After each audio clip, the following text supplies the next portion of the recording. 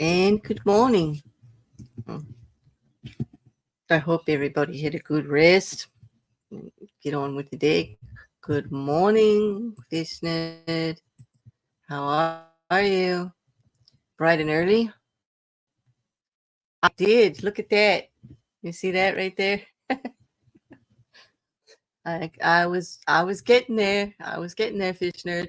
Good morning, Anna. I know Liam stopped by, ran through early. Autistic Shill ran in early before I went live. Thank you very much for the super sticker and the coffee donation. Much appreciated and much needed on a little bit of a chilly morning here on the East Coast.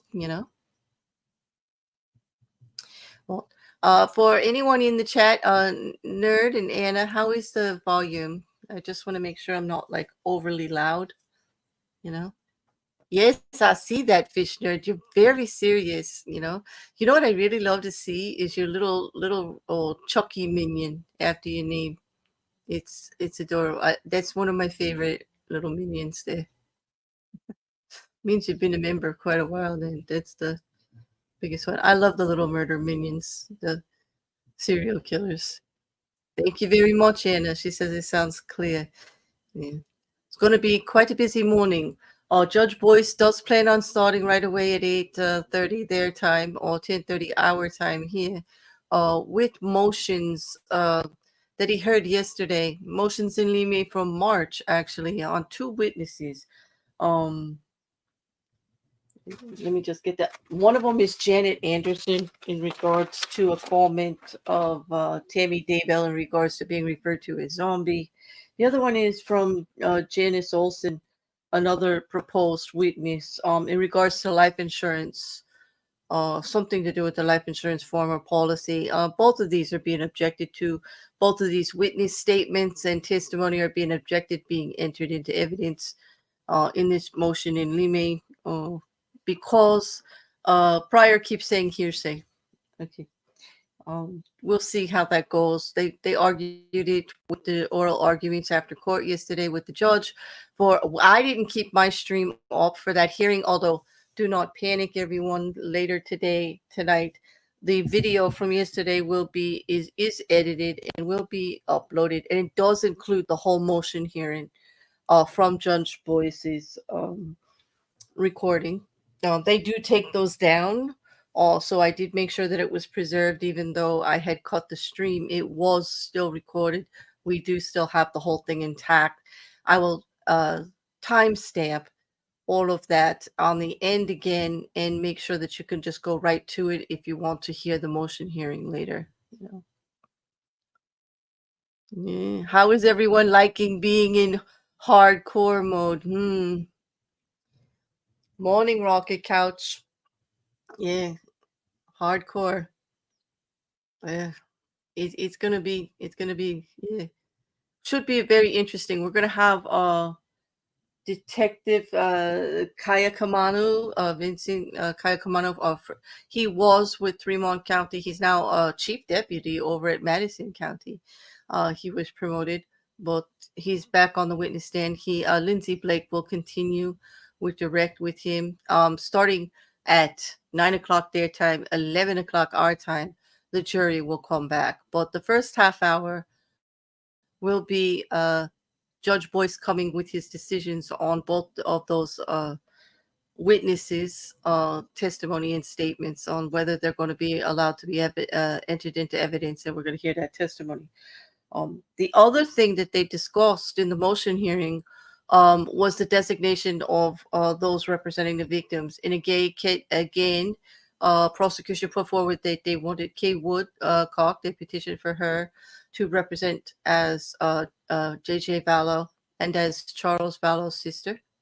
Okay. Ann Cushing will be representative there for Ty Lee again. So they wanted to make sure there was no objections from prior on that. It was good. Good morning. Look at the trees. Thank you for that ordering. Love my little otters. It's always nice to start coffee and otters in the morning. It's a good thing. And, I hope everybody had a good evening. Or should you say bingo? Yes, Rocket Couch. I did pin the card. Uh, People are enjoying that bingo. Um, yeah. So as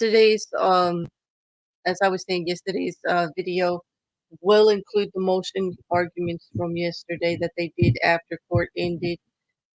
Judge Boyce did then put the reminder that we were going to start early with the results of those motions. He's going to do his oral decisions. He's going to let them know what they're going to go forward, because those testimonies are supposed to be scheduled throughout today on Janice Olson and Janet Anderson, from what I understood, the way they were discussing it yesterday in the motion hearing.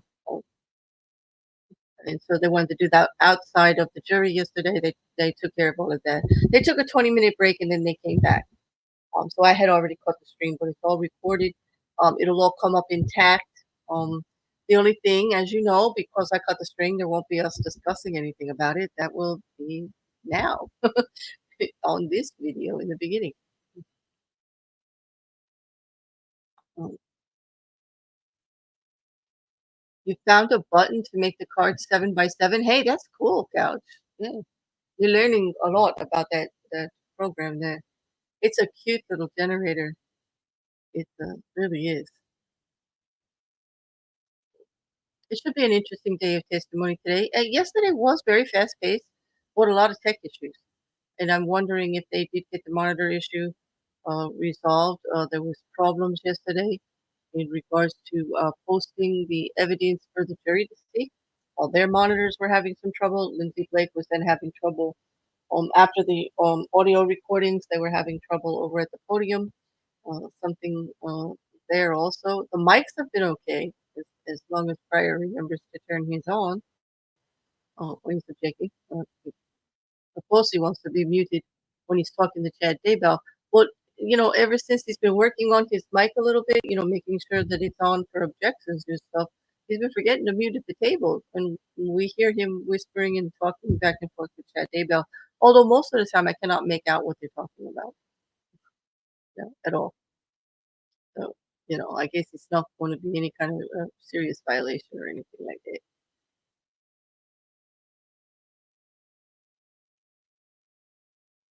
Well, and Judge Boyce should be starting soon. I want to get this up here because I don't want to miss. As soon as they up, here we go. Okay, I'm gonna mute, and I'm really gonna mute. Like, see,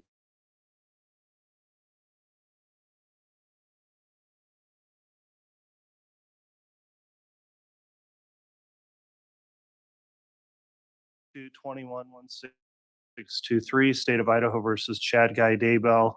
The jury is not present at this time. The court took under advisement separate motions yesterday relating to victim designations, as well as 2 motions in limine, and set aside time this morning to make rulings on the record on those motions. So I'll note the defendant is present, as well as defense counsel, the state present as well, prosecutors, and the court resolved the victim matter on the record yesterday.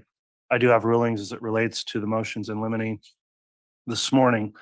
So again, there were 2 motions filed, one on March 4th, one on March 14th by the state, seeking introduction of statements that may be hearsay or may not. That's what was argued in the motion, and whether or not they'd be admissible.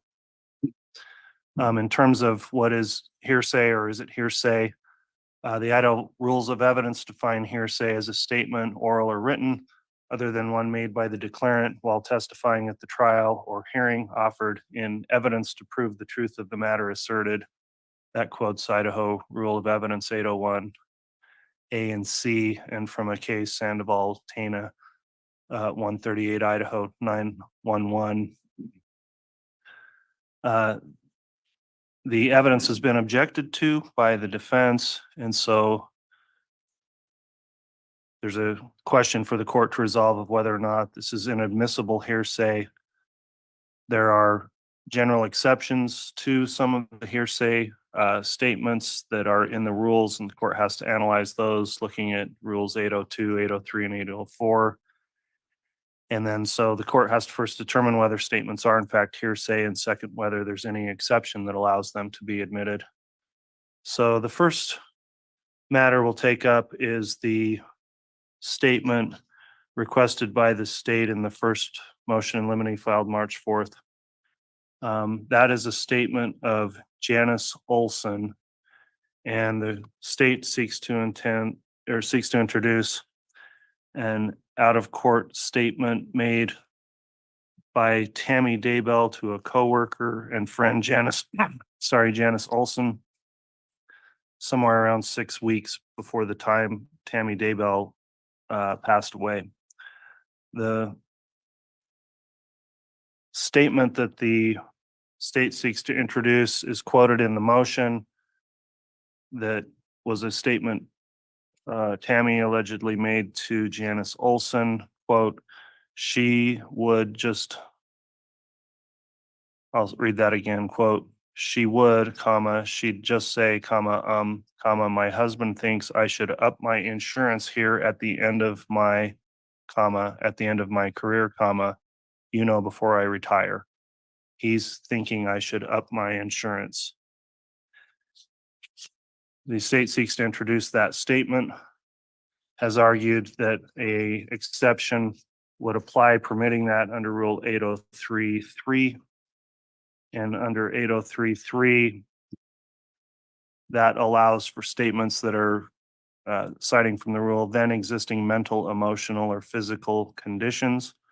And the state's argued that these would fit within a physical condition statement, talking about the health of Tammy Daybell at the time, and the state arguing that her health is something that goes to the statement, bringing it within 803.3 for that part of the exception, which does allow a statement such as bodily health is what's included in the rule, and a statement of the declarant's then existing physical condition. The defense argued against it, saying it simply talks about a financial decision that was being discussed and does not fit within 803.3. The court did some research on the issue in 803. There's a case, State of Idaho versus Garcia, 102 Idaho 378, and talks about when 803.3 may apply.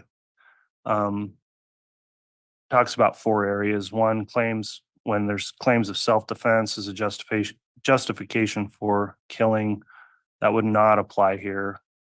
2 is if there's a defense around a suicide allegation, that would not apply here. 3 claims killing was accidental, which there's no evidence that's in the theory of the case of either party here. And then 4, when a specific mens rea is an issue. That specific mens rea issue in the conspiracy could be considered.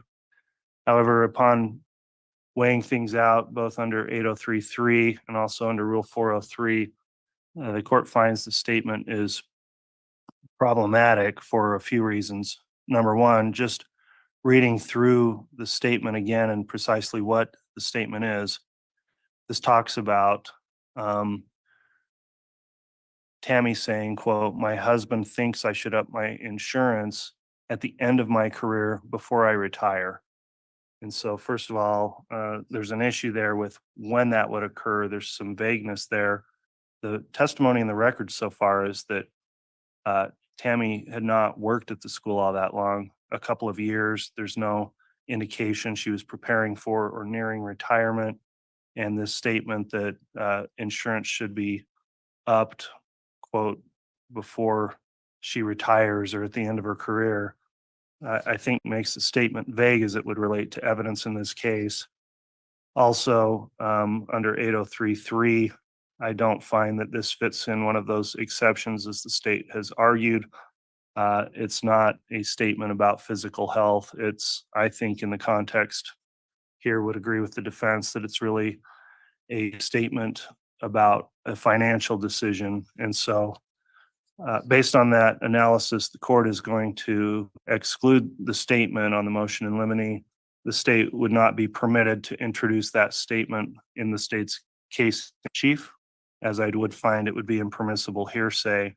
However, that does not rule out it potentially coming in later, either in the form of impeachment or if somehow the defense were to open the door to make the statement again relevant for impeachment or other purposes.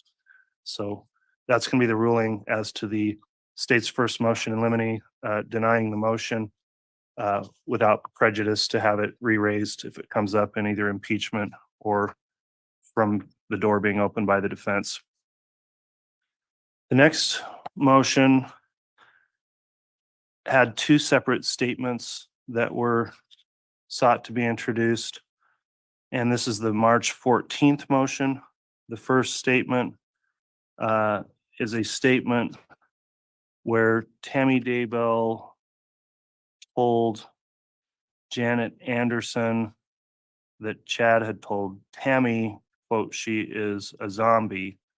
And the state indicates that statement was made sometime late August up until October of 2019. So there's multiple layers of this statement, what Chad said to Tammy, Tammy said to Janet. When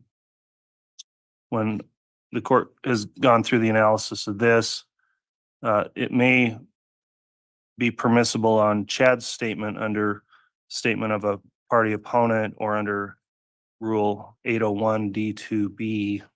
That part may not be hearsay. However, then Tammy telling it to Janet, I think clearly does become hearsay when you get into the multiple layers of the statement there. The issue the court has in addition there is the timing, quite frankly, of the disclosure, noting and agreeing with what the state argued that sometimes even on the stand, witnesses will suddenly say things they hadn't reported to officers, and it's still maybe credible and truthful, and the jury can decide that.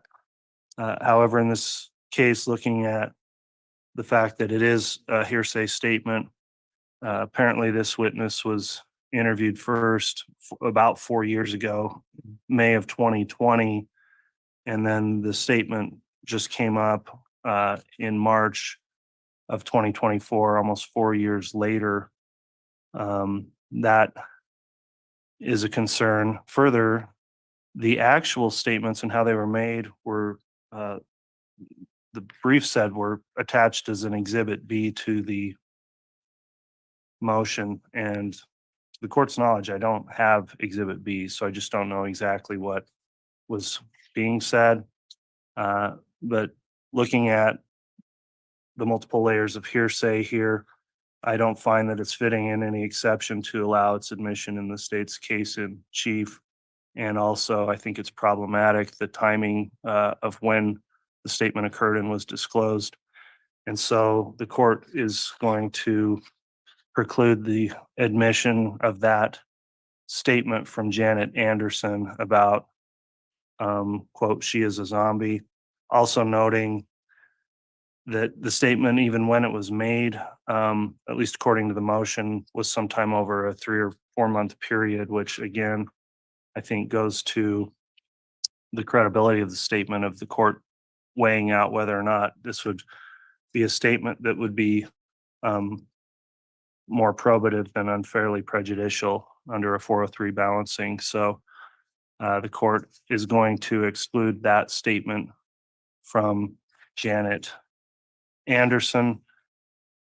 Again, though, it may become admissible in impeachment or if the defense somehow opens the door to bring that back in. But in terms of the state's case in chief, it won't be permitted to be brought in as being inadmissible hearsay. The last statement in the second part of the March 14th motion in limine relates to a statement that the state seeks to introduce from a witness, Pam Peebles, who was a coworker with Tammy Daybell, and the statement that Tammy told her, quote, this is the best I have ever felt in my life, and that, quote, she was excited about getting ready for a race. That's a statement purported to have been made 2 days before Tammy's death. The court does find that that particular statement, I think, clearly fits within 8033, which allows an exception to hearsay for a then existing mental, emotional, or physical condition. The statement of the declarant's then existing physical condition, such as bodily health, is permitted, and that is a statement clearly about her health and would fall within the 8033 exception. And also on a 403 balancing, its probative value is not outweighed by unfair prejudice. This is an issue that's already been raised by other witnesses, and a defense has crossed those witnesses, also further bringing up the issue of what was Tammy's health at the time before she died. The statement's also made in a narrow enough time frame to make it relevant as well, so the court will permit the statement from Pam Peebles if the state wishes to introduce that in its case in chief. So those are the rulings on each of those three evidentiary matters. Does the state have any questions on the rulings, Mr. Wixom? Any questions from the defense? No, Judge. Thank you for your time and effort in this matter. Okay, thank you. We'll just issue a very brief order referencing the court's findings on the record on those matters. So that's in the case. That'll conclude the ruling for this morning then. In terms of getting going on evidence, I'm not sure where if the jurors were coming in late, or would they be ready to be brought into the courtroom now? Fine, we're ready to go. Okay. If the parties are ready, we said we'd start at 9. We're a little early. Is the state okay to proceed, or do you need a minute? I think we need a moment, Your Honor. Okay, so you want to just start evidence at 9 o'clock? If we could do that, Your Honor, that would be great. Thank you. Okay, and that's what I mentioned yesterday, so we'll go ahead and get on the record at 9 with further evidence. We'll take a brief recess until then. I will note to the parties also, I did receive the juror affirmations from all the jurors this morning, and they're all here and have signed their affirmations, so we'll get started at 9 o'clock. All rise.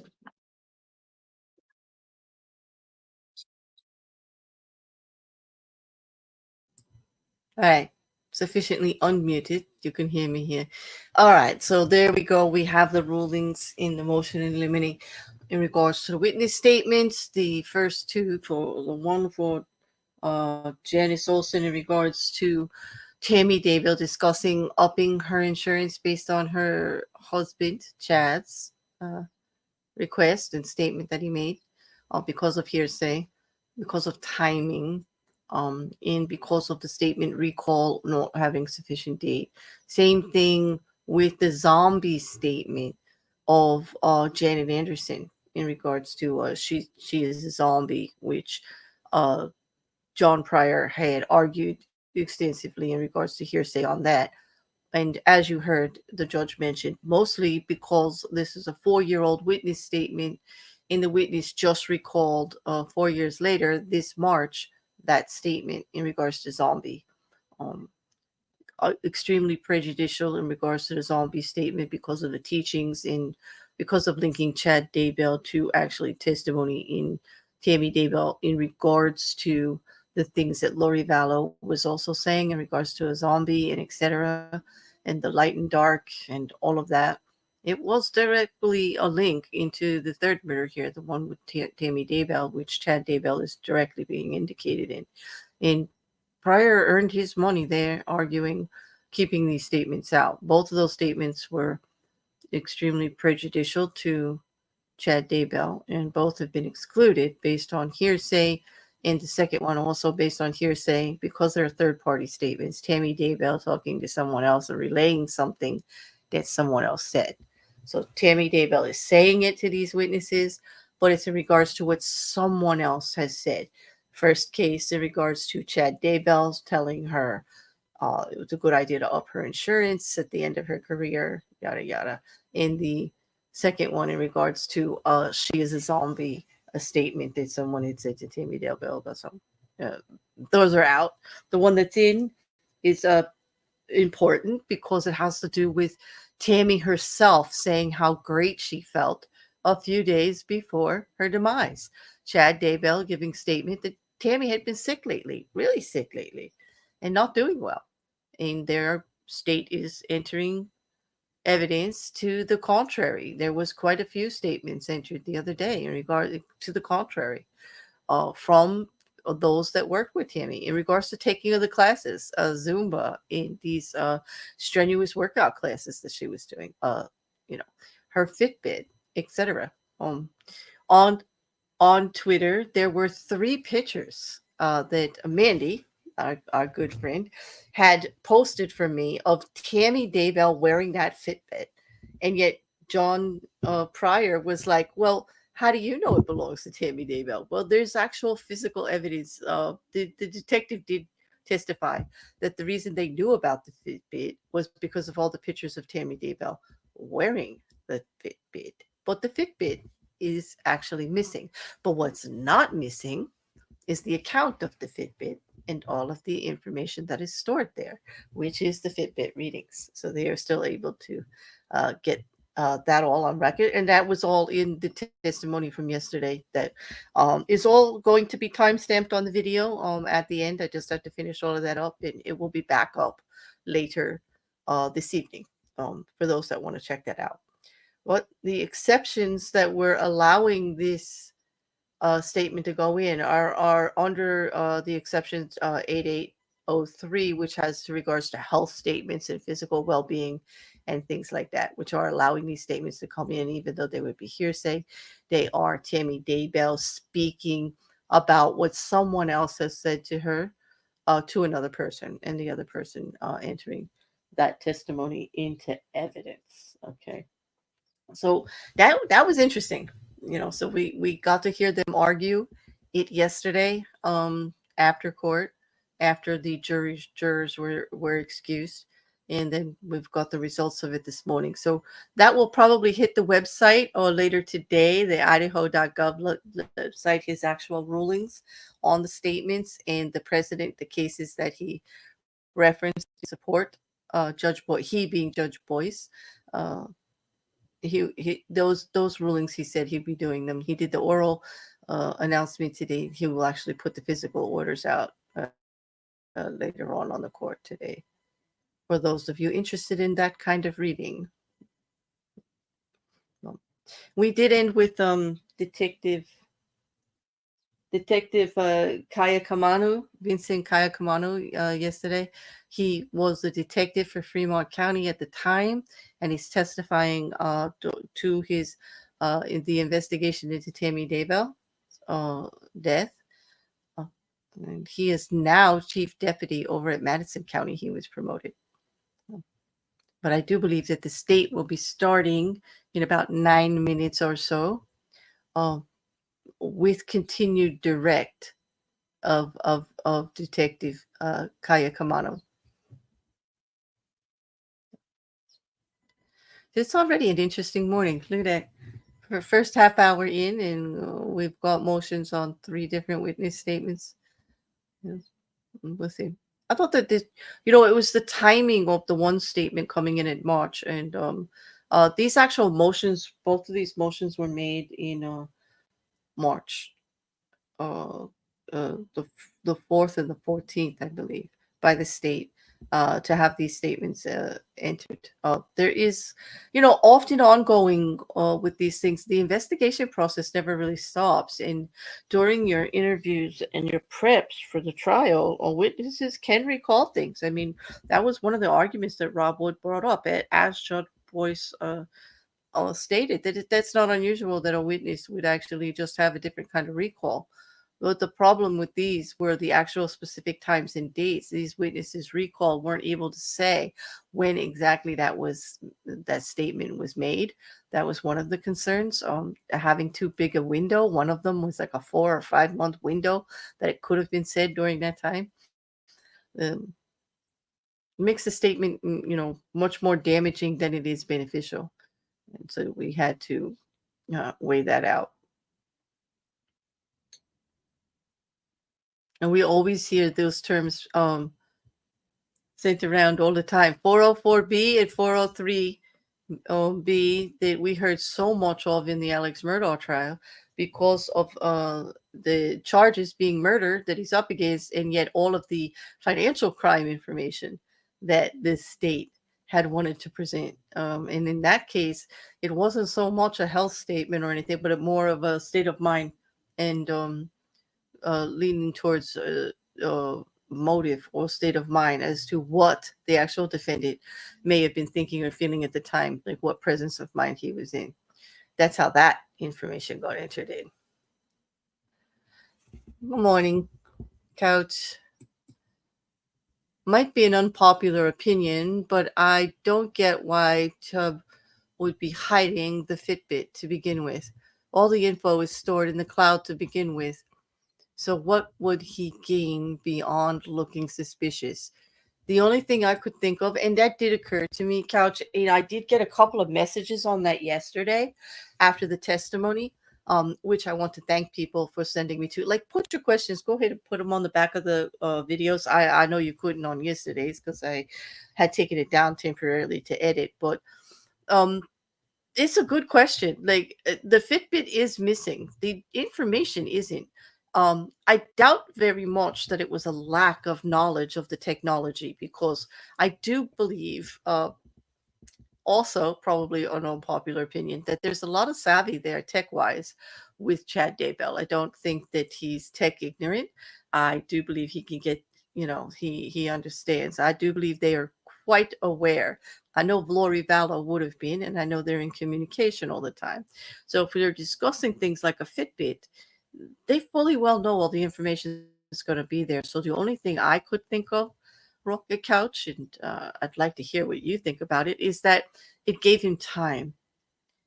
Okay, the information wouldn't have been immediately available, and it gave them the time to not be able to extrapolate immediately time of death. That's what I'm thinking. It just gave them time. I don't know where it is. I don't know if perhaps it gave off some kind of signal of a struggle. Maybe who knows? I don't know. Do alarms go off when cardiac events happen on these things? Perhaps it was going off and he just got rid of it. I'm not sure. But I just think the only thing he gained, being Chad, and that is, if this is all allegedly and it's all speculation, but it would only give him time. That's the only thing I was coming up with repeatedly. I could see no other reason, except for like it's an expensive piece of equipment. I mean, maybe just the re-registering it at all was too traceable. I'm not sure. Could it have just been actually lost? I have my doubts. I mean, that just seems too sus. Yeah, I was thinking the same thing. Rocket Couch says, I'd assume it would show a cardiac event via heart rate monitor. Exactly. And maybe in his, this is an excitable event, wouldn't you say? As calm as Chad appears all the time. This is, if indeed there's a smothering going on. And someone's being held down against there. There's going to be an event registered on that Fitbit if indeed she was wearing it to bed, or like, so here we go. All I can think is that perhaps there was a little bit of panic there, not knowing what to do, and they just got rid of it, not knowing. A clouded judgment in the best of decisions in an excitable situation, right? So we're just waiting the next couple of minutes until the jury comes in at 9 o'clock. She'll be in within the next 5 minutes or so. But Judge Boyce did start on time this morning with the attorneys and get the motions hearing out of the way so that they could proceed with the rest of the testimony of the day. And we know that which statements are coming in and which are not. So even though we may hear other testimony from those witnesses, those particular statements will not be entered into evidence or discussed. However, did you hear the exception that he made, that through impeachment or other avenues, those statements could come in, well, not directly as statements from these witnesses in the remembrance of their conversations with Tammy Daybell. But, there are other ways. I cannot see at this point another way of how, but it could happen,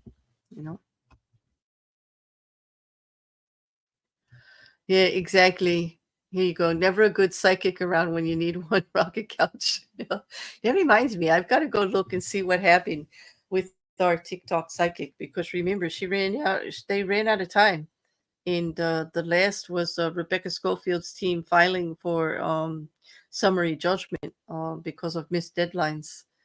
So I've got to do a follow up on that one. What an interesting case that is. Mm. Yeah, but it just reminded me, as soon as I saw the word psychic, I immediately think TikTok psychic and Ashley Gouillard, which was one of Ashley's complaints, that now her life has been ruined also. Like, she's like famous, but not in a good way right now, in regards to how she was making her money on TikTok with her psychic readings and stuff and her following. Well, the last update I did, she was doubling down, saying, this is what her spirit said. Her spirits don't lie, and she was backing it up. And that's it. I stand behind it. I said it because they told me. Period. Her defense is, you do not understand how psychic readings work. You do not understand the art I practice and where I get my knowledge, which is true. I mean, the court is not going to understand any of that. So I don't know. I'm going to have to follow up. That's interesting. We also have in the court this morning, the Supreme Court is hearing oral arguments in regards to ex-President Trump's immunity claim in the D.C. Washington case. That case has been stalled, waiting on this particular ruling from the Supreme Court on whether an existing or ex-president has immunity for everything forever, before, during, and after your presidency. The statutes that exist all relate to civil, that you cannot be sued. There is not one single thing in the Constitution or any legislation anywhere in regards to a president and criminal activities being immune from prosecution of criminal activities. There's plenty of precedent in regards to civil, not being able to be monetarily sued for doing your job in a governmental capacity is a standard. Okay, there's plenty of precedent for that. It's been around forever, and it's a good thing. Police officers should not be sued for doing police work. A president should not be sued for doing presidential work. A president can be charged for criminal offenses for doing criminal crimes. There's no precedent against that. There's no constitutional writings in regards to that. Okay.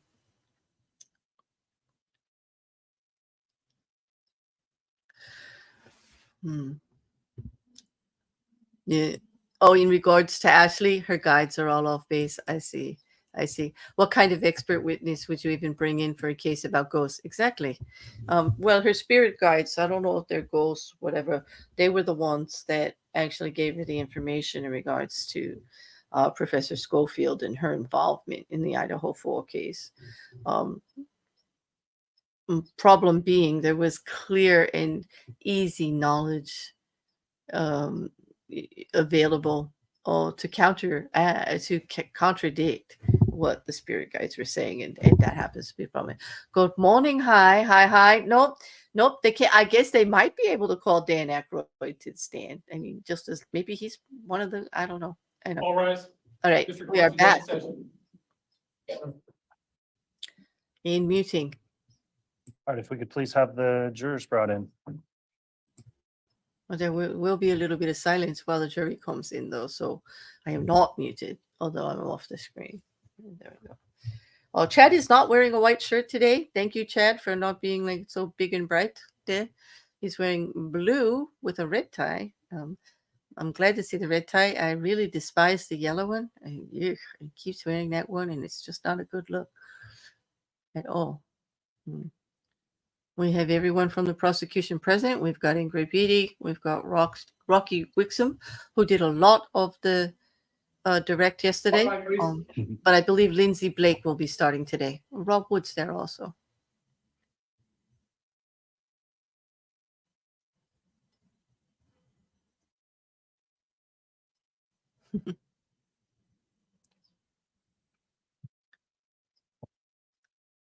John Pryor is preparing. You see him? He's like reading and getting ready, I think, for the cross with. Here's our President County for your honor. All right, thank you. Mr. Bailiff, please be seated.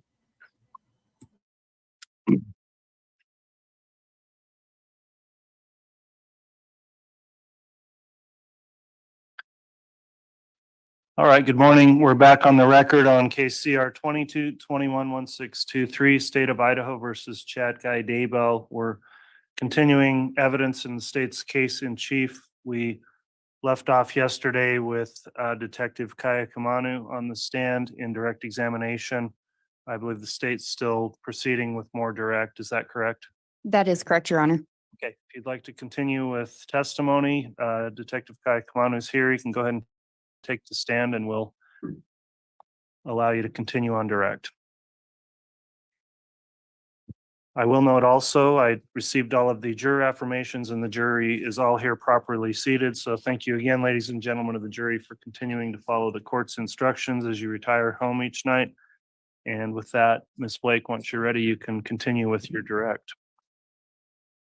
Your Honor, may I be handed back State's Exhibit 107B? Yes.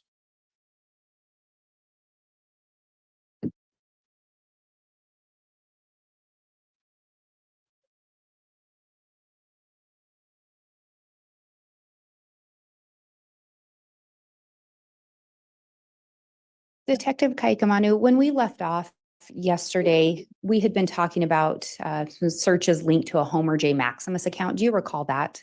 Yes, And you had prepared an exhibit summarizing some of the searches that you located on that account. Is that correct? yes, Your Honor, I believe we left off with the state having asked permission to publish State's 107B. Yeah, we had the tech issue. I believe and hope that's all been sorted out. They worked on it for a while, so I think we've got things working. If those monitors don't work, also please make an indication, jurors, and you can publish. Thank you, Your Honor.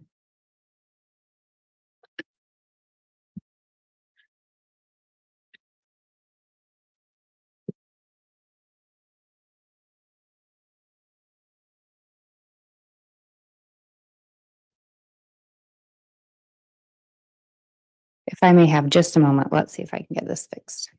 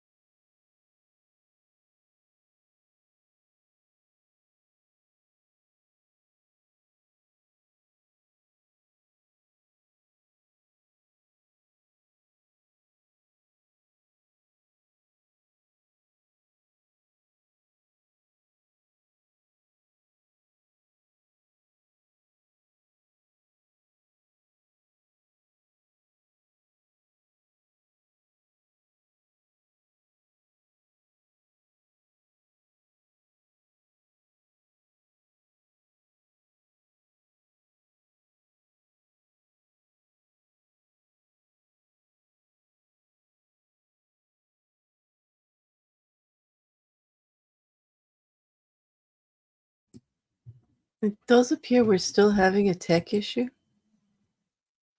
I can see that they're discussing with the technician there.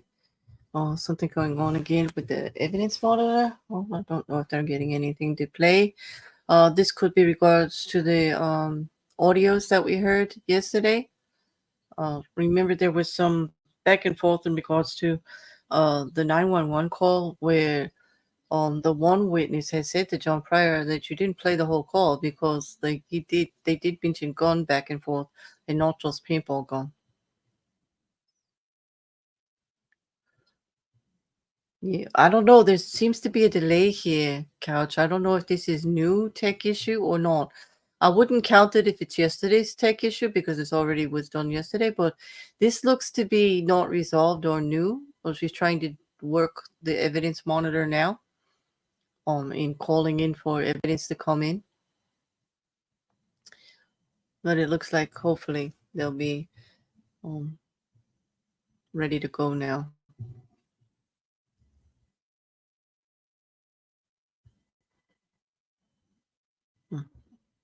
Nope, they're still working on it. She just needed additional information. Okay. No. I know this is the frustrating part when they're doing the feeds for the court. Judge Boyce is going to try to balance out, keeping the public informed and keeping the cameras and everything up the way he can. But there might have to do a workaround here in regards to making sure that the evidence is available for the jury. And yet somehow or another, these monitors and all are also making it possible for us to see. Joe Black asks, how come none of these highly intelligent lawyers have any idea how to screen share on a computer? Not just the ones in this courtroom. It is common, Joe Black. I see it in so many, and I'm sure like others watching will agree. We see it quite often. The struggles back and forth based on the different laptops that are used and the different technology. And yeah, I don't get it. We saw it a lot during the pandemic when hearings were still happening via Zoom. No one was actually in the courtrooms. Everybody was coming in via monitors and all. And it was crazy. Yeah, it was interesting to watch and quite the experience. But you're right, not exactly tech savvy. Just, I guess it's just based on all the different types that are there, you know. Yeah, most of them use a laptop and a computer every day in the course of their duties, so to what extent? Uh,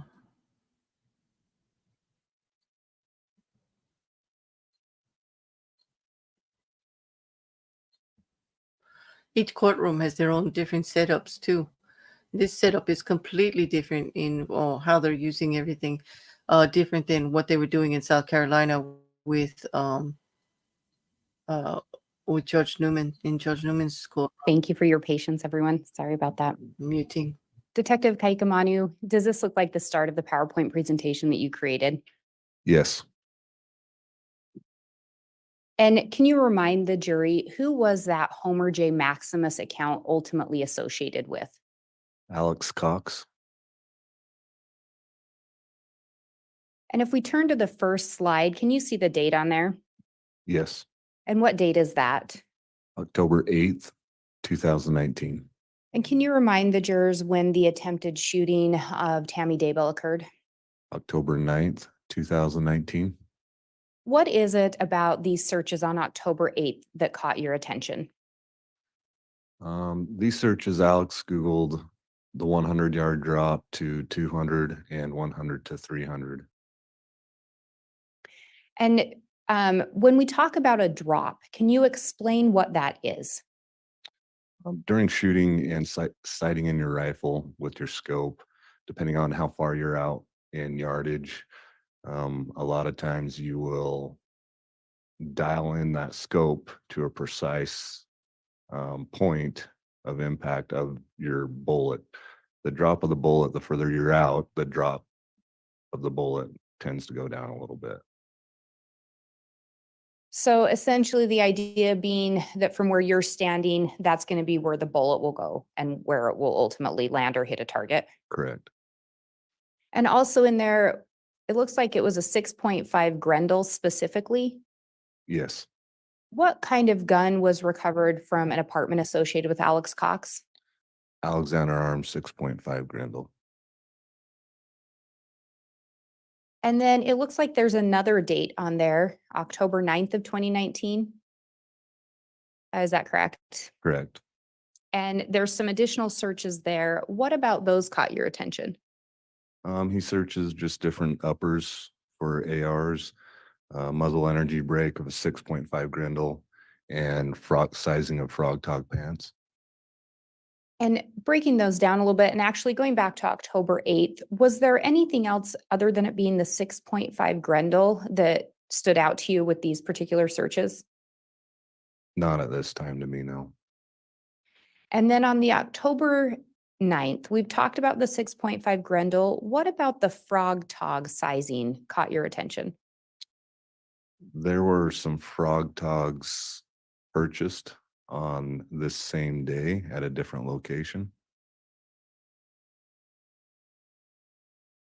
And from your investigation, did you learn anything in relation to where those frog togs may have been purchased?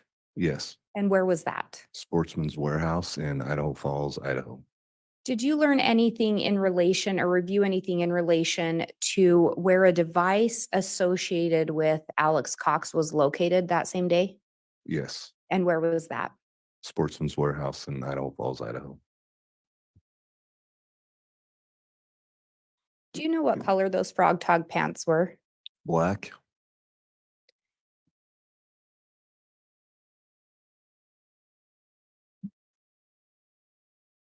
And then when we go to the next slide, can you read the date of these searches into the record? October 10th, 2019. And can you explain what about these searches stood out to you? On this day was after the attempted shooting on Chad Daybell. And the next day, he is searching if an AR functions in cold weather, how an AR functions in cold weather. Hornady one shot shooting in cold weather.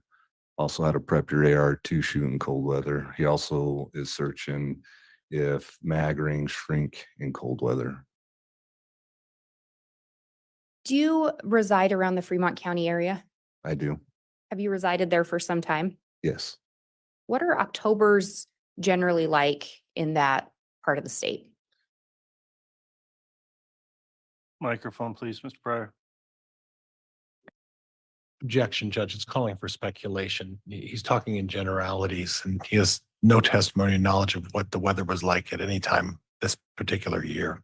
Your Honor, he testified that he lives in the area and has lived there for some time. I think it would be within his agree, and personal knowledge. I'll overrule. Thank you. If you can answer. Can you repeat that? What are the Octobers generally like in that part of the state? Octobers get fairly cold in that month.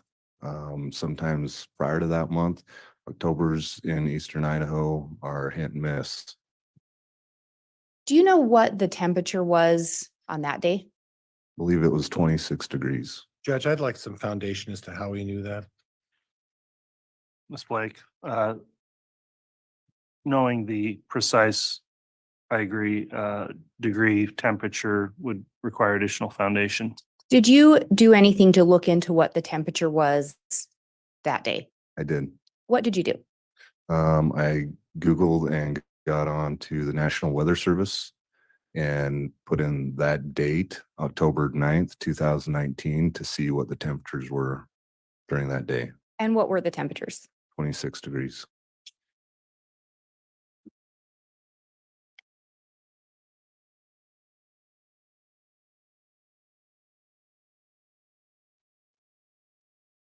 And if we go to the next slide, can you read the date of these searches into the record?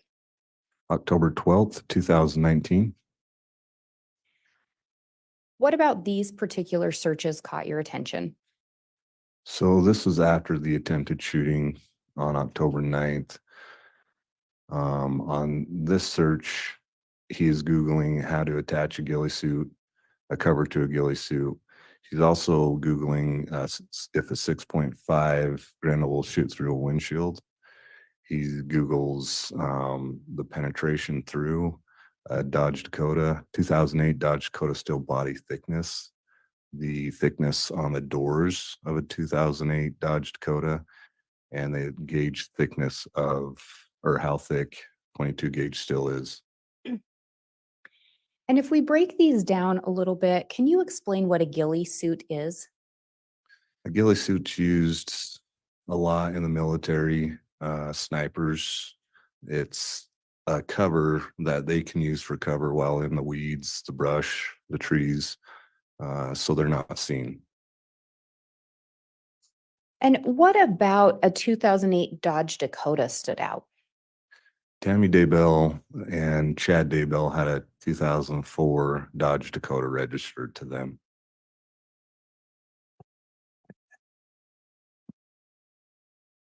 And again, a 6.5 Grendel was recovered from an apartment associated with Alex Cox. Correct.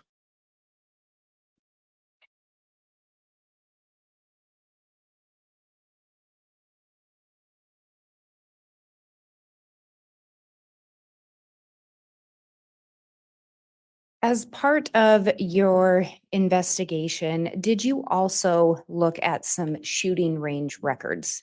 I did. Do you recall which shooting range you reviewed records from? It was a sportsman's club located in St. Anthony, Idaho.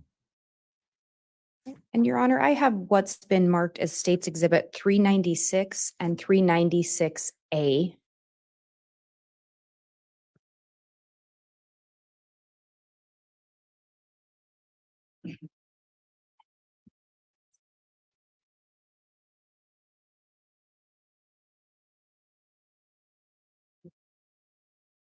Your Honor, I just handed the bailiff a courtesy copy for defense counsel, a copy for the court, and a courtesy copy for Your Honor. All right.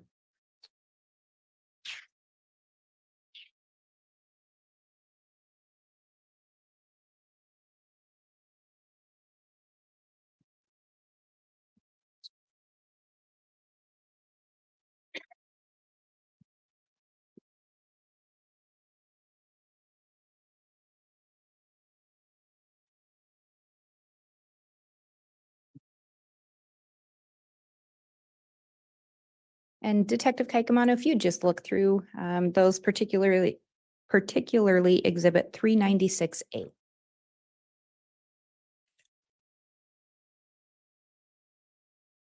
And Your Honor, while he's looking through those, I believe these are a stipulated to exhibit.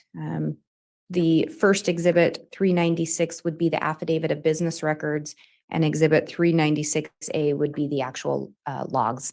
That is correct, Judge. All right, those have been offered now and admitted, so 396 and 396A are both admitted exhibits.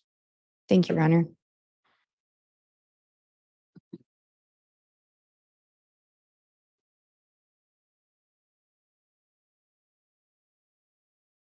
Okay. And Detective, do those appear to be the records that you reviewed? Yes. Were you able to determine whether or not it appeared Alex Cox had been at that gun range? Yes. And what did you determine? Alex Cox didn't sign in as Alex Cox on these sheets. He did sign in as C. Quint, which C. Quint, or I should say C.P. Quint, is the license plate on his Ford F-150 truck. So on the sign-on sheet, the only letter that's missing in that is the P. And were you able to determine how many times this C. Quint or Alex Cox had visited that gun range? Yes. How many times had he visited? 5 times through October 7th to the 15th of 2019.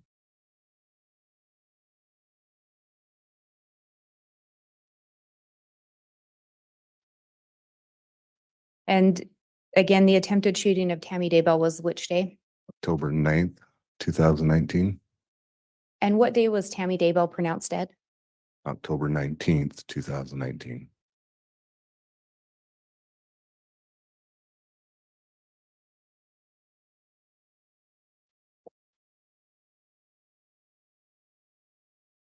As part of your investigation, did you also review some data recovered from a phone associated with Tammy Daybell? I did. And Your Honor, I have what's been marked as States Exhibit 108. It is a affidavit of business records in relation to Tammy Daybell's phone.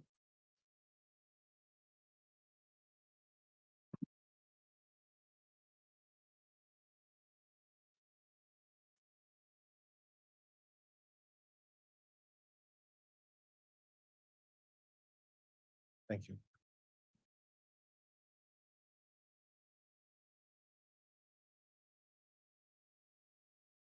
Give us a moment, Miss Blake. We're gonna verify the number here.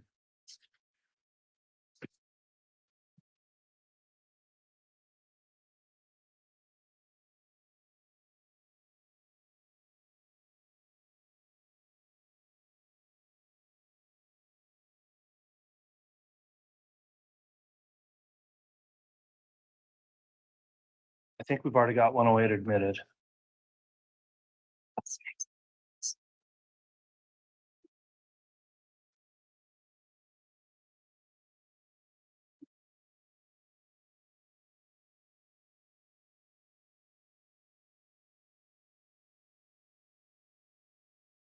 Your Honor, may we approach briefly? Yes, actually, let me. We have the bailiff hand you the admitted exhibit for your review.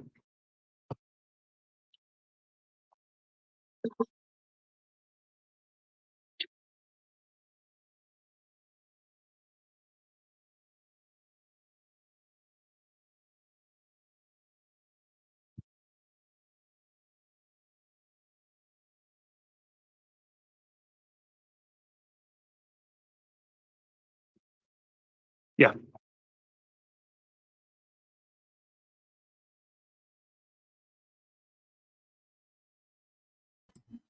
Okay, we've got more evidence sidebar. It's a running thing in this particular case and trial, but we see a lot of it, but it's not that unusual. Well, this is the tedium of trials, actually day by day. The tech issues abounding. I mean, it is like there's always something, but obviously they, not doing it that often. Yeah, I get, yeah. Screen sharing, I agree with Joe that screen sharing is simple, but I also understand it, even as just, as my hobby streaming on YouTube, there are quite a few guests who, it just is always an issue about screen sharing and things like that when we want to present stuff.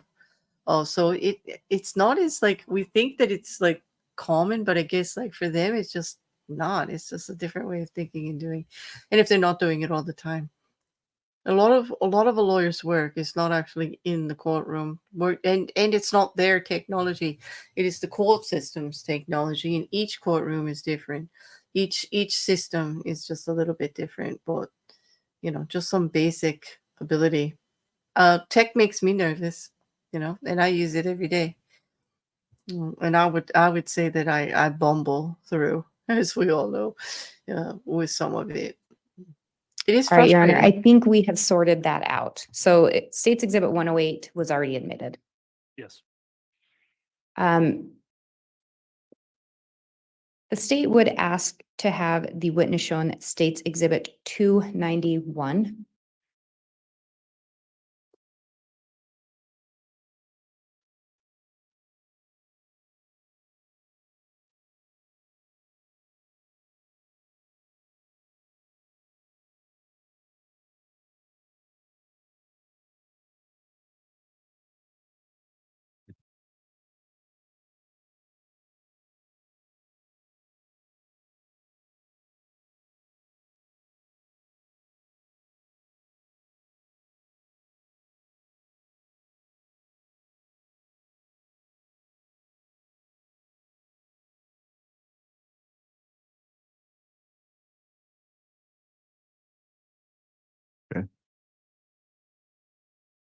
Do you recall reviewing that particular email? Yes, I do. And Your Honor, there is a stipulation to admit the contents of Tammy Daybell's phone. This is one of the items retrieved from her phone. So the state would move for admission of Exhibit 291. Any objection? No, Judge. All right, exhibit 291 is admitted. And Your Honor, the state would ask for permission to publish. You can publish.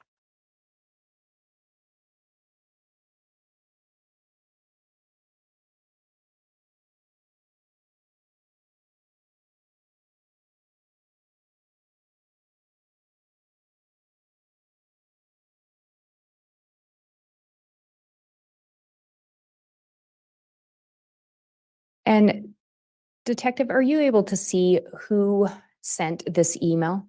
Yes. And who was that? Tammy Daybell from tammy.daybell@gmail.com. And are you able to see who it was sent to? Yes. And who is that? Mark Daybell at mark.daybell@missionary.org. And can you see the date that this shows it as having been sent? Yes. On 10/13/2019 at 2:38, or correction, 2:23:18. And Your Honor, I'm going to pause to allow the jurors to read. Okay, thank you.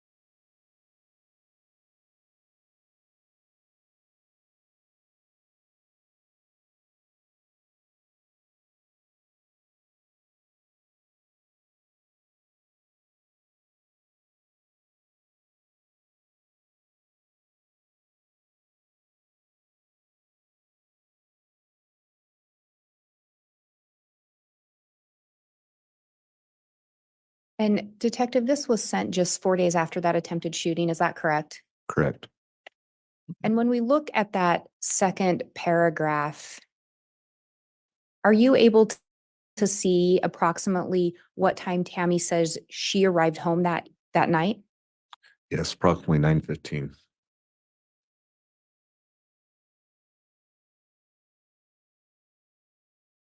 And are you able to see in there, actually, let me back up. Can you read the last couple sentences there, starting with "I looked up"?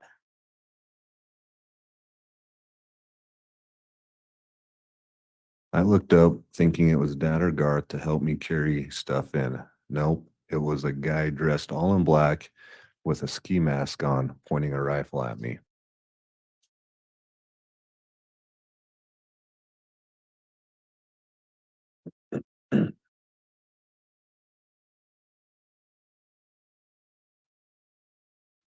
And Your Honor, again, I'm going to pause to allow the jurors to read.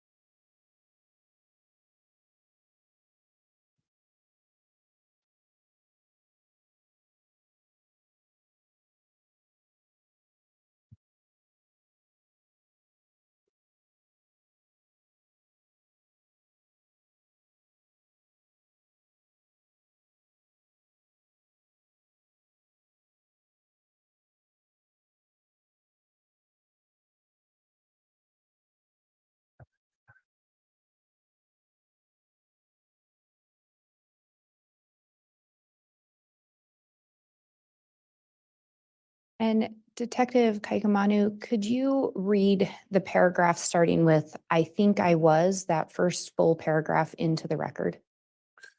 I think I was a bit in shock because I just said, "What do you think you were doing?" Then I noticed the rifle was actually a paintball gun. It had a hopper on top. The guy started pulling the trigger, and I could hear the clicking and whooshing sound of an empty paintball gun. He stayed standing by the back of the car, just pulling the trigger while pointing the gun at me. For some reason, I just kept asking him what he thought he was doing.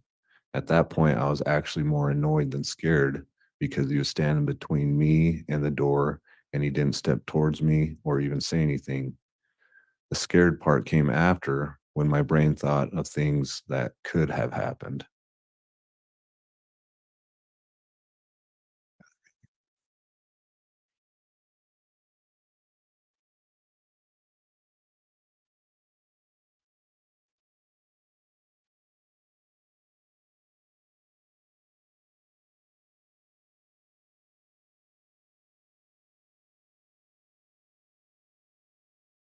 And Your Honor, again, I'm going to pause to allow the jurors to read.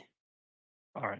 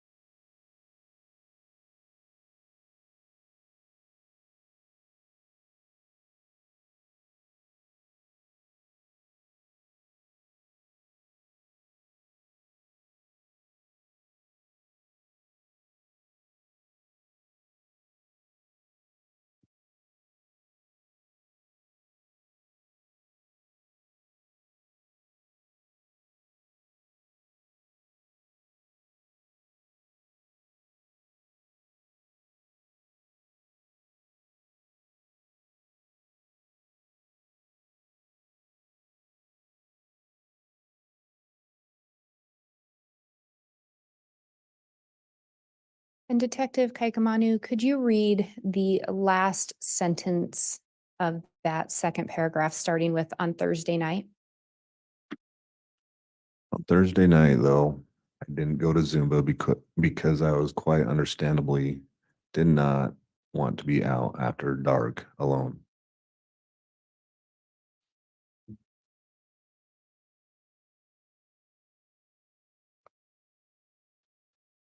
And I'm going to go back to that paragraph that we were looking at previously. In there, Tammy refers to the paintball gun as a rifle. Is that correct? Correct? And she specifically references a hopper. Yes. And that's in reference to why she thought it was maybe a paintball gun. Yes. She also indicates the guy started pulling the trigger. Is that correct? Yes.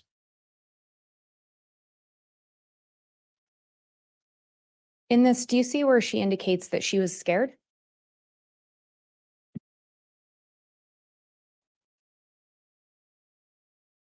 Yes.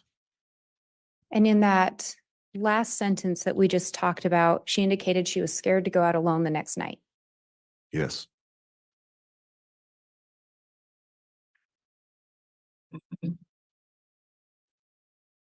And Your Honor, I'm going to ask to publish State's Exhibit 281A.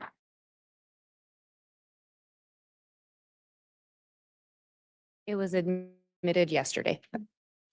Okay, you can publish.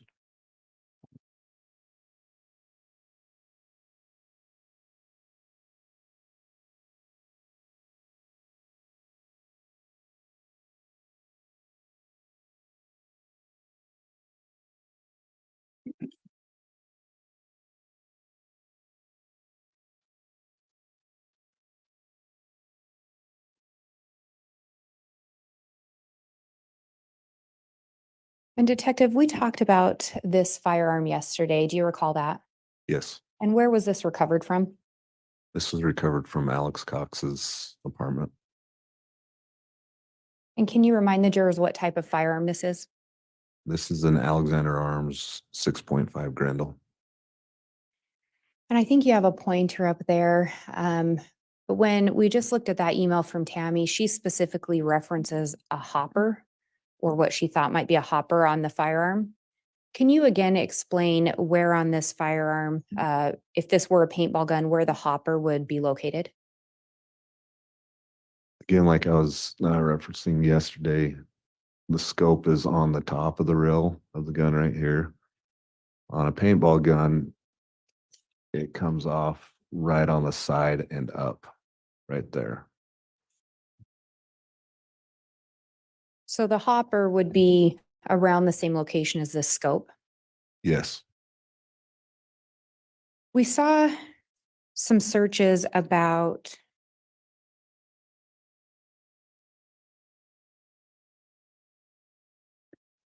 drilling a baffle to make a suppressor.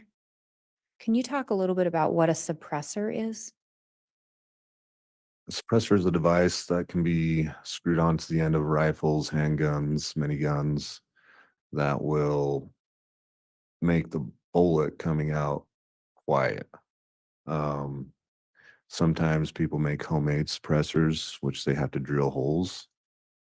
And you can also buy those wiggly. Where on the firearm would you attach the suppressor? The suppressor is attached right on the end of the barrel right there. And Your Honor, I have what's been marked as State's Exhibit 281C, if I can have the detective shown a copy. You may.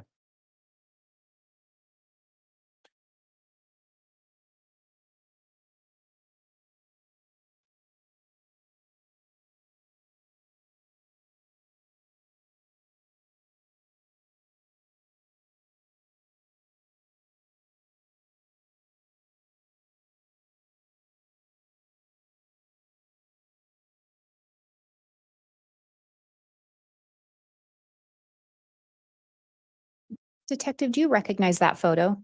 Yes, And did you in fact take that photo? yes. And what is it a photo of? This is a photo of the end of the rifle. A close-up photo? Yes. Your Honor, the state would move for admission of State's Exhibit 281C. Any objection? No, Judge. Exhibit 281C is admitted. Your Honor, may I have permission to publish? Yes.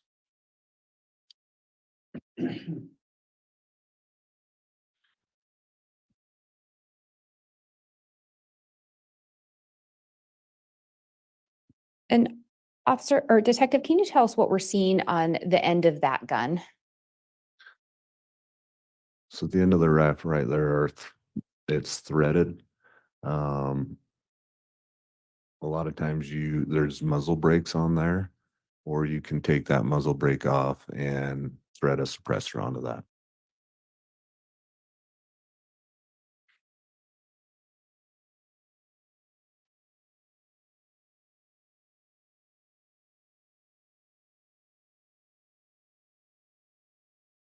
Detective Kaaiakamanu, through your investigation, did you learn anything in relation to whether or not Alex Cox was in the area of the Daybell residence on October 9th?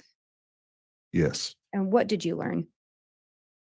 A device associated with Homer G. Maximus. Judge, foundation. It's Blake. Thank you, Your Honor.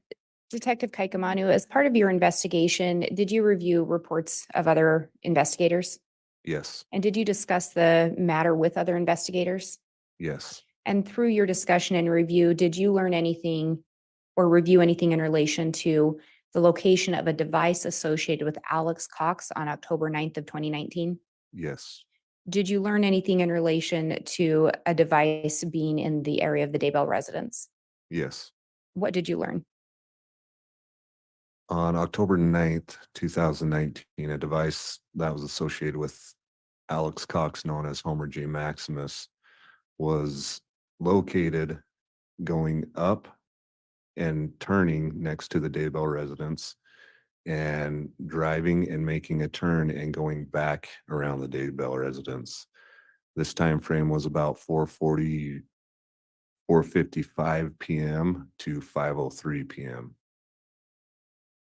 So 4 hours or so before the attempted shooting.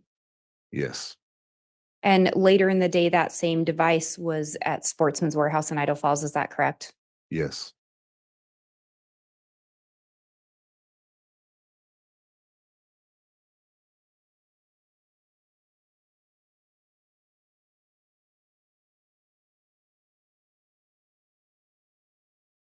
Detective Kaaiakamanu, are you aware if any paintball guns were located in the residence associated with Alex Cox?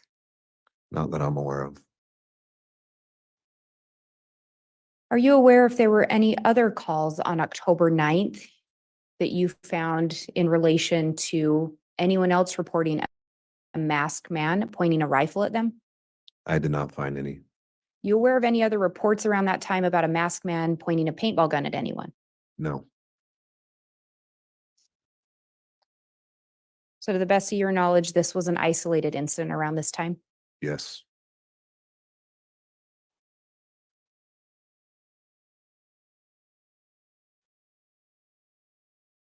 Do you recall reviewing anything in relation to some geofence location data? Yes. What dates did you review that in relation to? I got those geofence warrants through October 18th into October 19th, 2019. And again, what day was Tammy pronounced deceased? October 19th, 2019. Did you end up receiving responsive data in relation to the geofence? I did. Which specific locations did you ask for that data for October 18th to October 19th? I did two fences, one located at 202 North, 1900 East, which is Chad and Tammy Daybell's residence. And then I did another one at 3462 Salem Highway, which is the LDS Church, just 2.6 miles south of the Daybell residence. And with those geofence warrants, were you looking for a specific perimeter radius on those? Yes, I did 150 meters. And can you tell us a little bit about what data you initially got back in your request to those? So when I requested information for data on any device coming through those through the geofences, I got a response from Google with a bunch of Google identification numbers.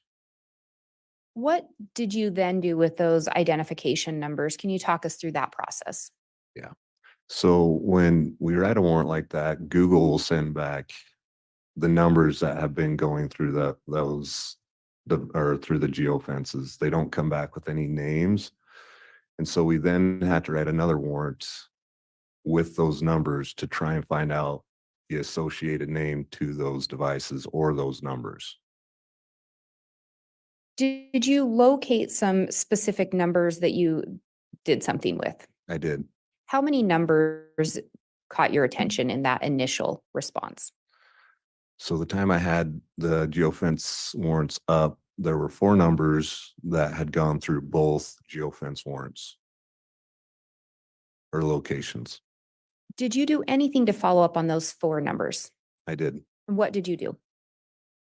I met with Detective Stubbs, who at the time worked with Rexburg PD, and he has knowledge on how the geofence works. And we went through the numbers. 2 of the numbers, Judge, I'm going to object at this point. There hasn't been sufficient foundation to where this knowledge has come from. I've been somewhat patient. Sustained. Detective Kaaiakamanu, did you send in a second search warrant in relation to these geofence? yes, And did you receive responsive information? yes, And how many numbers did you request additional information for? 4. And you were talking about having met with Detective Stubbs. Did Detective Stubbs initially recognize anything about those 4 numbers? Judge, objection, that would call for hearsay. Sustained. Your Honor, if I may respond. Well, I would re-ask. I think it was just going to elicit hearsay. Did you learn anything in relation to those four numbers prior to getting the second return? I did, yes. And what did you learn? Judge, again, it may call for hearsay. Your Honor, this goes for why the officer did what he did next in his investigation, not for the truth of the matter. Overruled. You can answer. I learned that one of the numbers that had come back in my geofence warrant, Detective Stubbs already had that number, which was associated with Alex Cox on a different warrant that Detective Stubbs had wrote and got information back. And in relation to the other three numbers, did you end up receiving responsive data on who those devices were associated with? I did. Did you do follow-up on that? I got a hold of two of them. One of them I could not get a hold of. What were you able to determine in relation to those other three numbers? One of them lives in the Parker area, which is north of Chad Daybell's residence. And the other one lives on Trapper Lane, which is also north of the Daybell residence. So would it have been normal for their devices to be in that area? Yes. In relation to the device associated with Alex Cox, what did you learn regarding that device?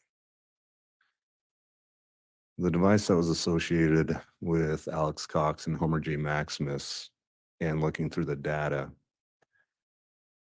the night of October 18th, 2019, that device was at the Salem Church at 10:04 that night, or 10:05 p.m. Sometime just after 10? Correct. Do you know how long the device showed as being located in that vicinity?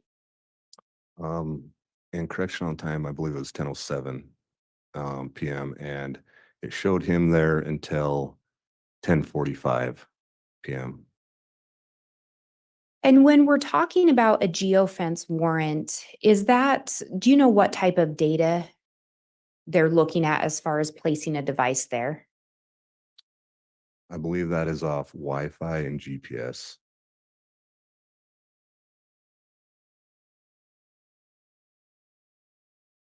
So with the geofence, it's located there until 10:45 p.m. of October 18th, correct? Correct. Did you learn anything else in relation to that device as far as any later time that night? That device shuts off or goes dormant and is no longer there. And it is later picked up at 11:53, roughly 7 miles south of the church.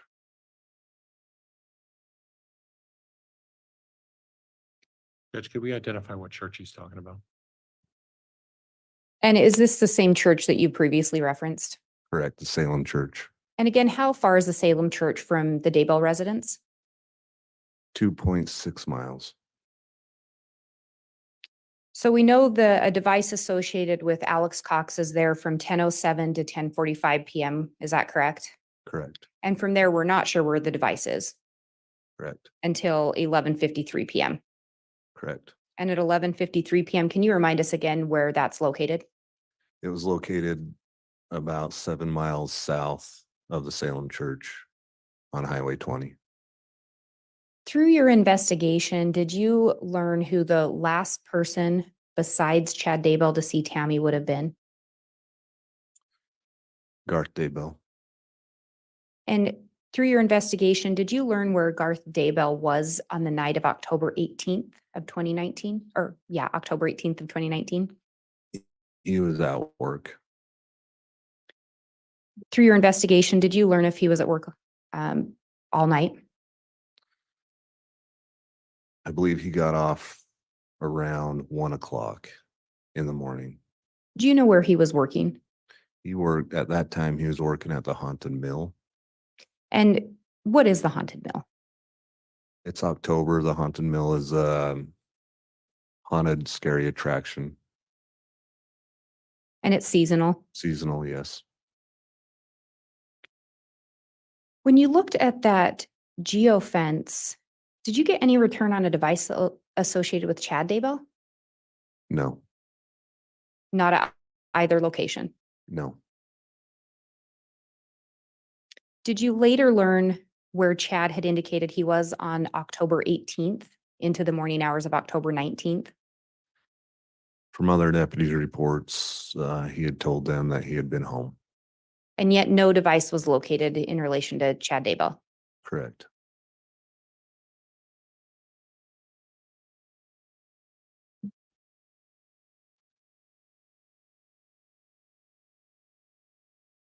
So in your review, there's location data placing a device associated with Alex Cox near the Daybell residence on October 9th of 2019, correct? Yes, And on the night of October 18th of 2019? yes,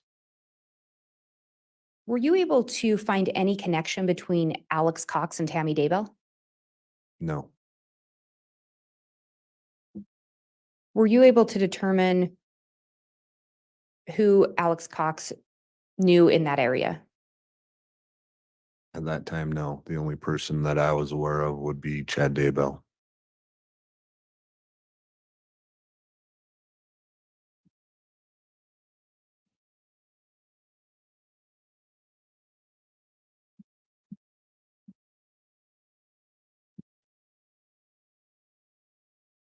Through your investigation, did you become aware of some emails from Charles Vallow that he'd sent to an email that he sent to Tammy Daybell?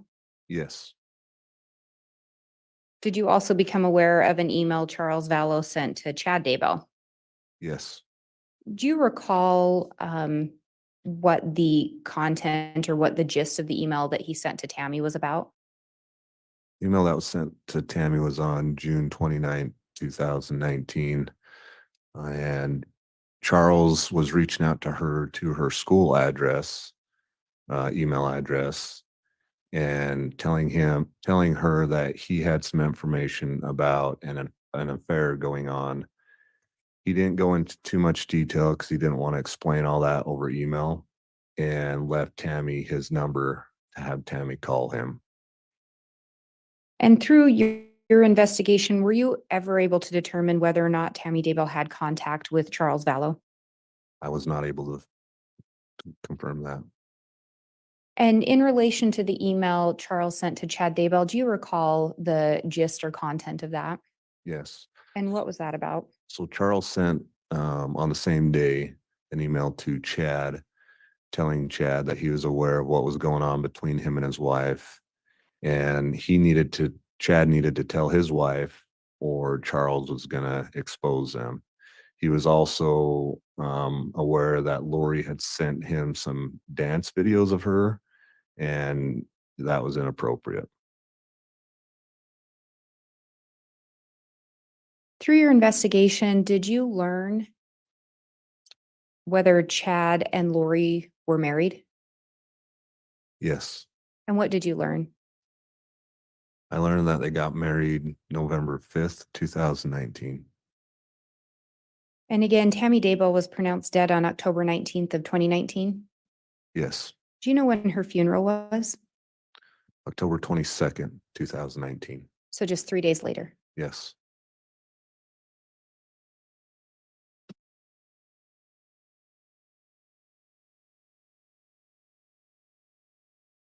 And I have no further questions.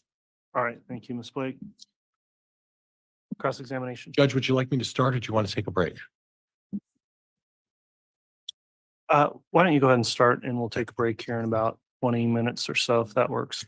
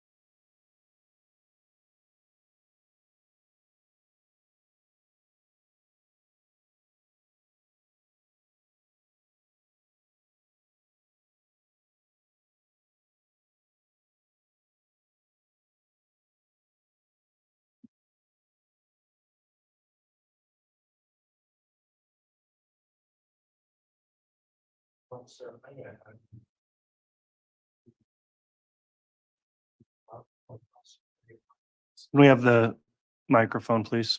Officer, if you would allow me to either call you Officer K or I'm going to mispronounce your name for the next 25 minutes. That Officer K is okay. Thank you. I appreciate that. Now, officer, you took the liberty of let me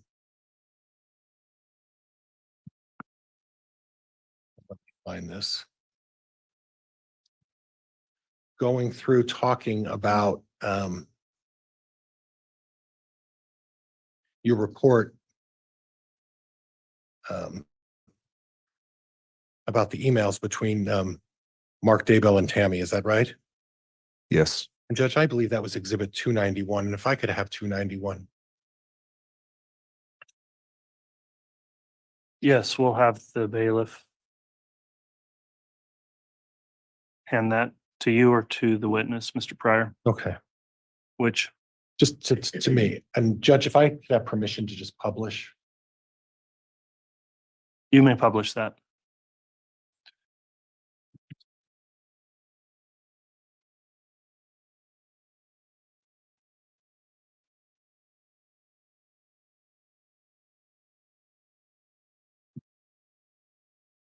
And officer, if you could tell me the date of that email. 10/13/2019. Okay. And then that was obviously dear Marky, that would be Tammy's son. Yes. Okay.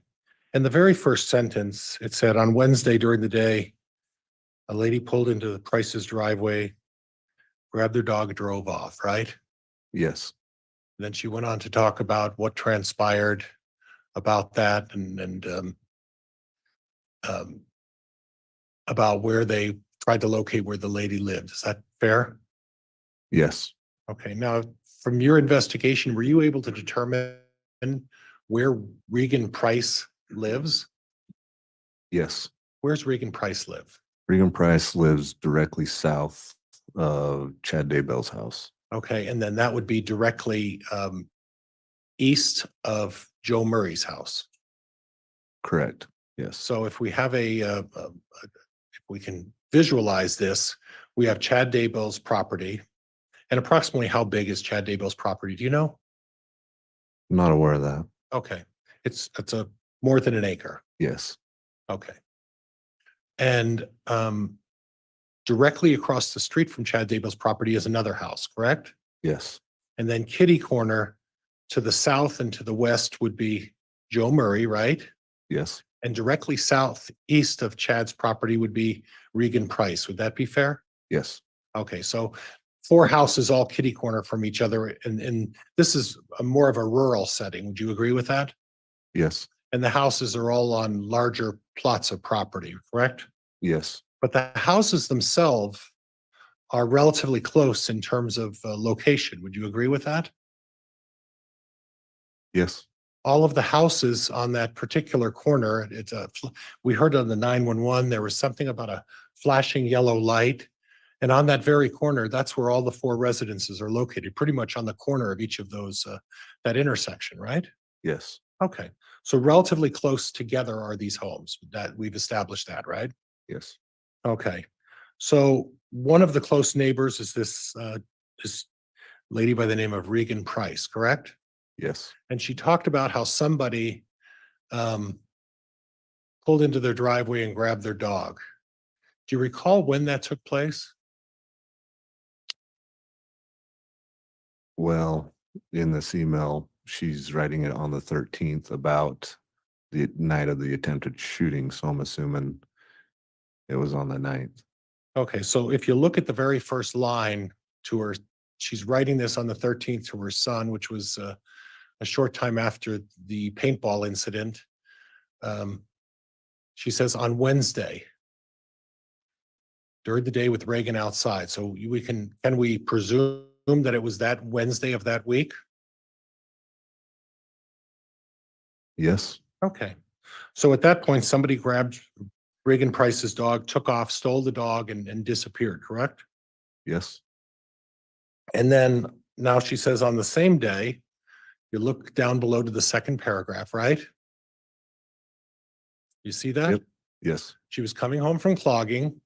It was about 9:15 and she backed into the driveway. Okay, so the nose of her car was facing out of the driveway, correct? yes, Now, what I'd like to know is, you've been out to the house, right? yes. And how long of a driveway is that? The front driveway, and I haven't measured it, but maybe, I can make it easier for you if we could do it in Yeah. terms of an analysis. Would you be able to park 3 cars back to back in that driveway and not have any of them sticking out into the road? maybe 2.5 to 3, yeah. Okay, 2.5 to 3 cars maybe, Yeah. right? Okay, so and from your experience as a police officer, do you know the length of what the average automobile would be? I am not aware of that. Okay, but if we took the size of an average automobile and we multiplied it times 2.5, that's how much space we're talking about, right? Yeah. And if you were looking at this bench in front of us, how many cars would you say could, were the jury sitting, how many cars could you push back to back in front of this bench? Probably about 2. Okay, so if we're asking about 2.5, would it be fair to say that the driveway was from the end of that bench to where this officer is? Possibly. Okay, so that's the length of the driveway. And at that point, from what I understand, according to this document, to Mark, she was getting some items out of the back seat and realized someone was at the back of the car. So she backed her car in and someone was behind her car. That would be near the garage. Is that the way you're reading that? Behind her car, yes. Okay, so someone was behind her car near the garage. She looked up thinking it was Dad or Garth to help her. Nope, it was a guy dressed in black with a ski mask on, pointing a rifle at me. And she did say the word rifle, didn't she? Yes. Okay.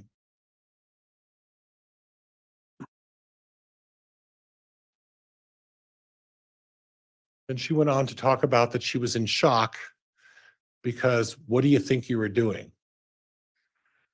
Then the next line was starting with then. Would you read that next line for me? Then I noticed the rifle was actually a paintball gun. It had a hopper on top.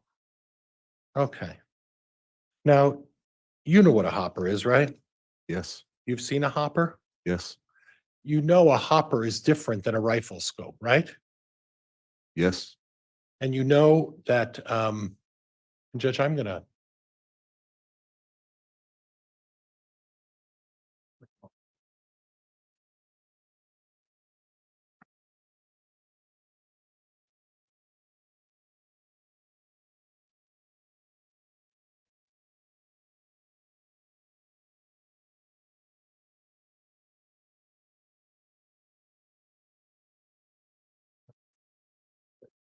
So in any event, you know that a hopper is a little different than a rifle scope, right? Yes, And you know that a hopper is a large composite of some kind container, right? it's a plastic container. A big Yes, plastic container, right? yes, And would you agree with me that it would be very difficult to confuse a hopper with a rifle scope, right? I wouldn't agree with you on that if you're Okay. not sure what a rifle is with a scope on it or a Okay. paintball gun with a hopper. Did you happen to go over the report of Coulter Cannon? I did. Did you happen to go over uh, or discuss the case with Coulter Cannon? A little bit, yes. Okay. Were you aware that when Coulter Cannon came up to the residence of Tammy and Chad Daybell, that he went in the house and looked at one of the Google searches that Tammy was performing prior to the police arriving? Do you remember that? I was not aware of that. Okay. Or did you happen to look at Tammy's email and searches on that computer to determine whether Tammy had looked at anything prior to the police arriving? Not on her computer, no. Okay. Were you aware that Officer Cannon walked up to the computer with Garth Daybell and Tammy Daybell and proceeded to look at pictures of paintball guns? I was not aware of that. Were you aware that during the Google search by Tammy Daybell, that she pointed to the actual paintball gun that she saw the gentleman holding that day? I was not aware of that. Okay, were you not aware of that because Coulter Cannon didn't include that information in his report when well, not in his first report, right? That wasn't included in his first report, was it? I didn't read that in his report. Right. You didn't read it in his supplemental report either when he chose to supplement the report, correct? Correct. Now, Judge, previously we had stipulated to the admission of Defense Exhibit 14. Okay, has it been offered or admitted yet, Mr. I'm Pryor? going to offer it now, Judge, and ask that it be admitted. It was agreed to by stipulation. Has the state reviewed Exhibit 14? We have, Your Honor, but if I can be reminded of exactly what it is. It's the Google, All right. it's the Counselor. searches, yeah. Well, let's do this. I want to go ahead and that may take a moment. I think it's a logical breaking point for our mid-morning recess. So I'll have the state review the exhibit that's been offered during the break. And let's try and come back on the record here in about 25 minutes or so. So about 10:35. Thank you, Judge.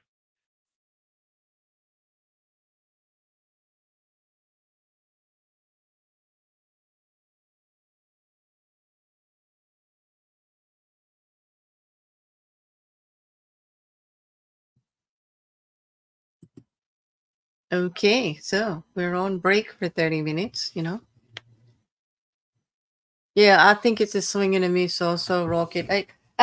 Was anybody else confused about all of these location of the driveway and the length and all of that?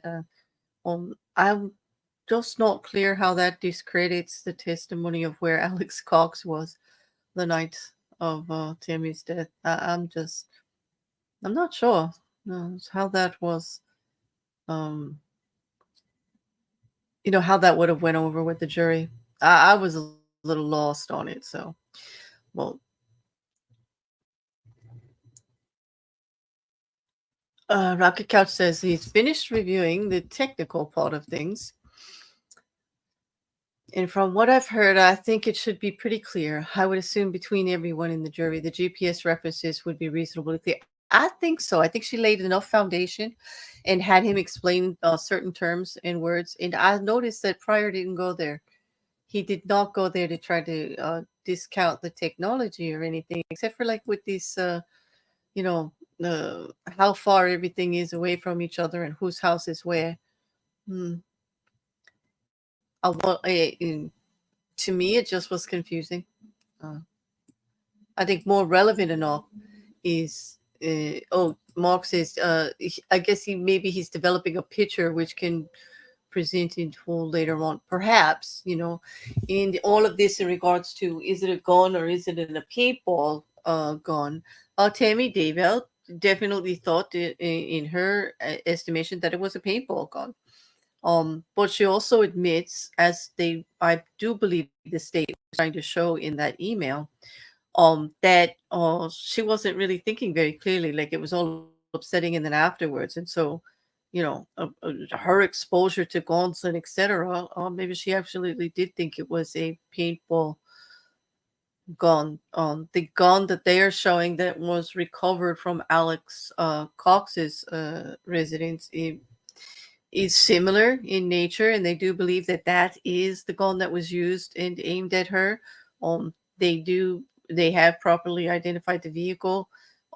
We have seen video of them taking the tire off of the back of the Jeep and storing it in a storage shed. That would be Chad actually rolling that tire into the storage shed with Lori Vallow, all the two of them together. And it has been said that in the Brandon Bordeaux shooting, and this is regards to Brandon Bordeaux with the same Jeep or vehicle, that the firing of the weapon at Brandon Bordeaux was done from the back of the Jeep, which is why the tire was removed, or so it is being laid out. So they, the cases are tied together, although the evidence of Brandon Bordeaux is not being actually submitted here. This is all in regards to the attempted shooting of Tammy Daybell, which said around the same times and etc. Rocket Couch says maybe the length of the driveway plays into reliability of witness. Perhaps of the eyewitness testimony. You mean for who was where and what? Like, yeah, I'm thinking so. I'm wondering how the jury is going to be absorbing that information and how they'll use it. Actually, like I said, I think Pryor has been making some headway with the jury as far as reasonable doubt. He does lay out some pretty decent questions, areas of areas that could be looked into further for doubt. Some of it, we all see as, it just appears to be ridiculous at first. But if it gets in there into the jury and it starts them looking at things a little bit differently, that's success. That is his job. And, people go back and forth on the socials. Yesterday they hated him. The day before they loved him.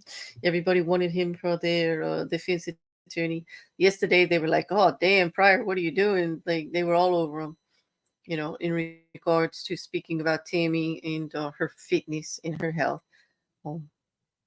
We'll see how they go today. We'll see how they go today. But the socials are lit right now because, like in true crime, everything is heating up. We've got several hearings in trials starting today.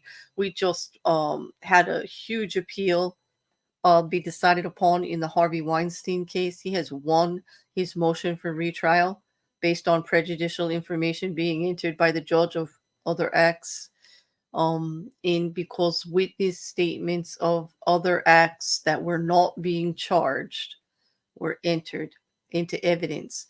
And the reason I'm making note of this is that this actual appeal ruling will be setting precedent. And we have other cases that I'm fully aware of, especially the Masterson case, where other witnesses testified that were not the charged offenses. Miss Vesey, we had victim 4 and 5 as they were listed.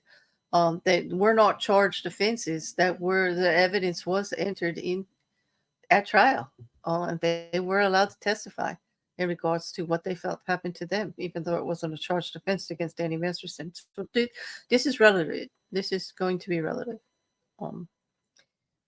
These types of prejudicial statements that were made and evidence that was put in. But he gets a new trial. It's just overturned, and we will have to go through the whole process again in regards to Harvey Weinstein.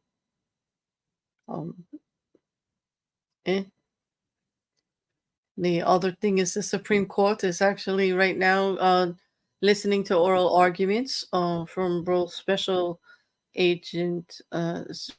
counsel Jack Smith's lawyer team and Donald Trump's lawyer team in regards to his immunity defense in the D.C. Washington case with Judge Chuckin. That particular, case is being stayed right now and held until this ruling goes through. It's off calendar, meaning no trial date set currently, as they wait for the actual final decisions here from the Supreme Court on presidential immunity. The president's attorneys are asking for that interpretation of immunity to be expanded from the civil purposes and uses that it was written for to include all, like absolute, before, during, and after a president for anything. It's interesting, the arguments. You'll have to read the threads. They're asking some really good questions. Really good questions.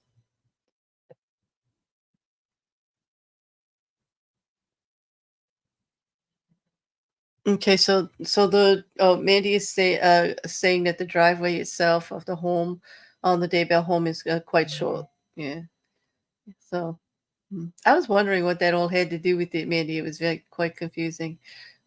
Mandy, did you get to go over the 404 B and the 8803 exceptions that were spoke about on witness testimony for the motion hearing yesterday? My stream cut it off, but it will be back up either later tonight after I'll be able to timestamp it and get it loaded. It is hours long, so it does take a while for YouTube to process, but it's been edited. And even though I ended my stream before the motion hearing, it will include the motion hearing. I've got a good recording of the motion hearing. There still was recording going on even though I ended the stream.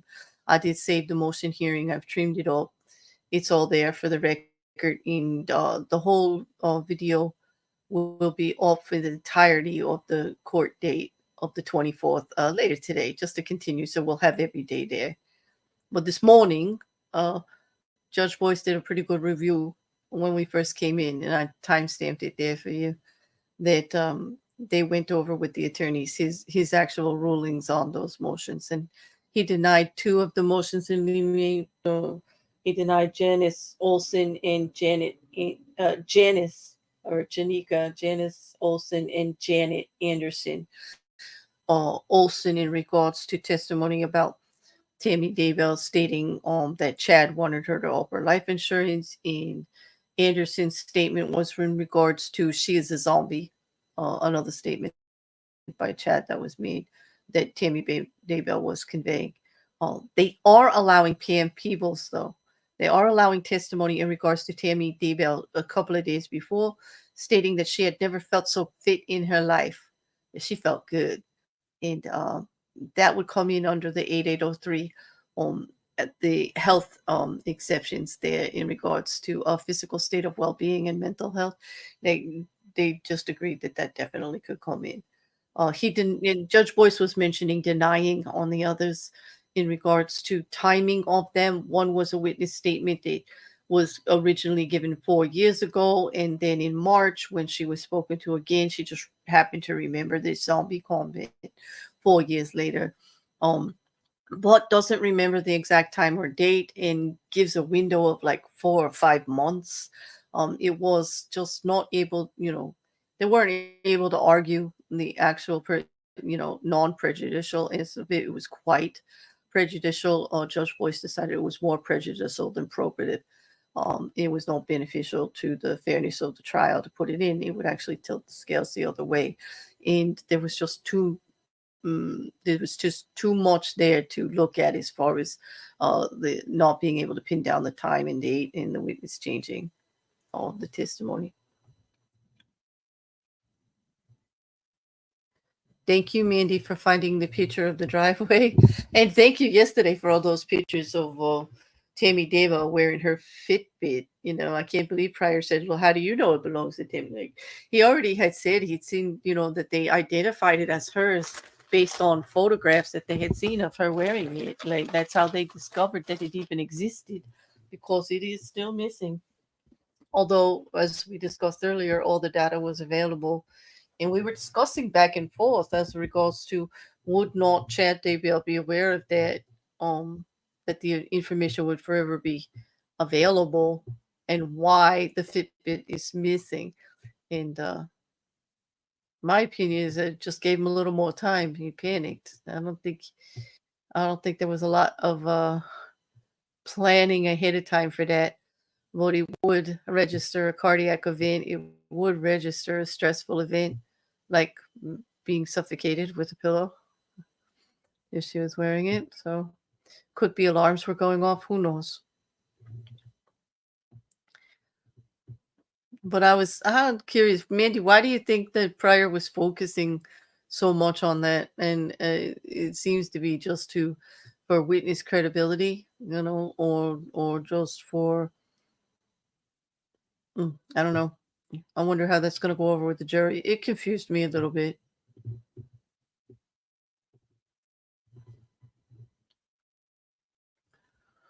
We still had a few tech issues this morning. It seemed like I'm hoping that it doesn't continue for the rest of the day, but I am curious as to where Pryor's going to continue going with this.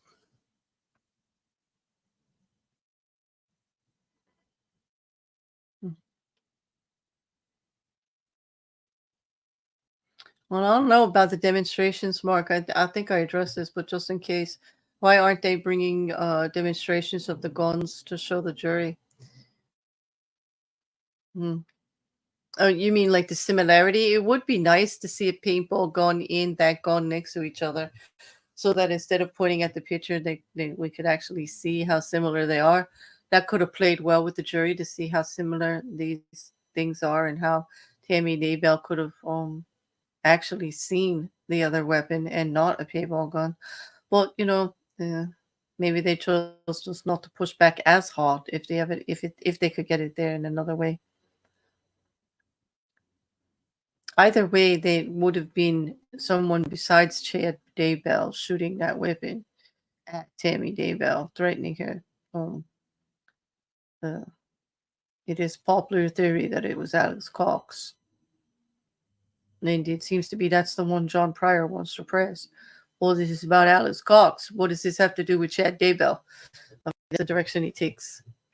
Exactly. They described the paintball gun with a hopper on top, and that's quite obvious. So if they saw that, it would just be that obvious, even more so if they could see the similarities. Or if, you know what I was going to say, like at least if they had even just semantically posted a picture or showed the jury what the other type of gun looked like, what the paintball gun looked like, so they could see the similarities, you know, some kind of demonstration. And you know what, Mark? We don't know whether an expert witness will be bringing that forward lately. Like maybe there will be. This is just the investigative part of the testimony. We hear from a lot of law enforcement. Well, when we get to expert witness, maybe they will bring someone who is an expert in regards to these type of weaponry, and they can show the similarities. Exactly. You know, Juju, that's very valid. Fair point. Where if you're not familiar with guns, then how would you know? Exactly. Which is why it's a fair point that Mark brings up. Why aren't they doing a demonstration? But just like the testimony of Alex Cox being actually in the vicinity of the Daybell home on the night of Tammy Daybell's murder, they it comes in when it comes in with how, we knew it was going to come in. We were talking about it yesterday or the day before with Mandy, that she had recalled that there was evidence of regards to the whereabouts of Alex Cox, and it was a little bit it was damaging because he's right there. um and Chad Daybell seems to want with John Pryor to put the image out that, to separate him from being connected with Alex Cox as much as possible, because there's a lot of things with Alex Cox that are uncontested as to being crimes being committed by him, like the murder of Charles Fallow. He says it was self-defense, but he admits to pulling that trigger and killing him, shooting at him. There's also the attempted murder of Brandon Bordeaux.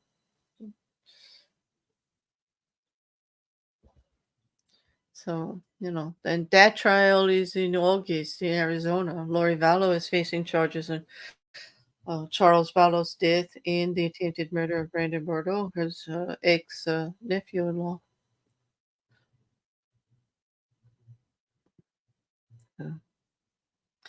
So I hope everybody's doing okay, getting a little stretch in.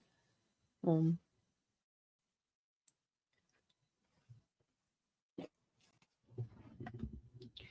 just definitely want to get a little bit of a stretch in. And I did not mark when they left for the actual.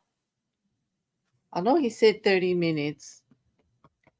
Does anyone have an estimate of how long it's actually been? I will have to correct the timestamp, I'm sure. I've been staying muted even when they have the long pauses for them to read the emails and all, because I never know how long or short that's going to be. And I hate the over talking of the judge or anything that's going on. I want it to be clear, everything that they say for the record.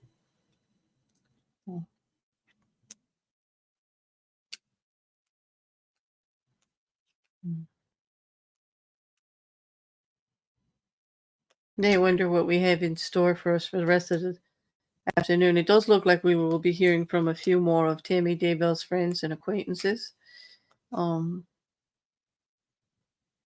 We did not hear from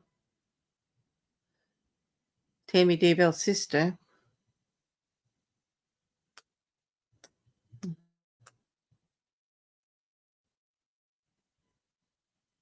I'm definitely going to be watching very carefully, Mark. I did figure out what the problem was yesterday, and it was hotkey toggle switch that wasn't holding, and I won't be doing it that way anymore. Like, I'll figure a more secure way to make sure that I get muted.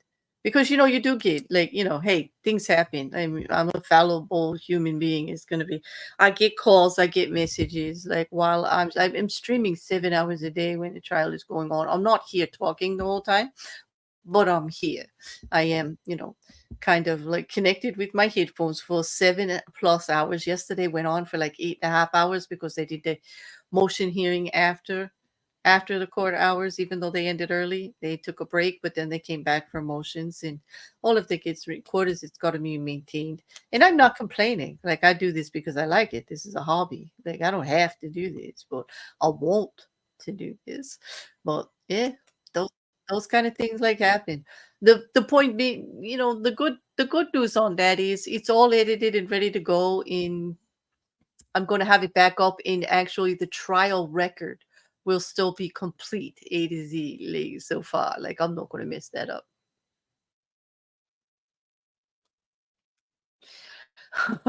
Okay. For you, Mark, I will say, like, no, I'm just perfect. You can keep thinking I'm perfect. That actually makes me feel good, but I am human. And I actually find that being human is infallible, is perfection in itself. That we are all individual, beautiful creatures, all that. Like, it's the accountability part that saves our asses on that. Like, I'm always going to admit to being an idiot. Yesterday, that was some pretty idiotic, like, just yeah, just bad, but fixed. Fixable, corrected. I'm back out here. There'll be a corrected video put up with all the pertinent information, and then not the other information that nobody really needed out there, you know. But the one thing I could not save was the Twitter feed.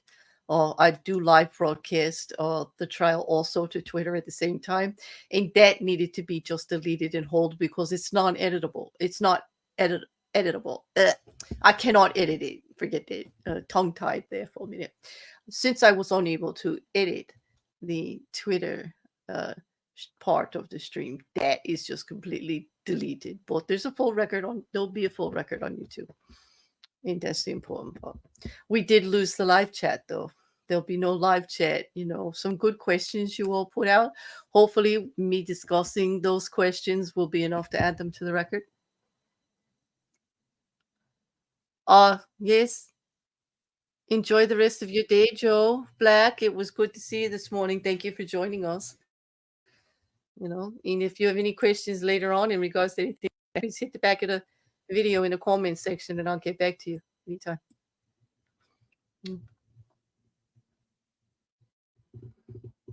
Oh, and if you do come back later, you want to know what's going on, I do timestamp all of the witnesses to make it easier to get through the videos at the end. These are really long streams. And I just think that the time stamping helps everyone, like, to keep track. Just if you're looking for something later, it can be beneficial. And it's I do get quite a bit of comments in regards to it that people are finding it helpful. So I will continue to do it the best that I can.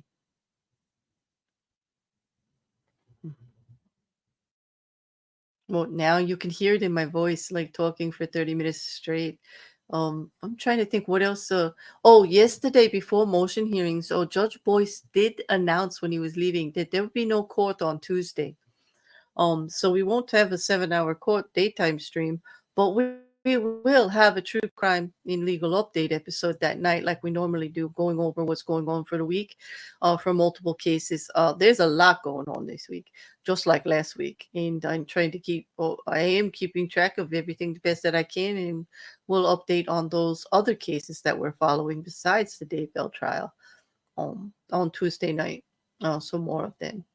Uh, eh, I did one this Tuesday, and we brought a new case forward. And there was activity yesterday in that one too.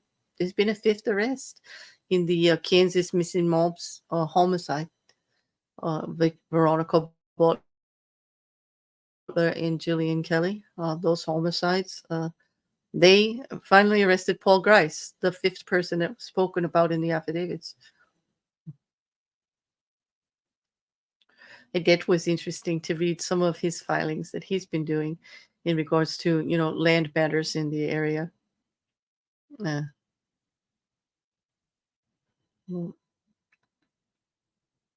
have the Karen Reed trial starting.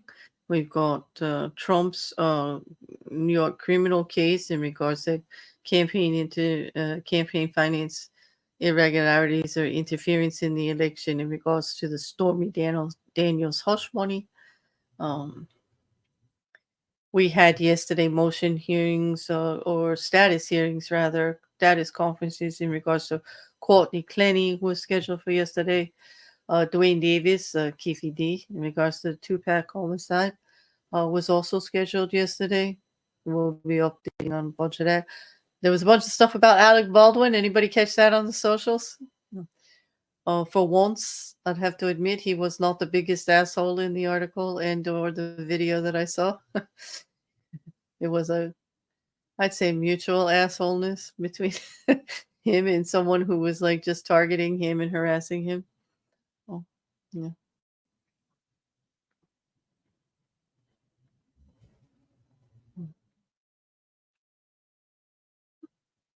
They should be coming back, I believe, soon.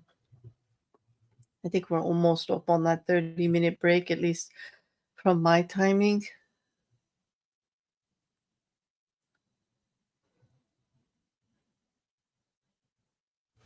Let me see.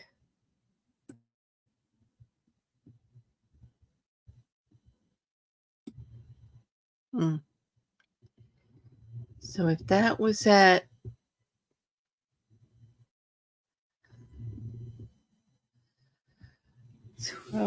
yeah, they should be coming back like any minute now. I'm thinking it's very close to the 30-minute mark.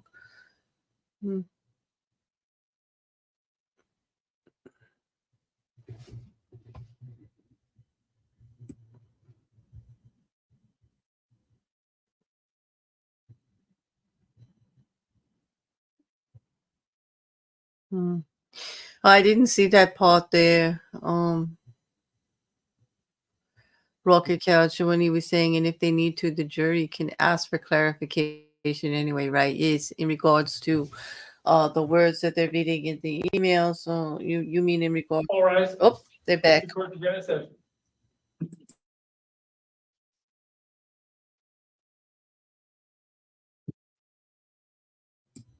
Of course, they still need to bring the jury in, so there'll be a few minutes of quiet before. All right, thank you. Please be seated. We'll have the jurors return to the courtroom, please.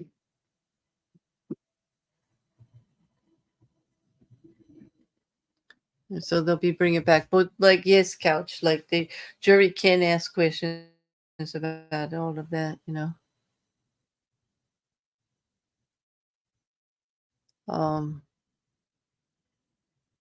I'm also curious, Couch, as to regards to the driveway testimony, like where is all this coming? Like what? Looking at the picture, he states, I would say forced perspective could be making that a driveway. Perhaps while we're smaller. having the jurors brought in, let's do go on the record, CR 22211623. There was a question on Exhibit 14 and whether or not that would be admitted by stipulation. Did counsel resolve that? Your Honor, I have had a chance to review that, and it is data recovered. It's a report referencing data recovered from Tammy Daybell's phone, and the contents of her phone were stipulated to. So we wouldn't have an objection. Okay, so we'll just go ahead and admit exhibit 14 once the jurors return, so they hear that. Judge, I have a picture as well, and the state has a picture of their own. I guess we're gonna play dueling pictures. Mine I'd like to mark as 14A. I don't know what the state would like to have theirs marked as. Yes, it was the photo that Mr. Pryor showed us and then didn't actually move for admission of because we hadn't seen it before today. We would not object to the admission of that photo. Can you use the microphone, please? We just got to get the record of this, Mr. Pryor.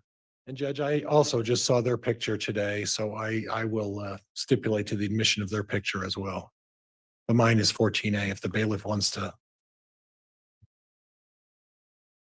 All right. Are you requesting that the bailiff retrieve that exhibit so it can be marked? So it can be marked and accepted, Judge, as 14A. Thank you, Mr. Bailiff.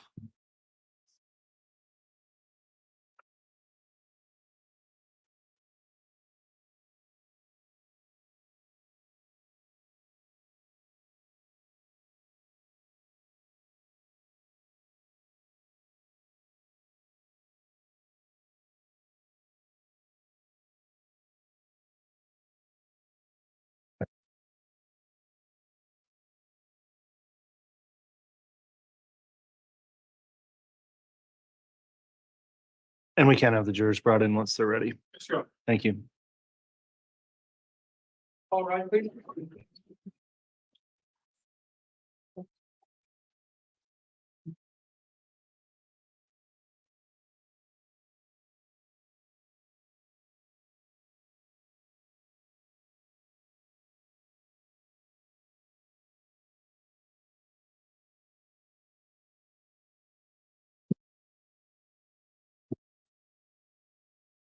Here's our President Counter for your honor. Thank you, Mr. Bailiff.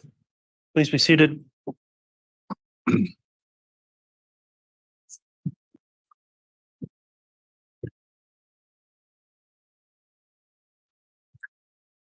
Okay, we're back on the record. The jurors have returned and are properly seated. I'll note the parties were able to review those exhibits and have offered, and at this time the court will admit defense exhibit 14 as well as defendants exhibit 14A, both admitted.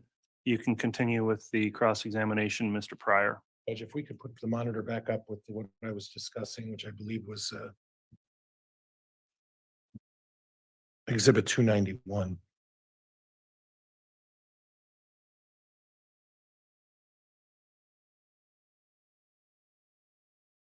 Now, officer, prior to taking our break, I think I was talking about the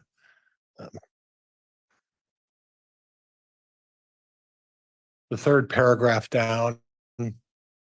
And would you do me a favor and read the first two sentences of that? Are you referring to the one where it says? I think. Okay. I think I was a bit in shock because I just said, what do you think you were doing? Then I noticed the rifle was actually a paintball gun. It had a hopper on top. Then the next line says, the guy started pulling the trigger and I could just hear the clicking and whooshing sound of an empty paintball gun. Is that correct? Yes. Okay. He stayed there standing by the back of the car, just pulling the trigger while pointing the gun at me. For some reason, I just kept asking him what he thought he was doing. Now, she did say in the sentence, just pointing the gun at me. And we don't know whether she meant a gun or whether she meant paintball, correct? Because she identified it as a paintball, but she did use the gun on that sentence, correct? Yes. But we don't know whether that was a mistake or whether she just decided not to type the word paintball in, right? Correct. Right. Okay. Then I just asked him at what point I was actually more annoyed than scared because he was standing between me and the door and he didn't step toward me or even say anything. Okay. Okay. So from what I understand, when she was backing up, then the front of the door is really right next to the garage, right? If I remember right, yes, it's a little sidewalk up to the garage or Yeah. to the main door. And that sidewalk's probably less than 5 feet, correct? I didn't testify to that. It's a short sidewalk. Okay. though. Well, I- not okay. Do you I can't testify to that.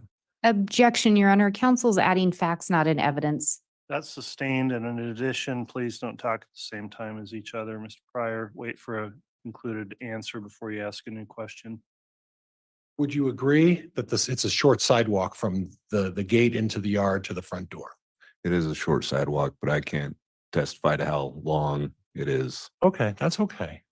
Now, from this description, this person was standing between the door and the garage at the very back of Tammy's, where Tammy's car was backed in, correct? Yes, So in other words, that was something that was at relatively close range. Would you agree with me? yes, And in that sense, being at such close range, you'd probably get a pretty good look at what type of instrument was being pointed at you. Would you agree with me in that regard? Objection, Your Honor, calls for speculation. Overruled. Would you agree with me in that regard? When it's something that close to you and you're looking at it, you'd be reasonably certain about what you're looking at, correct? it was in the daylight. Okay. Yes. Okay. Now, we can all agree that the manufacturers of paintball guns make them in various shapes and sizes, correct? Yes, And the manufacturers of these guns get some benefit by making some of these guns look similar to weapons, right? Real weapons. yes, And they can make them quite authentic at times, correct? they can be, yes. Right. But there is one thing that distinguishes a paintball gun between a real gun, and that is a hopper, correct? Like you just mentioned before, the manufacturers are coming out with new guns. So yes, a hopper is one, but there's many other ways that paintballs can fit into a rifle without a hopper. Okay. Okay. So in other words, unless we actually had this weapon in hand, we really don't know which one it is. Would that be fair? Yes, Okay. Okay. Now, please correct me if I'm making a mistake, but without a suppressor, a AR-15 is a very, very loud gun, isn't it? yes, And even with a suppressor, an AR-15 is not silent. It still makes a pretty loud noise, doesn't it? it depends what kind of ammunition you're using. Okay. Well, what kind of ammunition was in this gun? That I don't know. Well, you don't even know if it was a gun, do you?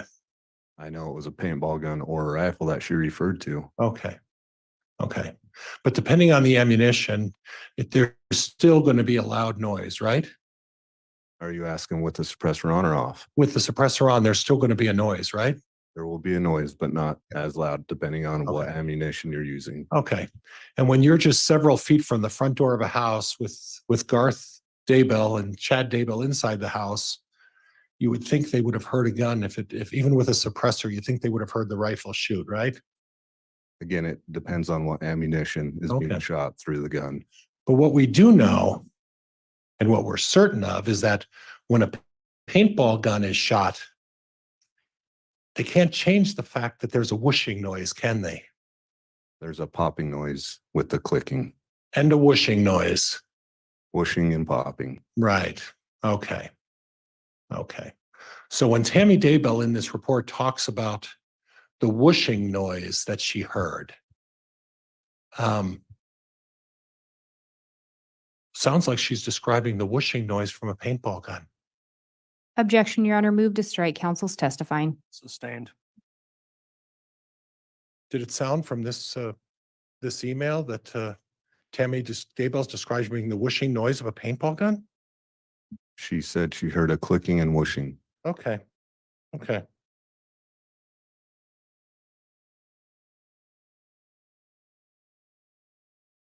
Now,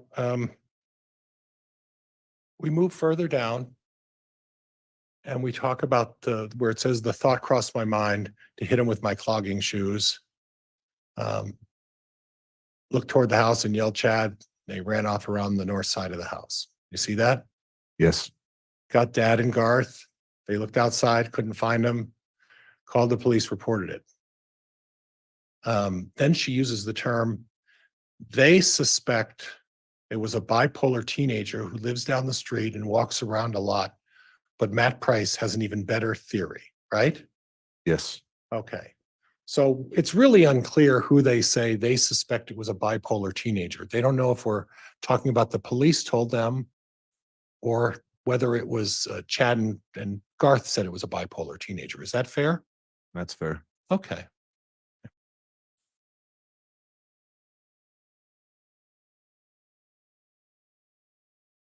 So when Officer Coulter was on the stand, I had spoken to him about the fact that in his report, he didn't mention anything about a bipolar teenager running around the neighborhood harassing people. Were you aware of that at the time of this offense? Objection, Your Honor, calls for speculation. Overruled. Were you aware of the fact that there was a bipolar teenager running around the neighborhood? Maybe I want to be careful with my words. Contacting the people in these neighborhoods? I was not. Okay. And are you aware whether or not you ever discussed that with Officer Coulter? I can't recall if I did or not. Okay. Did you discuss that with any of the other officers who were there at the time of this paintball incident about this bipolar teenager? I did not. Okay. Then we go on and we talk about his theory and his theory is that the crazy dog lady brought her husband back to steal the dog again. They had parked on the road and had snuck through the cow fields and he was going to cut through our front yard. So that's a couple of things. Park down the road, cut through the cow fields. Is that the Daybell's cow fields? I can't testify if that's what she's referring to, because Okay. there are a couple others out there.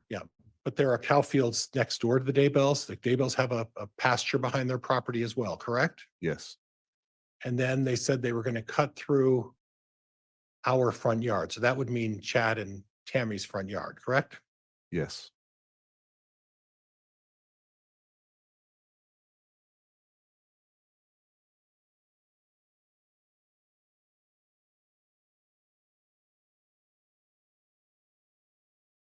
When I pulled up and startled him, he didn't know what to do.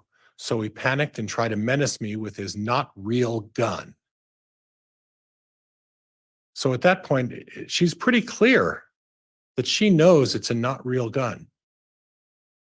Would you disagree with that? Objection, Your Honor, calls for speculation as to what Tammy knew. Sustained. Well, she put in a, Objection, Your Honor, narrative.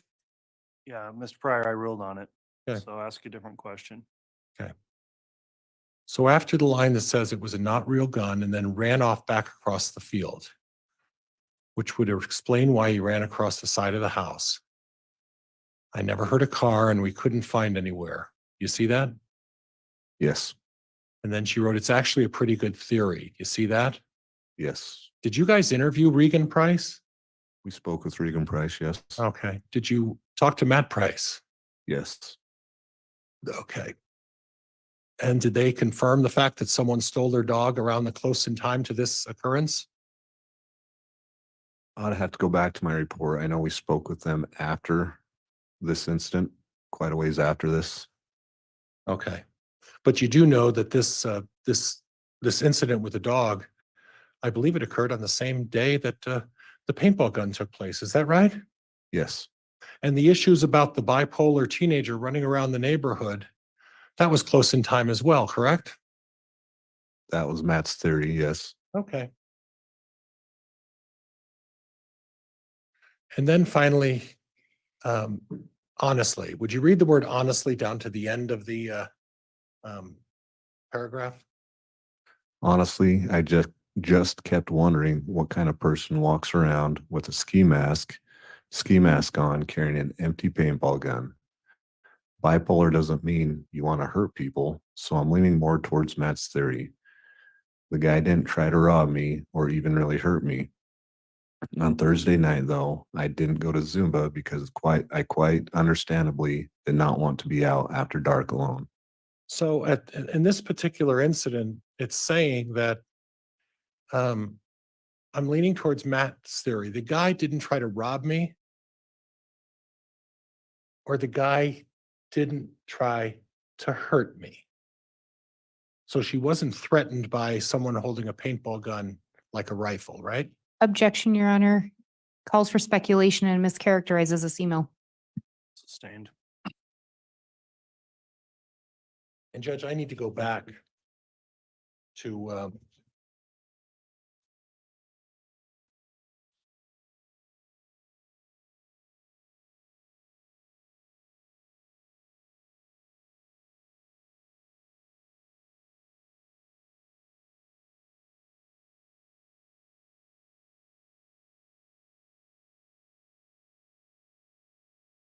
I'd like to go back to 232B and I'd like to republish that for the jury, Judge.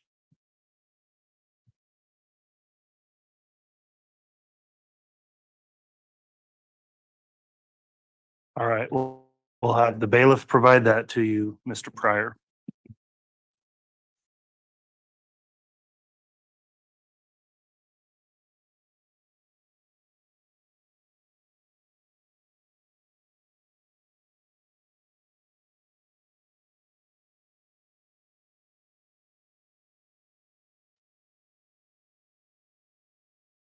And Judge, if we could just wait till I get it brought up.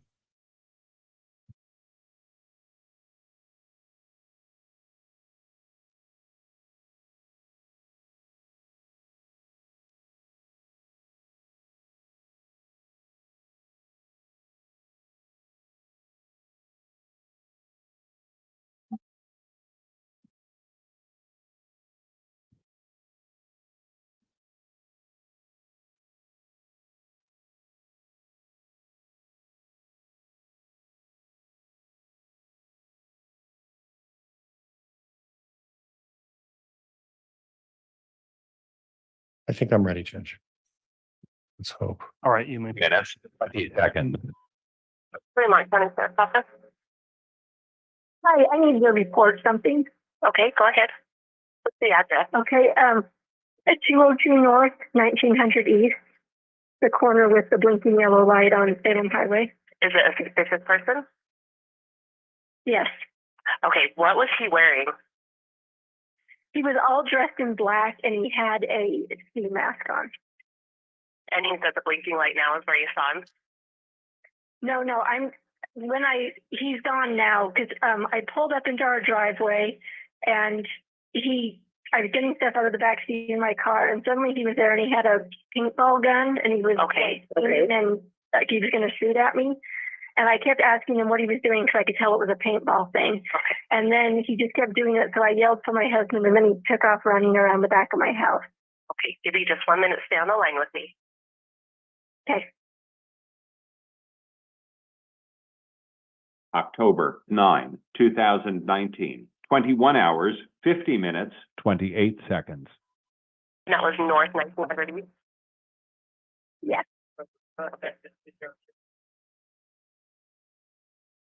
October 9, 2019, 21 hours, 50 minutes, 43 seconds.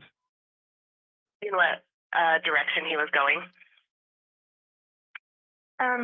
He went behind my house and it's so dark out here and I just went in the house and got my husband and son and then they went out and looked and he was long gone by then. Okay. So he was on the north side of my house is where he went to get away. Okay. He didn't say anything or he just kept like he was holding the gun like he was, had a rifle and just shooting at me. So, but nothing came out of the gun either. So I don't think it was loaded. Okay. And what is your name? My name is Tammy Daybell.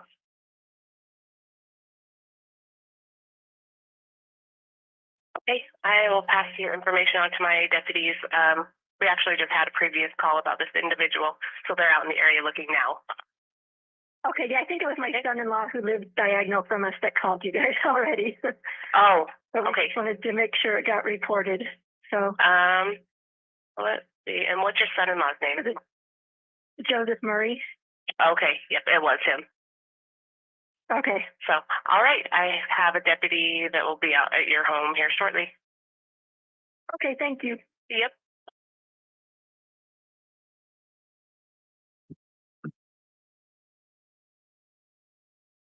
At some point, Judge, I'm also going to need 230. Into the microphone, please, Mr. Pryor. I'm also going to need 232A at some point, but I'd like to discuss 232B. You listened carefully to the 911 call from Tammy Daybell, is that right? Yes, Now, she said paintball a number of times during that 911 call, correct? a couple times, yes. And then at the end, she said, holding the gun like he was holding a rifle. She never said he was holding a rifle, did she? I think you just stated it. He was holding a gun like the rifle. She never said she was holding a rifle, did she? Objection, Your Honor. The audio speaks for itself. Sustained. Okay. There was no discussion about uh, um, a specific rifle. Was it not the manner in which the gun was being held? That was what we heard? There's no specific rifle that she named, no. Okay. There was no specific rifle that she named. Okay. Well, she didn't even say it was a rifle, did she? She said a gun and a rifle. Well, she said a gun holding like a rifle. Isn't that what she said? Objection, Your Honor. Again, the audio speaks for itself. Sustained. Judge, I should be allowed to go into whether or not the manner in which, Then replay that section, Mr. Pryor, Okay. if you want to make it clear, but to just keep Okay. asking on the audio we just listened to is improper. bailiff, could I have 232 again, please?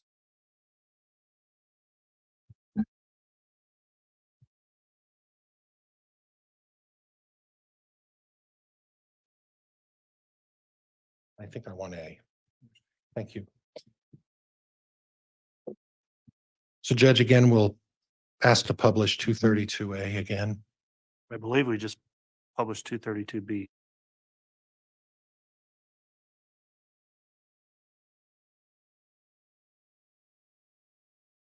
Backwards, excuse me. Okay. I apologize.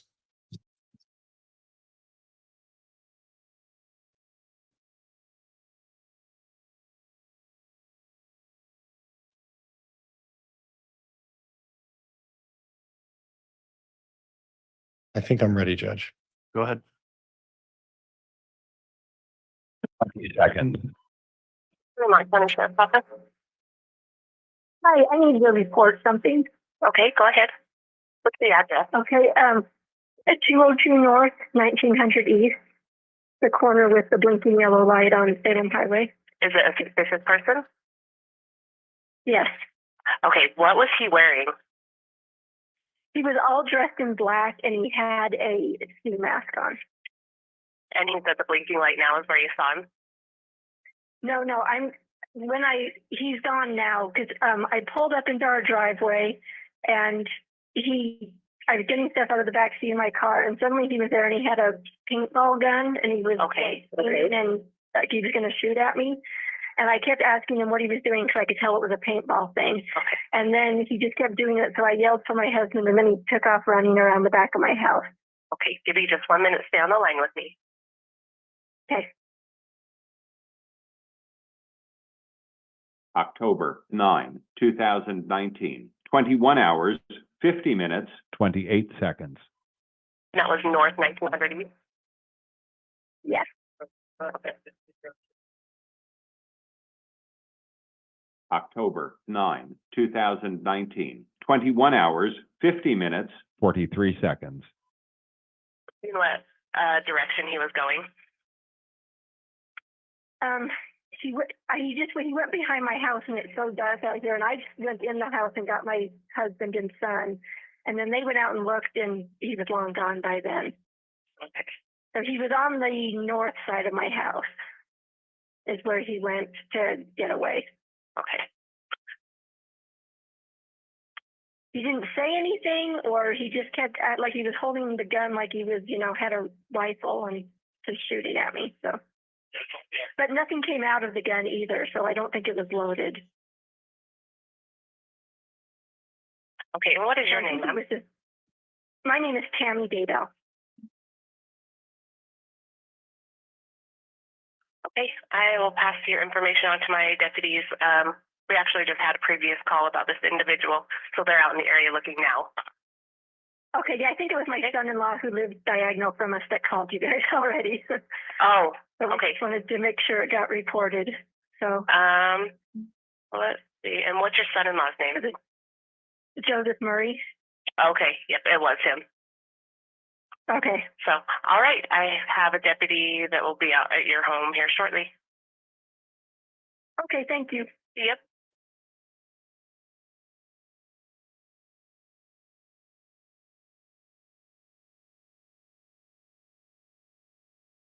So we can agree then that the 911 call would speak for itself, right? Correct. Having a rifle and shooting at her. Having a rifle and shooting at her. Having a rifle and pointing at her. Is that what you heard? Yes.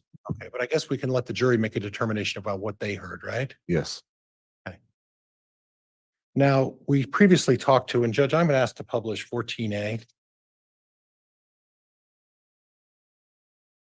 All right, do you have that with you?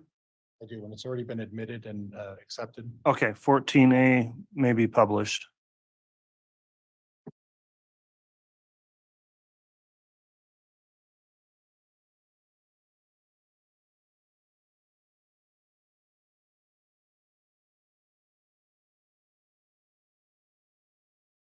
Now, officer, you're looking at what's been marked as Exhibit 14A, is that right?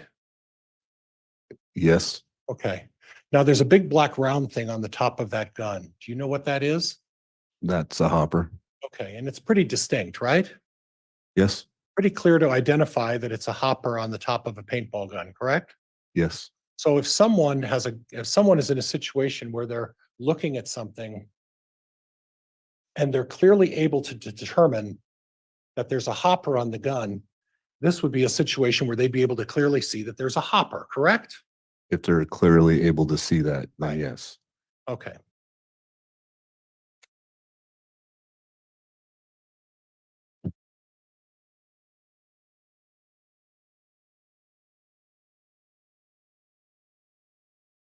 So if someone through their testimony talks about being able to clearly see that there's a hopper on a gun, that's a distinguishing fact, that's a distinguishing feature of a paintball gun. Is that correct?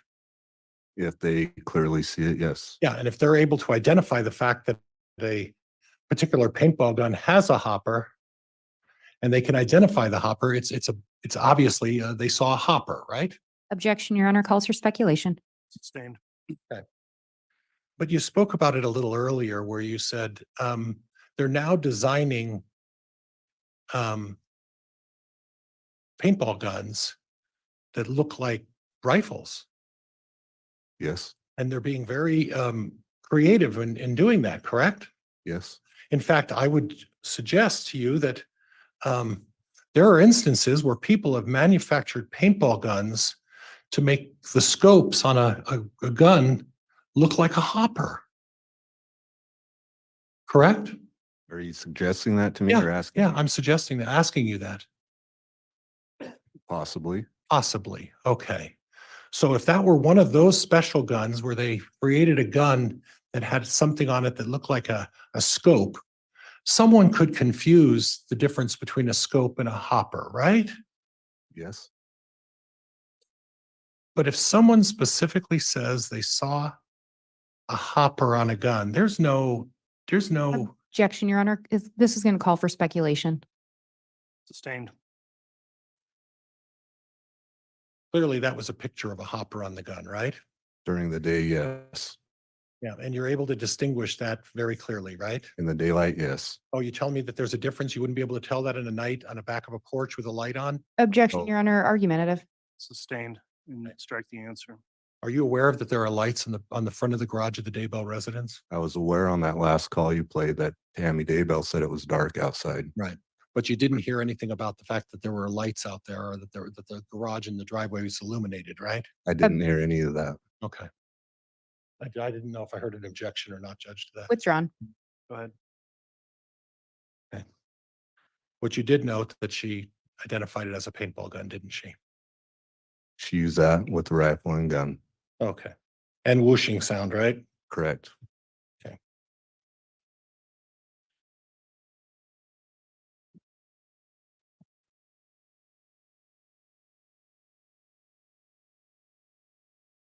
Now, Judge, I believe that Exhibit 16 was previously admitted. If I could have the bailiff bring me Exhibit 16?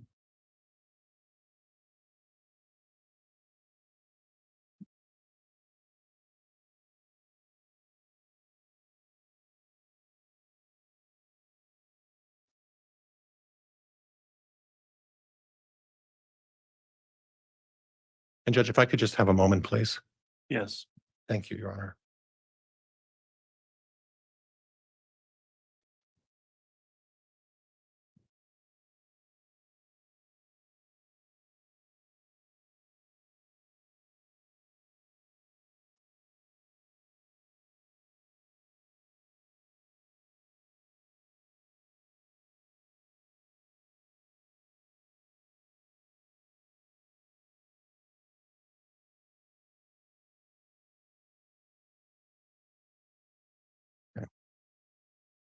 Now,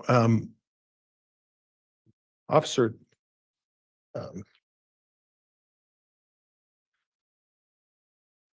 are you aware as part of your investigation that Tammy Daybell sent out a Facebook posting to what she described as the Friends of the Salem Ward? Do you recall looking at something like that? I remember she sent something out on that, yes. Okay, okay. You don't have a recollection of what it said though, probably, correct? Not exactly. And Judge, could we publish Exhibit 16? You may. I have it ready to go, Judge, whenever the clerk is ready.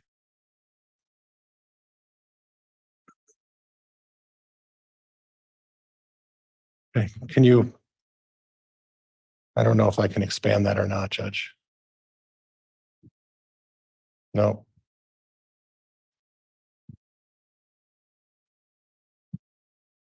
Are you able to read that, officer, on your monitor?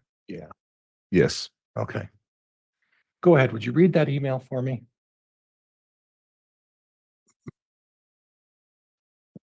Something really weird just happened, and I want you to know so you can watch out. Had gone home and parked him out front out in our front driveway. As I was getting stuff out of the back seat, a guy wearing a ski mask was suddenly standing by the back of my car with a paintball gun. He shot at me several times, although I don't think it was loaded. Okay, you can stop there. So again, and this email that you said you reviewed was to the Friends of the Salem Third Ward. Do you know what the Salem Third Ward is? Are you referring to the Facebook or the email? Facebook, the Facebook here that was sent out. Okay. I'm not just a church ward, Okay, the Salem Third Ward. okay. You've heard of that before? You've heard Yes. of the Salem Third Ward before? Well, I'm assuming it's their church they go to out that way. Okay, you don't know how large of a ward that is or how many members they communicate to, right? I don't. Okay, but you do know that she got on there at this point and discussed the incident that took place, correct? Yes. And did she ever use the term rifle in this Facebook posting? No. Did she ever use the word gun? No. But she did use the word paintball gun, correct? Yes. Okay. All right, Judge, I'm done with that. Thank you.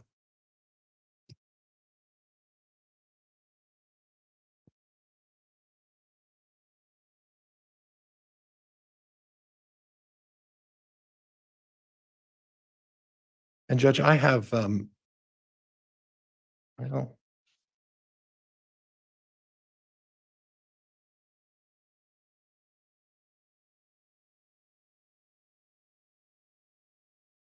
If I could just have a minute again, Judge, I apologize. It's fine.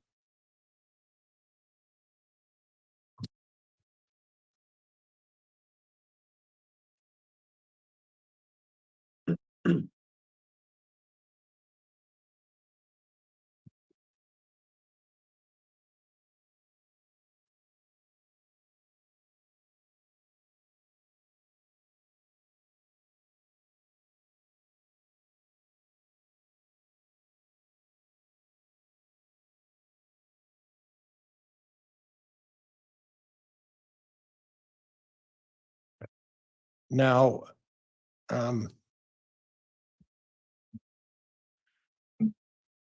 Judge, I need to court to advise whether or not Exhibit 15 has been admitted or offered for admission?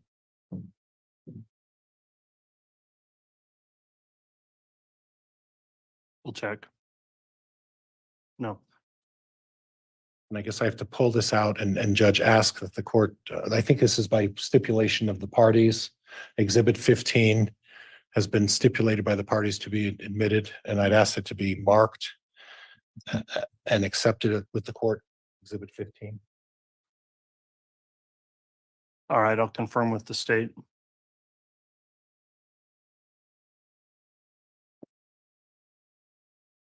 Yes, Your Honor, I believe that this is a segment of the data recovered from Tammy Daybell's phone, and the contents of her phone have been stipulated to. Okay, so exhibit 15 is offered and will be admitted.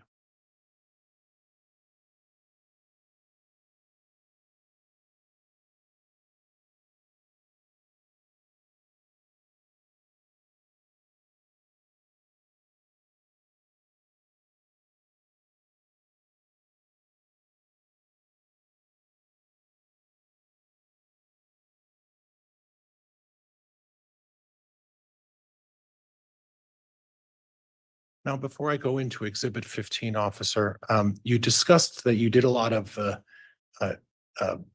discovery and looking at what was the term you used? What? Geofencing? Geofencing. And when you're looking at phone records and emails and Facebook postings, sometime there's a reference after the time that indicates the letters UTC. Are you familiar with what UTC means? I've heard the term. I'm trying to think. I believe it's a couple hours off of certain time zones. Okay. And are you aware that in Idaho, it's a universal time zone equation that they put together, right? So that the whole world is on the same time zone, correct? I believe so, yes. Right. And are you aware that Idaho is when there's a UTC, you have to actually subtract 6 hours from the time that's noted on a UTC. Does that sound about right? I know you had to subtract, I'm not sure if it's 6 hours, but yes, I do know you had to subtract some hours. Do you have any reason to believe that it's not 6 hours? No. Okay. Okay. Now, I'd like to go back to the call from Tammy Daybell. And if you don't remember, it's fine. But the call to 911, do you recall what time that call was made? Is there some kind of report you could refresh your recollection with quickly? Well, I know there was two that came in, one from Joseph Ryan and Tammy. I believe hers was around 9:41. Okay. Okay. And then hers was 9:41 I believe so. or 9:51, somewhere in there. I'm not 100% sure on that, so I guess I can't testify truly on that. Okay. Okay. But it was clearly after 9:30 though. Objection, Your Honor. The officer just said he couldn't testify to that. Sustain. Okay. Okay. Judge, I'd like to put up Exhibit 15 for publication. You may publish. I'm ready, Judge, whenever the clerk is.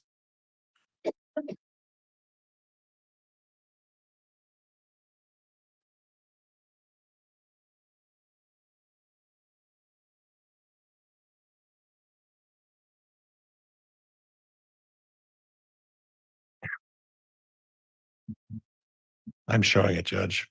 I'm not sure what. All right, we'll see if we could get someone to maybe take a look at. Oh, I think we're there. Okay. I just had to wiggle a little. I had to wiggle the cords a little bit. Okay. So can you see that from your screen, officer? Yes. Okay. And I would represent to you that this was off of Tammy Daybell's account, stipulated by the parties as a retrieval of her Google searches. Can you read the very first one? Search for a paintball gun, Okay, paintball and then guns. we talked about the UTC and well, I guess I suggested it was 6 hours. You didn't really specify, but would you read the date of when that was done, that Google search was done? October 10th, 2019. Okay, October 10th, 2019. And the time on that, the UTC time would be what? If it is 6 hours, it would be 9:29, On the 18th. correct, Okay. on the 10th. Or- Oh, you're right. I'm sorry. All right. So the day that this incident took place was what? October 9th. Okay. And the UTC, if it goes back 6 hours from AM at 3:29 AM on the 10th, going back 6 hours, wouldn't that put us at 9:30 on the 9th?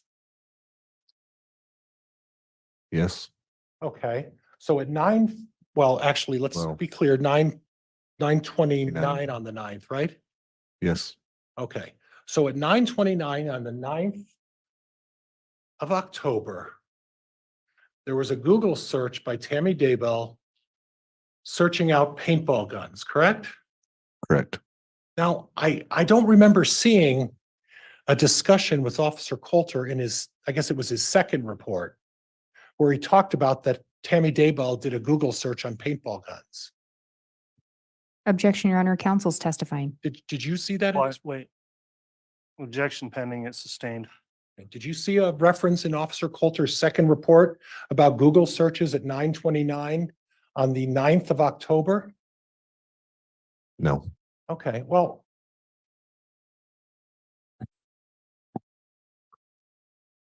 Your previous testimony was that Tammy Daybell made a 911 call sometime 9:41 is what you recalled. But the Google search occurred at 9:29. Is that what you see? yes, So what we can gather from that is that Tammy Daybell, after this incident, did a search of paintball guns and then 10 minutes later called 911, right? yes. Okay, do you remember what the date of the Facebook posting was when she posted that Facebook? I do not recall that date. Okay, and then let's move down a little bit. The next one. Search for an airsoft guns, Okay. And again, the time. October 10th, 2019 at 3:29. So basically, if we go back to UTC time, we're back at around 9:30 again, right? Yes, So her Google searches at that point, and just for everybody's edification, we don't need to go down the other ones because they're not relevant to this, but the first two, the first one was a paintball gun search at 9:29, right? yes, Then she looked for an airsoft gun search at 9:29, right? yes. Did she ever look for a rifle? She did not. Did she ever look at any other shotgun? She did not. Okay. Okay. Thank you, Mr. Bailiff.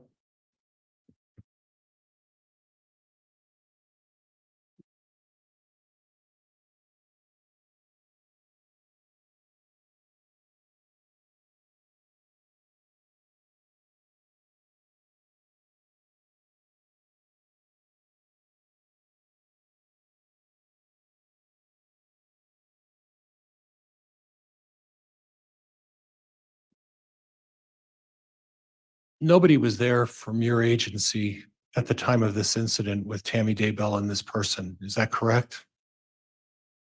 That she was allegedly shot at,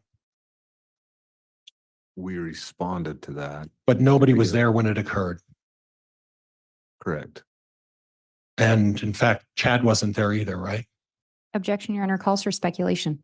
Sustained. Well, you know from the report that Tammy talked about Chad and Garth coming out afterwards, correct?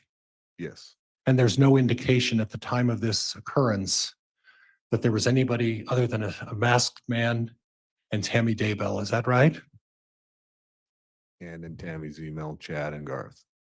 Well, Chad and Garth were inside the house, right? Yes, Okay. So at the time of this alleged shooting, the two people would be a masked man and Tammy Daybell. Would that be fair? outside of the residence, yes. Okay. So the best person to determine what type of instrument this was would be one of the people who was there at the time, right? Objection, Your Honor. Calls for speculation. Overruled. Your Honor, may I voir dire nave objection? Well, just the way that question was phrased, I'm overruling that. It was just of the two. Go ahead and re-ask the question, Mr. Pryor. The best person to determine what type of instrument that was would have been Tammy Daybell, correct? One of the Objection, two. Your Honor. Grounds, It calls for speculation. May I have order a native objection? go ahead. Detective Kaaiakamanu, did you ever have an opportunity to speak with Tammy Daybell? No, Did you ever determine her knowledge of firearms? no, Do you know her experience with paintball guns? no, Do you know her experience with firearms? no, So do you know if she'd be able to tell the difference? no. Your Honor, I'd object to that. It calls for speculation. All right, well, I am going to overrule it on the speculation objection, but of course you'll be able to redirect Ms. Blake. Yeah. So again, you actually corrected me. There are two people there that would know what type of instrument that would do. Two people that would be the best people to identify what kind of instrument, correct? Correct. One of the two. Yeah, the person in the ski mask would be one. We don't know who that was, right? Correct. And Tammy Daybell. Yes. Okay, okay, thank you.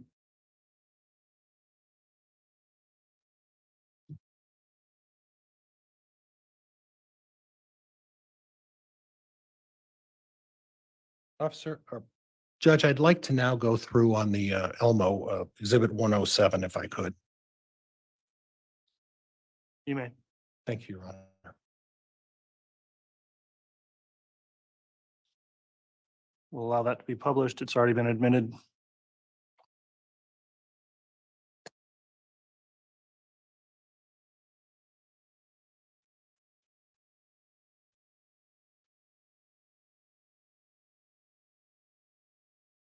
And obviously during your talk with the prosecuting attorney, this has already been admitted and you went through that. You recall that, right?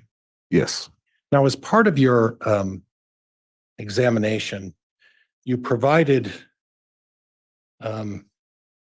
records from Fremont County Sportsman's Club, right? Yes.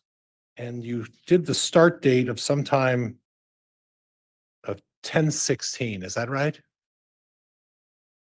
Is that what you recall? The start date of, Of when the documents that you provided to the prosecuting attorney? The first entry on there, it looks to be about 10/16. Am I mistaken? I'd have to relook at those. Okay, Judge, could we show this to the witness to refresh his recollection? When you're done, just hand it back. Thank you, sir. Yes.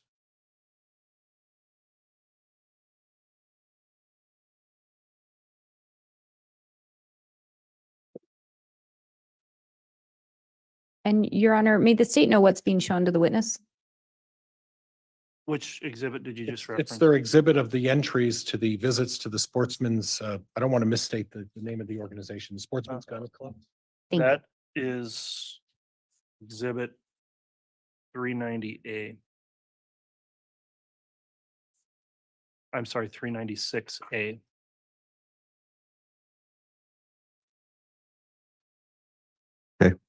Okay, and if I could have that back.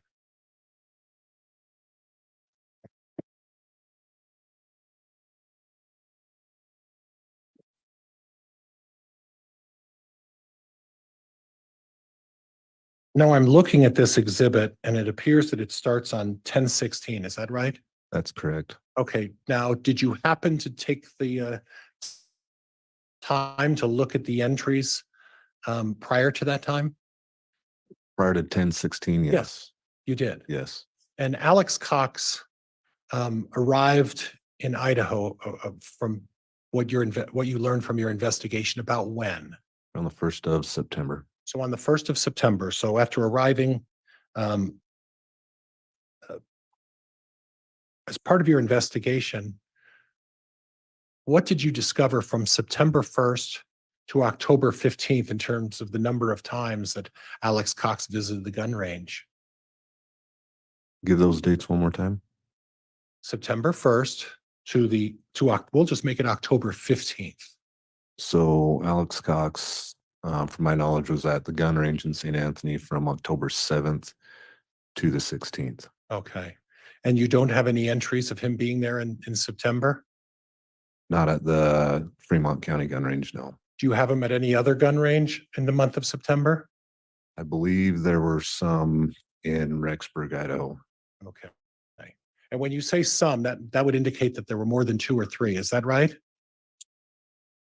Correct. Okay. So he'd had a habit. You also had an opportunity to review the searches of Alex Cox on his computer as well, correct? I don't believe on his computer. You no. didn't review any of that?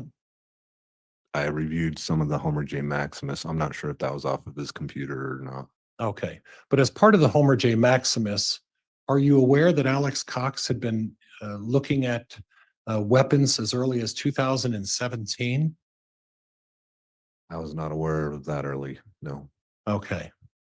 Well, how early were you aware of when he was looking at weapons? September, October of 2019. And that's because that's when you went, that was your reference point. September 1st is when you started your reference point, right? What I looked at, yes. Yeah. So you didn't really go back and look at all of the searches that Alex Cox conducted prior to September of 2019, right? I did not. Okay. Okay. But you are aware that Alex Cox has a history of engaging in the use of guns or other weapons on folks, right? Objection, Your Honor. States facts not in evidence. Overruled. Are you aware, and I'll rephrase that, you're aware of the situation regarding Brandon Boudreaux, right? Yes. And you're aware that it's alleged that Alex Cox at a long distance shot at Brandon Boudreaux, correct? Yes. Okay. And you're aware of Charles Vallow, correct? Yes.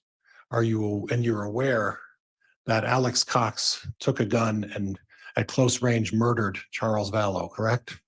Yes. And you're also aware that in both of those instances, Chad Daybell has not been criminally implicated in either of those cases. Is that correct?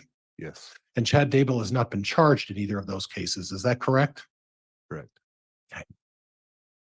Are you aware of any other instances where Alex Cox engaged in conduct towards other people with the use of any kind of a weapon? Of a firearm? Any kind of a weapon? I know that there was an incident with Lori's. Objection, Your Honor. May we approach? Yes.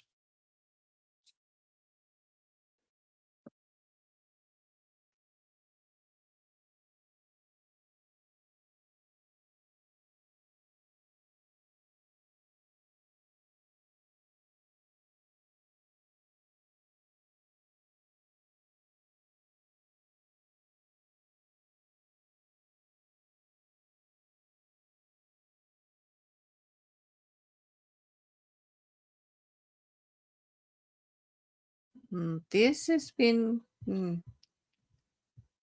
like I can see why they had to go over back and forth in regards to that. But the what Lindsey Blake just did there with the additional questioning of the witness right in the middle of the objection there, I'm trying to find out exactly what she caused it, but I do know that there is the rule 702 in regards to objections, and it could be that she was actually objecting on that to find that he was not an expert at this, that he could not actually testify to what John Pryor was actually asking him. It was just pushed back on, like, why are you trying to get him to say something it's impossible for him to actually know? It's speculation. But she was on it. It was impressive.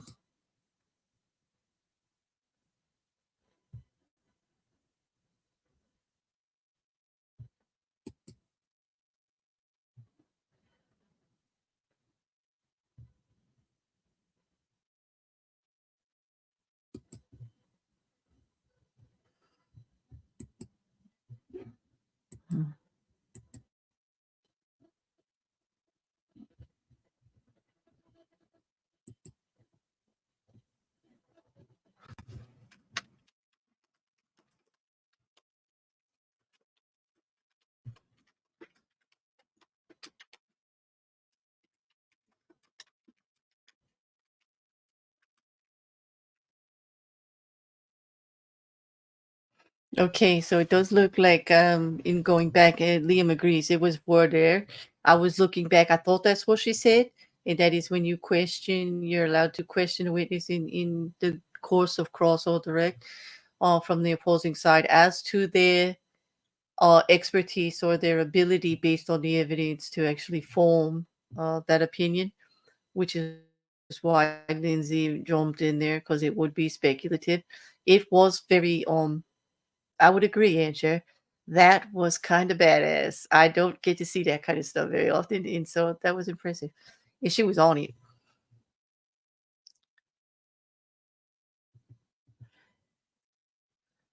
I don't think anything is getting past her either, Mark. I am quite impressed with her technique. She bounces back. She's incredible with rolling with the punches. She bounces right back on restructuring for foundation, for objections of any type. She's ready there to reformulate, calculate, and get through, and she gets the information out.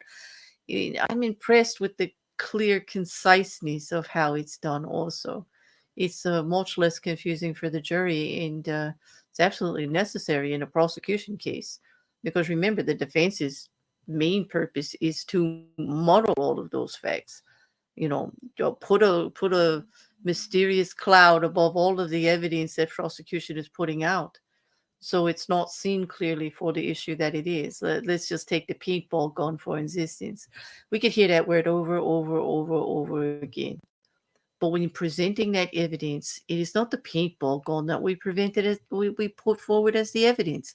It was the issue that Tammy Daybell was actually threatened or intimidated 10 days before her demise by some type of weapon. Do we really care if it was a paintball gun or a rifle or a freaking slingshot? Okay. There was an unsuccessful attempt, so to speak, on her life. Now, the fact that she felt threatened, intimidated, and upset is evident in how she talks about it. That's the issue here, not if it's a paintball gun.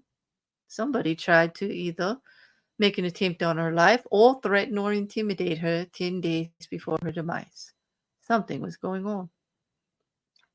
It's a big picture issue.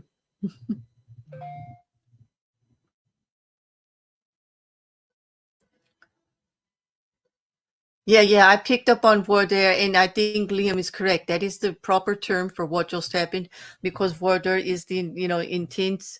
It is the actual, just like in the jury selection, it is the questioning to determine bias, prejudicial, or where sources of information are coming from. Yeah, so it was appropriate. I did believe that was the term. Yeah, and that's what it was. And they are coming back. So I'm going to mute again. Carefully.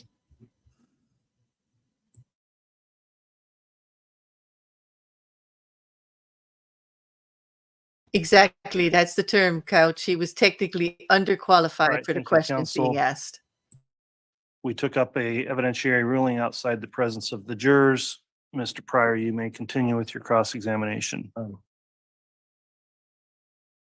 So we talked a little bit about the fact that you're aware that Alex visited the gun range in September of 2019, right? Yes, You're not aware of whether he had visited or went to any gun ranges when he was living in Arizona 6 months prior. You didn't look into that. Is that right? that's correct. Okay. Now, officer, on your, this will be tricky. On your Homer J. Maximus, you talked about a number of searches. That, did you recall that, correct? Yes,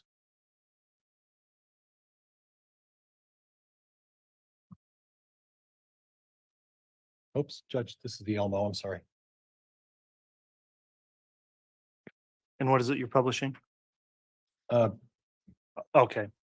This is part of Exhibit 107B. And this talked a little bit about the gun and the distance and everything else, correct? yes, And what I'm wondering about is that the first one that says the Grendel drop 100 to 200 yards, correct? yes, Okay, now Tammy Daybell's driveway, and you described it as the distance between the end of the desk there and towards this first section here, correct? yes, And for a clear record, we're 30 to 40 feet? Sure. Okay. Now, if we do math and look at 100 yards, how many feet is 100 yards? Do you know? Well, there's. I 3 can help feet, if you'd yeah. like. Yeah, help me out. Yeah, me too. I had to look at, no, I didn't have to look it up.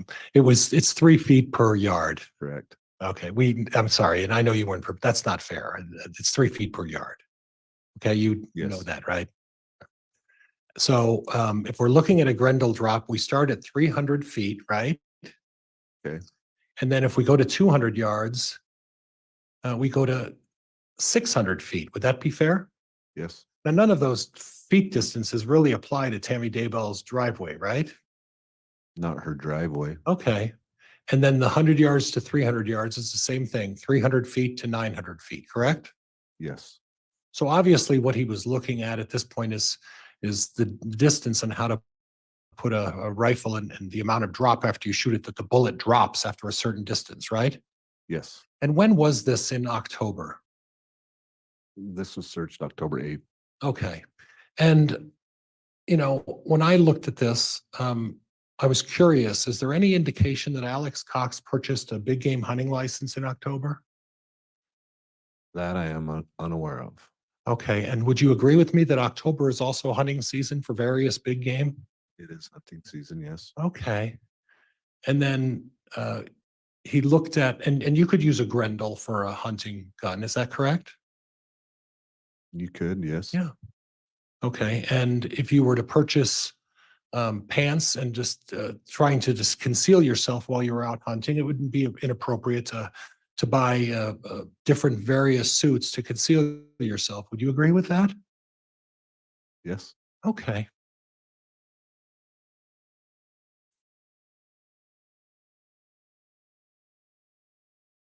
Oops.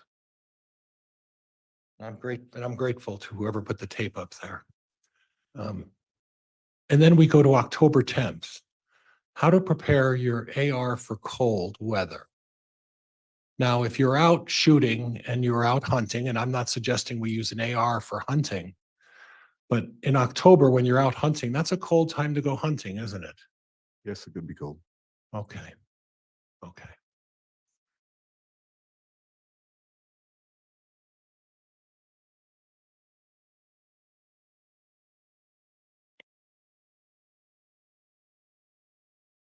And then we talked a little bit about the ghillie suit, and potentially that could be something that could be used as a hunting outfit when you're out in the game hunting, right?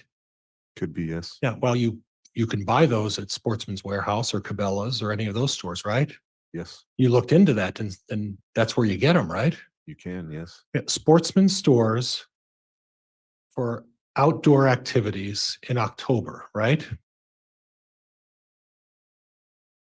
Right? Yes, you can buy them there. Okay, okay. Okay. Now, what we did is then we looked at a FBI simulation of shooting a 5.56 through car doors and walls. And a 5.56 is a type of a bullet, right? Yes. Okay. And that's a specific bullet. And what it appears is there was a search to see what kind of a bullet would go through car doors and walls, correct? Yes. And then you would also see what kind of caliber under that would penetrate a windshield, correct? Yes. Now we know that the allegations about Alex Cox is that he took a shot at Brandon Boudreaux, correct? Yes. And in relation to Lori Vallow, Brandon Boudreaux was Lori Vallow's, no, Melanie Pulowski was Lori Vallow's niece, right? Yes. And she was married to Brandon Boudreaux. Yes. So Brandon Boudreaux was the male spouse of Alex Cox's niece, Melanie Pulowski, right? Correct? Yes. Okay. So Alex Cox took a shot at the male member of the relationship between Melanie, Lori's family, and the male, right? Yes. And then Alex Cox murdered husband number 4, by taking a gun and shooting him at close range. And that was Lori Vallo's husband number 4, correct? I'm not sure what husband it was. Okay, well, she's had But- 5, right? Okay. Well, do you know that? I'm not 100% sure on how. Oh, many that's he had. okay. That's okay. Okay. So, but we do know that Alex Cox is accused of murdering Charles Vallow, correct? Yes. Okay. Now, when I go down, you testified that Chad Daybell, well, before we get that, it would seem that, would you agree with me that it would seem that the searches here, the Google searches, would suggest that Alex Cox is looking at shooting at some sort of a Dodge Dakota vehicle. Would you agree with me? Yes. And it looks like it wasn't for target practice. It was to do some harm, correct? I don't know what his intent was, but it's not target practice, I would Right. say. Well, it wouldn't be target practice if you're trying to penetrate a windshield, is it? No. And it isn't target practice if you're asking how thick is the 22 gauge steel on a Dodge Dakota, right? No. So apparently, what Alex Cox had in mind was to do some harm for whoever is driving a Dodge Dakota, correct? Yes. Are you aware that Chad Daybell was the one driving the Dodge Dakota? Objection, Your Honor. Facts not in evidence. Same. Are you aware of the 2 vehicles that Chad and Tammy Daybell owned? I'm aware of a Dodge Dakota that was registered to both of them. Right. But you don't have any specific information about whether or not it was Chad who was the primary driver of the Dodge Dakota, right? I don't have any facts that he was the primary driver. No. Okay. Okay.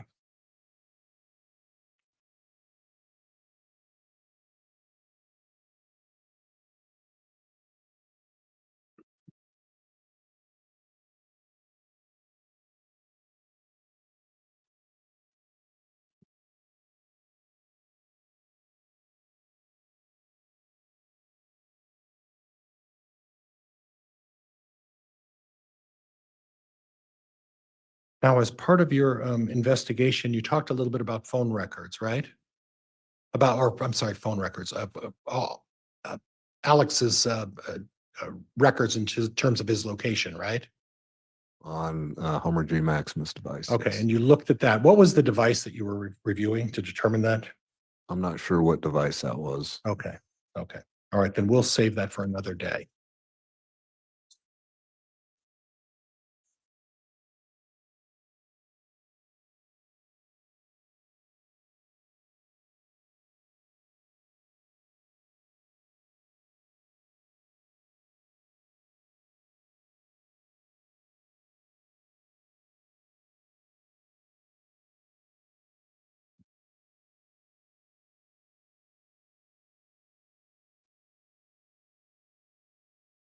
Now, Judge, previously,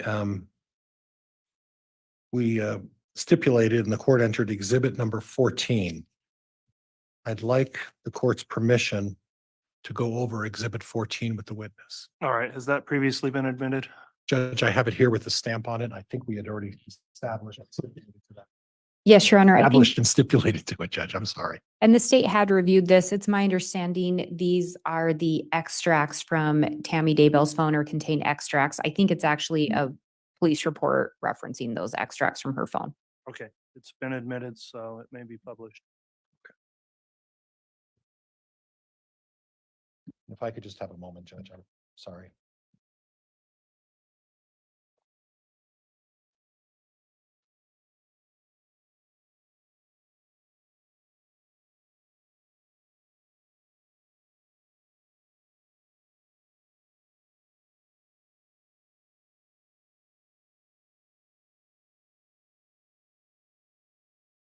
Judge, I'm ready when Your Honor, I hate to do this, but can we briefly approach? Yes.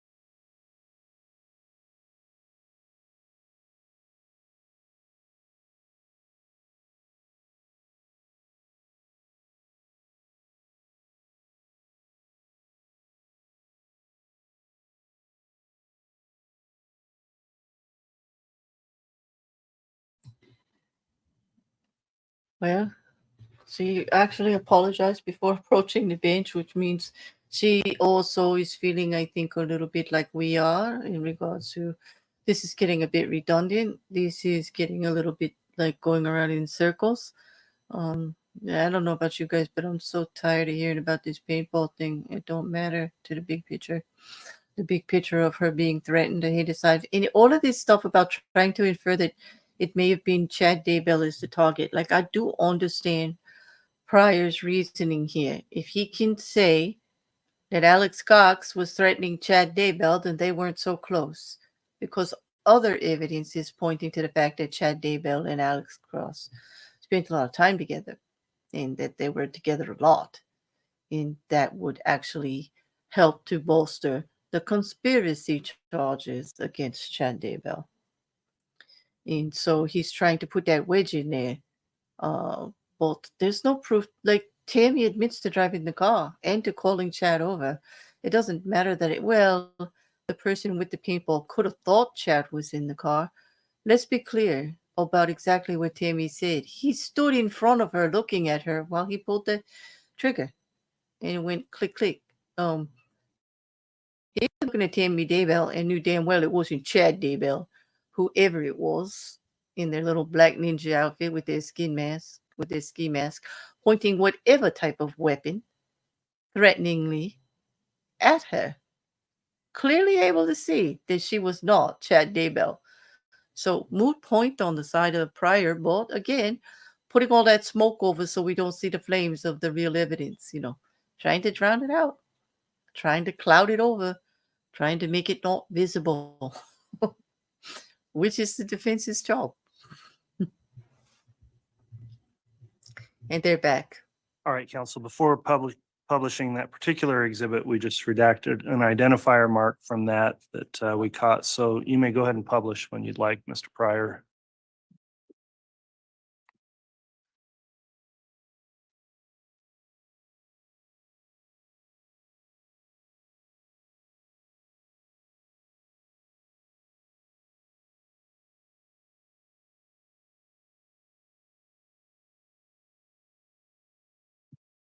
Now, officer, on this particular document, I would represent to you that this is one of your reports. On the little bit that you're seeing, do you recognize that? Yes, So on March 16th, you received information from Google LERS. What's LERS? Google Lears Law Enforcement. Okay. And you asked for information attached to this, and this was information that you were getting regarding Tammy Daybell's email account. Would that be fair? Yes, Did you get the entire email account? yes, And did you go through the entire email account? yes, And you reviewed all of the emails and you made a determination as to which ones you in particular felt were relevant to this case. Is that right? yes, Okay. And then you said after looking at the emails, you didn't include the ones that were significant. And there were photos, emails, chats.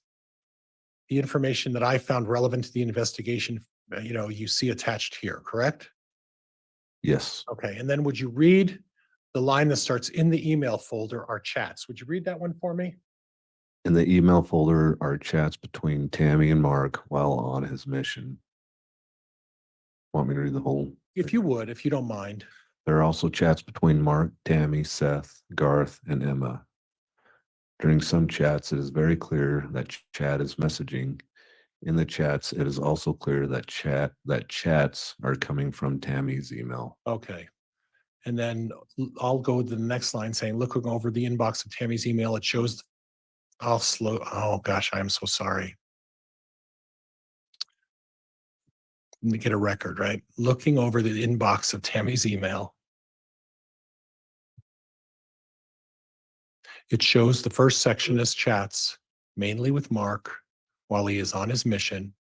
In the chats, it does not show the time or date when the chats are taking place, right? Yes. Okay. Then the line below, why don't you read the line below for me? While looking over the chats, there are several that lead me to believe Tammy, along with Mark, Emma, Garth, Seth, and Leah, have knowledge of the belief in light and dark people that Chad talked about and believed. Okay. So what I gather from that is your assessment in the reports that after you reviewed all of the emails and you said you reviewed them all. Yes, That's a significant job. yes, And in reviewing all of those, you came to the conclusion that the Daybell, Tammy Daybell, Chad Daybell, and his 5 children had knowledge of the belief in light and dark people. yes, And the light and dark is a religious reference that's mentioned by Chad, right? yes, It's mentioned by other people in this case, right? yes. It's also mentioned to some extent in predominantly most religions. Would you agree with that? Say that again. Predominantly in most religions, there's a reference to light and dark, right? I can't testify that because I Okay. don't know all the religions. Okay. And then the religious practice that these folks practice, that Tammy and the children and Chad practices of what faith? LDS. Okay. Okay.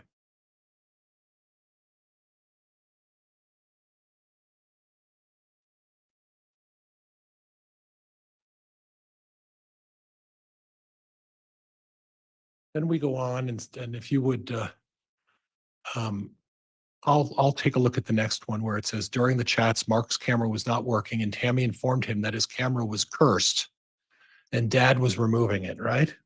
Yes, Okay. In more chats, Mark asked if anything was found or notable in him when he was body coded. I'm not sure what body coded means. Do you have any knowledge of what being a body or body coded talks about? no, Okay. Okay. But it was Mark who was talking about the body coding. Would that be your assessment? yes, Okay. And then Tammy responds, you has a lot of weapons, negative chords and curses, plus trapped emotions. We cleared out quite a bit. We'll do that more regularly for you. So second to the last sentence says we cleared it out, right? yes, That would you believe that was Tammy and Chad who were clearing out these negative chords and curses? in this email, yes, Okay. And then we'll do that more regularly for you. And again, we'll do that more regularly for you. That implies that it was both Tammy and Chad talking about helping them clear out these weapons, right? yes, Okay. Then we go down to the next one and it starts with on another chat.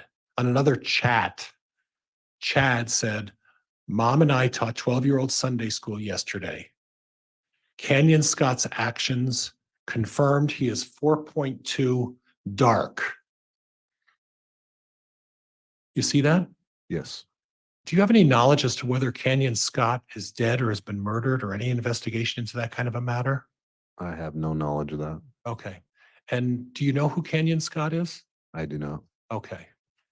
But obviously, it's someone who attends church or attends Sunday school where Chad and Tammy went to their Sunday school, right? Yes, So we could presume that it was someone in Fremont or Madison County, right? yes, Okay. And then it goes on, I will enjoy watching his growth to world terror and domination. And then Emma replies, I like Canyon though. I'll slow down. I'm sorry. I'm so sorry. The next line is, I will enjoy watching his growth to world terror and domination, right? yes, Emma replies, I like Canyon though. Tammy and Chad reply, unfortunately, he's already influencing Will Dowling. Who's Will Dowling? Do you know? I do not. Okay. Then Mark goes, I like Jose and I can't pronounce that last name, Ojeda also. Then Mark says, darkness is interesting. And then Tammy and Chad both say, maybe they're influencing you too. They are charming, right? Yes, So we don't have any information about Jose Ojeda or anything about him, any criminal activity associated to his demise, right? not that I'm aware of. Okay.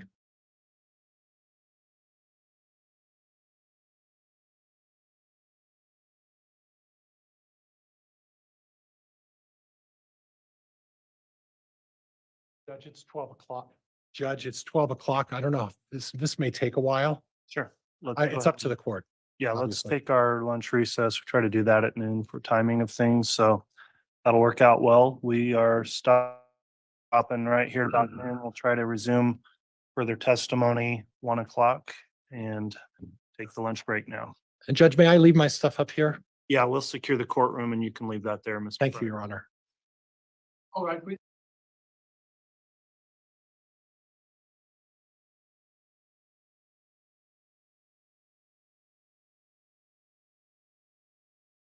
Okay, so it looks like we are breaking for the lunch. I'm gonna go through and look for a few questions before I go off, but I will be putting the musical interlude on. This is tedious and it can be trying on all of us, so I do recommend everybody take a good stretch and a walk. If you're listening in the background, put some music or something else on to refresh you for a little while and try to get those cobwebbies of John Pryor's voice like out of your head. I know, a bit biased there in his attitude. He does annoy me. I don't know, it's something about his tone today. He's very aggressive with the correct. Like, you better agree with me. But anyway, and we should see a voir dire of a witness there. By Lyndsey Blake, that was excellent. Just step right in there and do that. We don't often get to see that, but it is actually relevant, and you can do it at any time. Yeah. So that's good. I mean, not any time, as appropriate. But anyway, securing the courtroom means the bailiffs don't get a break. This is true. The bailiffs do not. They do have more than one there. They may take shifts, Liam, but they do secure it all because of the evidence and everything like that.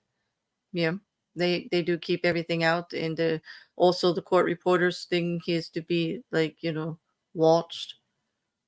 So that nobody can tamper with the machinery and all that other stuff to keep the record concise and all of that. But yeah, I do hope that you all take a good stretch, get something to drink, get your snacks, get everything ready. And we will be back in an hour, as he said. I don't know. I'm going to put on some Chris Zabriskie for you guys. I hope you're enjoying it, although it is relaxing for me. And Chair says, would it be inappropriate for a witness to say you're bullying me or something to that effect? If a witness does start to speak back to the questioning attorney, whether it be the defense or the state, the judge will actually come in and say, just answer the question that you've been asked. Do not try to add additional commentary. They do try to keep them into factual answers back and forth to actual questions. Witnesses don't get the same amount of latitude that apparently the defense does, because a lot of times he's actually testifying there. He's been called out, John Pryor being he is being called out several times during these trial proceedings. But yeah, no, I'm sure they can actually question the judge, though. If they feel intimidated or harassing, they can actually look at the judge and say, do I need to ask that? That's like, I don't understand the question, or repeat the question, or give this judge some kind of signal that they are uncomfortable or they don't understand. Yeah. But to actually just come out and push back and say you're bullying, you could get corrected by the judge to say stick to the answers or to the questions, and reduce the commentary. And nobody wants to have witnesses bullied or intimidated in their court. I don't believe judges look too kindly on it, but it's part of the cross. I mean, it's a fine balance that Judge Boyce has to do between allowing priors some latitude to actually go against the evidence in a way, pick at it, look for the holes in it, try to get another perspective view to the jury for them to look at it a little differently than the way the state is presenting it. I mean, that's the whole deal, right? That's his job. And everyone has a little bit different technique on how to do it. But basically, it is pull apart the case. That's why you'll see Pryor focus on, is that the exact time? Is that the date? Are you sure? What do you mean you don't recall? We've got memory issues, Oh yeah, by the way, law enforcement, did you check the other 472 people that live within that 3-block radius to see if they perhaps own a paint gun? Something like that. Yeah, I'm being sarky and a little bit snarky and sarcastic there, but you get my point, right? Oh, this is what he does. Like, this is what they have to do. And again, unpopular opinion, I do believe that John Pryor's making some headway with the jury.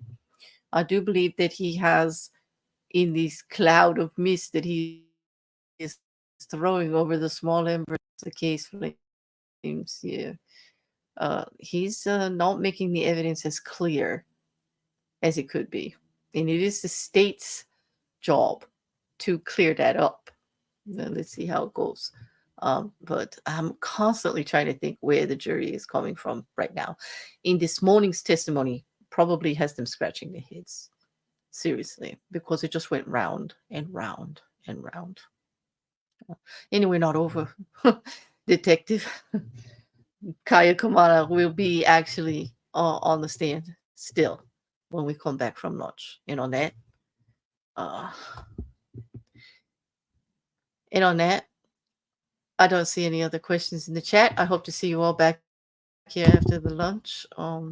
In whatever you venture to do, I hope you enjoy yourselves. Take a good break. Be good to yourselves.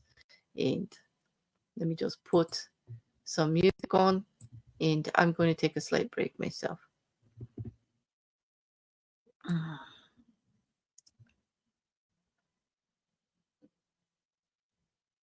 They're securing a rocket couch. It's not anything serious.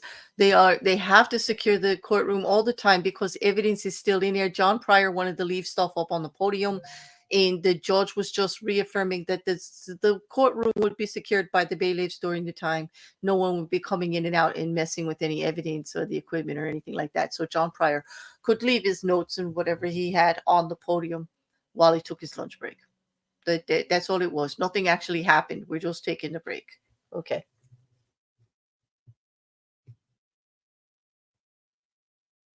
Exactly. Didn't Yep. Hello, look at the trees. Welcome back, but we're taking the break now. Gonna put some music on, and I shall be back a little bit before they come back. Okay. Enjoy, everybody.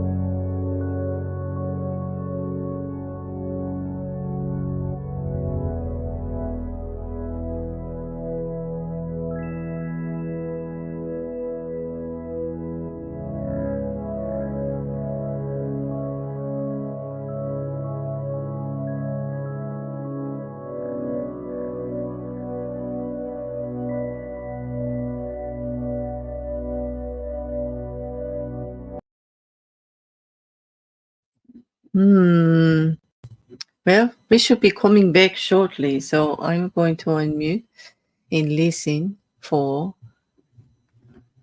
the stream to start again. Hello, Rocket Couch and Mandy. I see you guys are back. I noticed that tweet, Mandy, you're mentioning in the chat about time and date stamps not being on the emails that prior is entering into evidence. I would imagine that on redirect, since he's entering new evidence, redirect would be appropriate. That comes up. That's a bit sus. Like, I had not caught that. I'm glad we saw that on the socials. Because he's going through a lot of time about, this time difference and everything that appears in Idaho, and he doesn't know that there are 2 time zones. It's not always -6. Sometimes it's -8 UTC.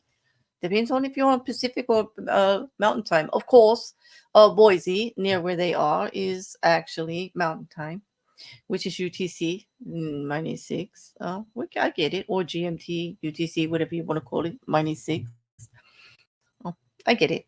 But he seems to concentrate on the smallest of things to make his points, and this would be glaring if there are actually no actual proper formatting of these emails. What is this? Is it an actual email? A picture of an email? Like, I have to look back on that. Mandy, let me know whatever you find out, These dark and light conversations that were going on, how does proving who spoke about it have anything to do with where it came from? When you can find it in his books, in his conversations, in all of his actual conferences, it gets spoken upon. And they already have confirmed that he spoke to Lori Vallow about it in DMs or text messages, however you want to call it, emails. And there's been other witness testimony about the information coming directly from Chad. This is something he spoke on often. Okay, they have him giving the numbers of dark. Yeah, it is confusing. And he wants to harp on the fact that there are people still walking around who have been labeled as dark. And I'm just waiting. I know they can't, but wouldn't it be nice if the prosecution just put somebody on the stand that said they weren't related to either of them? Possibly didn't tick off all the boxes. There wasn't any money they could get from them. They didn't have a life insurance policy on them. They weren't receiving any benefits. They could not financially contribute to the future that Lori Vallow and Chad Daybell had planned. I would just love to see that testimony, but we won't, of course, because, who could? Who could? I'm just being snarky. I have to amuse myself. It's a long day.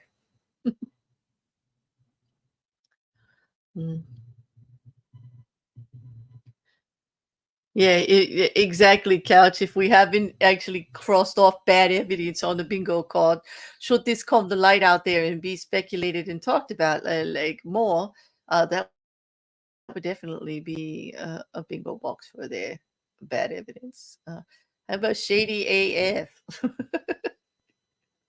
Yeah. This is something. This is definitely. I hope they come back on time for break.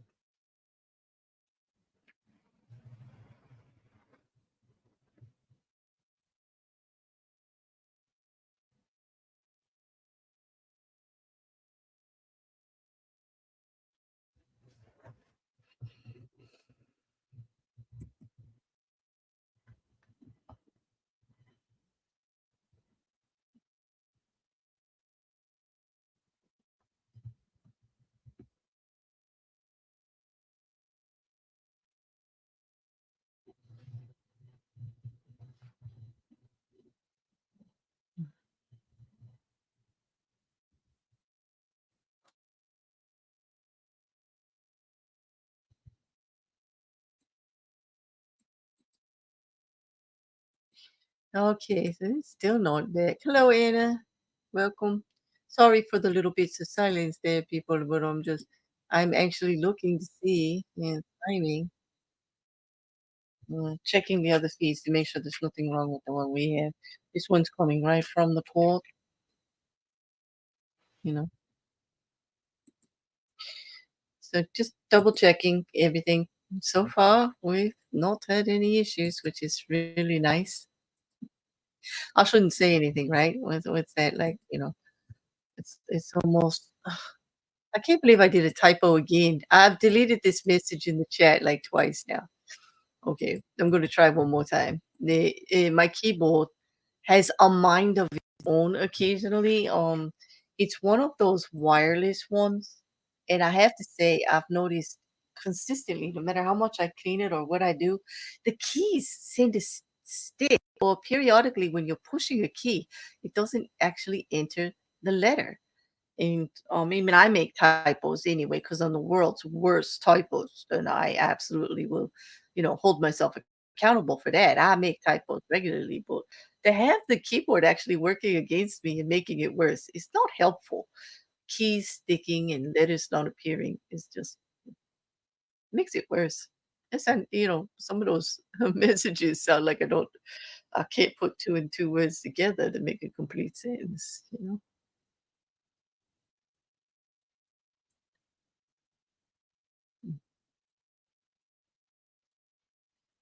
So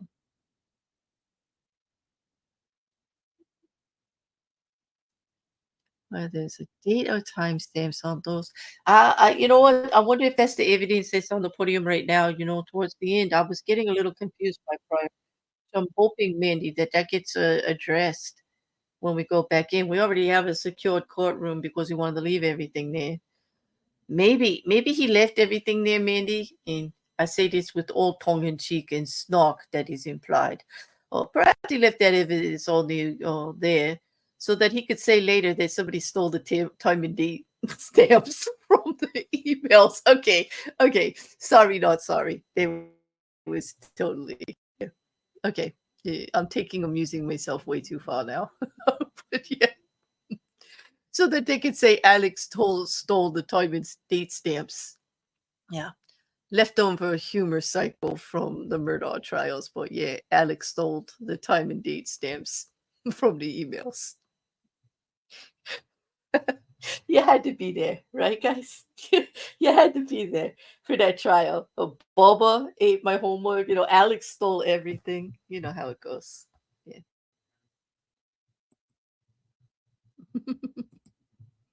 Mm. Welcome back, Anna. Was it raining? Yeah. Oh, hopefully you made it inside from your errands before the downpour. You know what? Oh, that's a mouthful right there. I have to put that up, Mandy. I'd rather be friends with Murdaugh than Daybell. Hi, yay, right? Wow.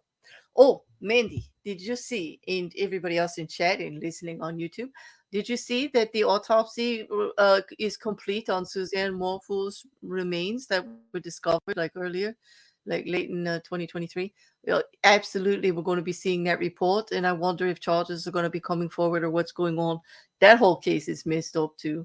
We had charges dropped against Barry Morphew, her husband, who was originally charged and later charges dropped. We had a whole bunch of problems with the prosecution there in regards to Lynn Stanley and all of the accusations against her, appropriately so, who lost her job. Things that were really messed up in that whole thing, you know. That case is a mess, Mandy. That's one of the first ones I started like getting real deep in. Can you imagine 143 pages of probable cause to get their warrant and indictment, like all the evidence, which was mostly circumstantial, that was listed in there. That was the biggest actual probable cause affidavit I've ever seen. Yeah. And that's what enticed me, just this immenseness of the reporting of the evidence to get that warrant for arrest and charges. Like, wow. Well, yeah, he sued Barry Morphew actually filed suit against the prosecution and everybody involved with the case, everybody in the state practically, for wrongful, you know, wrongful prosecution, etc. Yeah, a lot of pushback. I'm going to be surprised if we do see charges come forward, but I am very interested in at least, Rise. oh, Reports again in session. we'll talk about it later. Thank you. Please be seated.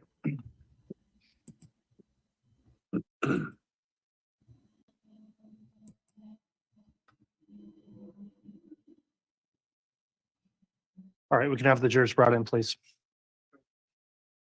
Okay, we have a minute before the jury actually comes. But I do want to see, his daughters do still stand by him, Andy, if you're asking. Yep. Oh, the Chrisley appeal is here. I almost missed that one. There's so much going on. Yesterday there was stuff. I did just see that Weinstein won his appeal for a new trial. Harvey Weinstein is getting a new trial. And I'm going to talk about that one because that actually implicates on other trials that I have covered. There's a correlation there with the Masterson trial in regards to victims of the alleged crimes who were not used in the charging actually being allowed to testify. And that what it was is that other people came forward and said the same thing happened to them, but they weren't part of the charging affidavit. In other words, no charge for that actual crime of what they're actually testifying to was made for that hearing, and they were allowed to testify, which is actually being determined as prejudicial and made for quite a few rulings of the judge that were overturned. Both Cosby and Weinstein did this, and this I would expect that Masterson's attorneys will be adding it to their appeal. It will set precedent. Yeah. Because we did have two victims testify in the Masterson trial who were not also part of the charging indictment. We had the first three Jane Does, and then we had two other victims actually sit and testify that were not charged. And so if they declared them prejudicial for the same reasoning, I would think some precedent is there. Yeah. I can't wait to see what happens in the Chrisley appeal hearing, Mandy. Yeah. Also, Trump lost his appeal for a retrial for Eugene Carroll, also denied. That happened. I just saw that. All right, please. All right, here we go.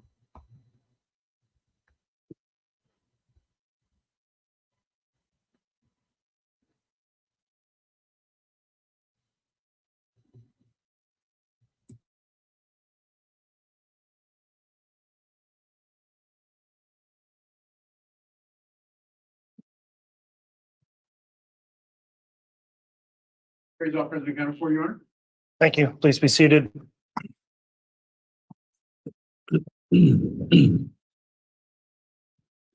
Okay, we're back on the record after the lunch recess on KCR 2221-1623, State of Idaho versus Chad Daybell. Continuing with cross-examination of Detective Kaaiakamanu.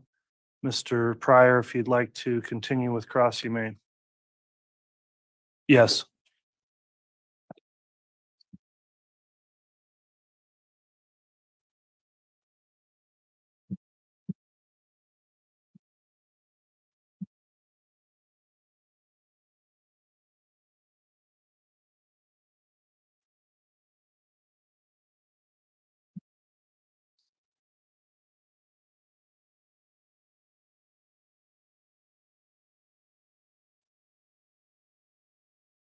What's being published there, counsel? It's the same as before. I think it's the officer's report, exhibit number 14. We're just going through the same as we did previously. Okay, thank you. Exhibit 14 is Sure. being published to the jurors. That's okay.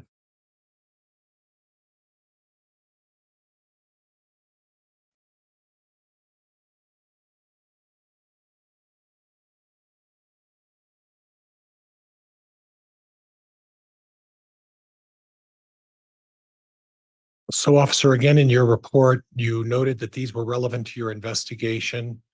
They're emails from Tammy's email account from someone named Julie Rowe. Is that right? Yes, And it looks like the emails are to Tammy.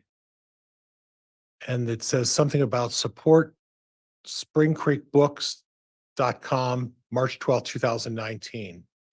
Do you see that? yes. Okay, so if you would be so kind as to just read from Chad down to Julie for me. Chad, I met with the state president last night and he has requested we stop publishing all my books. I told him I do not have the rights to the books and that my publisher has those rights. He asked me to contact you to request that we stop publishing. He has asked me to copy him on this email and send him your reply. Yep. He also said he is going to contact your state president, Julie. Okay. So do you know what a stake president is? I believe the state president is over the stake of a ward, of the wards. Okay, and is that, and I'm not familiar with this, but does that mean there's a number of wards or groups that are like neighborhoods? And the stake president overlooks a number of these wards? Is that what it is? From my understanding, yes. Okay, do you know who the stake president was in this email? I do not. But it appears that they're telling Julie Rowe. You know who Julie Rowe is? Throughout the investigation, her name came up and also known as a publisher or a book writer. Right.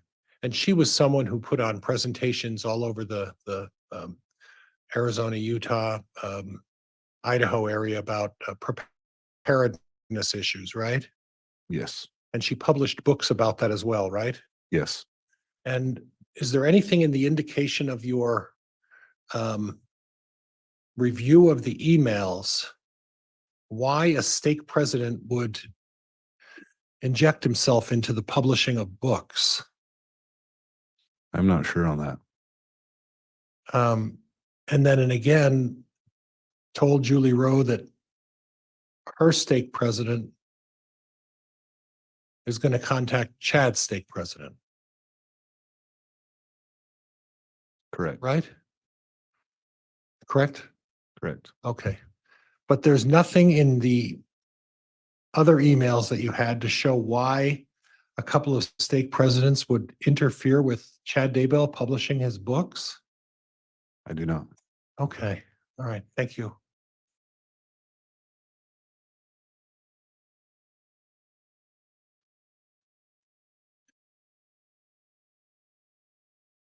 The next one we're talking about is from Tammy to Mark, and Mark again is Tammy's son, Mark, right? Yes, That's the youngest son, if I remember right. yes, And the date of this email is March 31st of 2019, correct? yes. And it's Tammy writing to her son, Mark.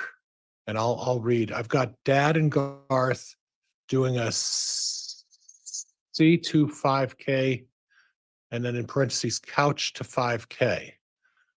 So I would you interpret that to mean that the C would mean couch and the number 2 would mean 2, like TO to 5K? Is that how you would interpret that?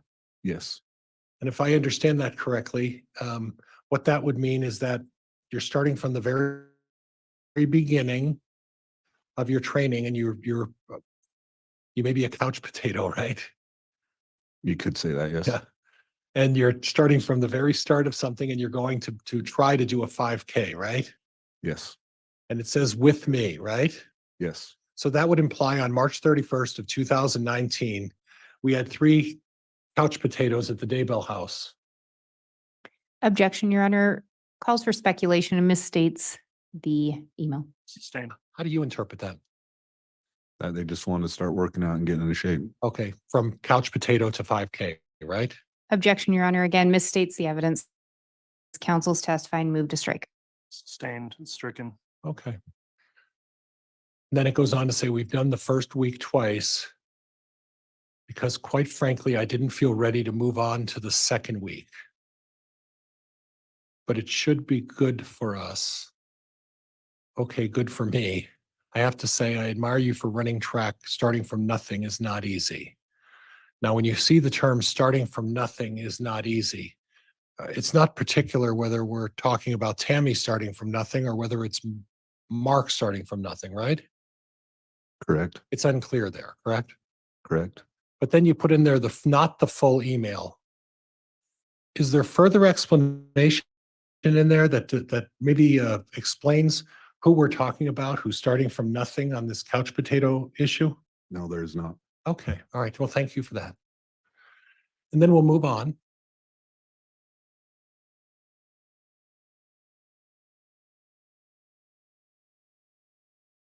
And it's from Tammy to Mark again on April 14th, 2019. I tripped over the duck gate on Saturday and landed hard on my right hand. And the bucket of eggs I was carrying, it hurt so bad, I just lay in the driveway and cried. Then I got up, cleaned up the egg mess with my left hand and went in the house to find Dad. Luckily, I seem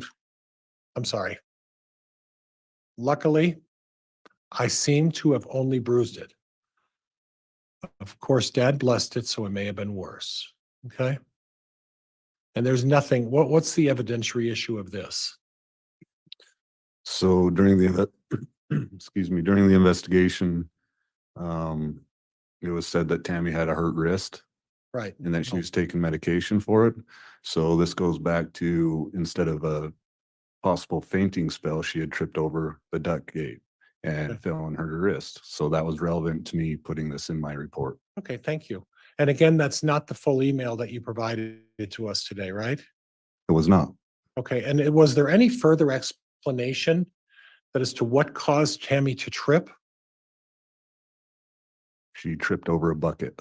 Okay, did she trip because she had a dizzy spell? Did she trip because she had a seizure?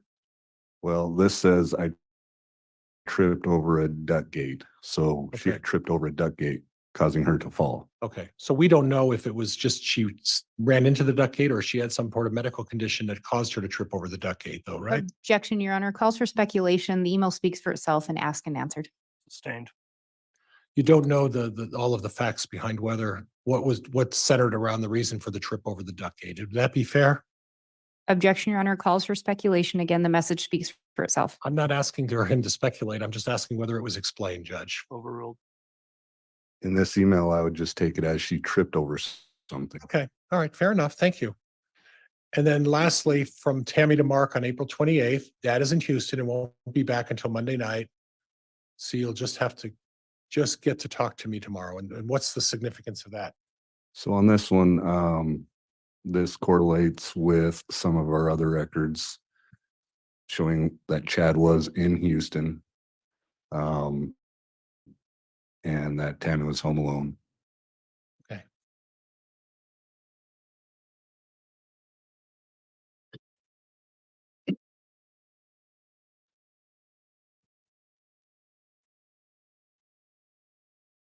Next one was something about, oops. And I don't see.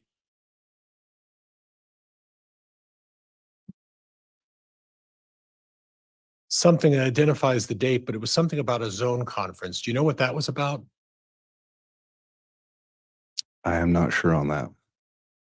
Okay.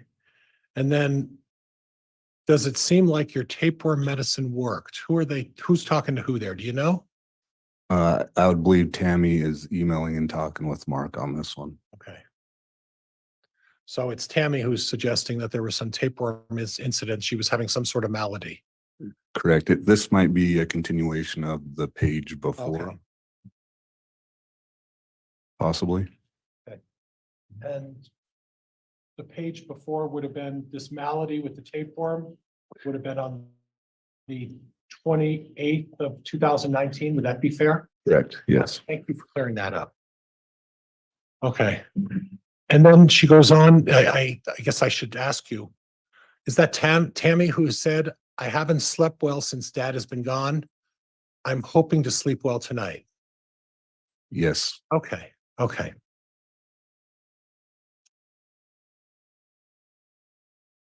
Then we're going to June 30th of 2019. Is that right?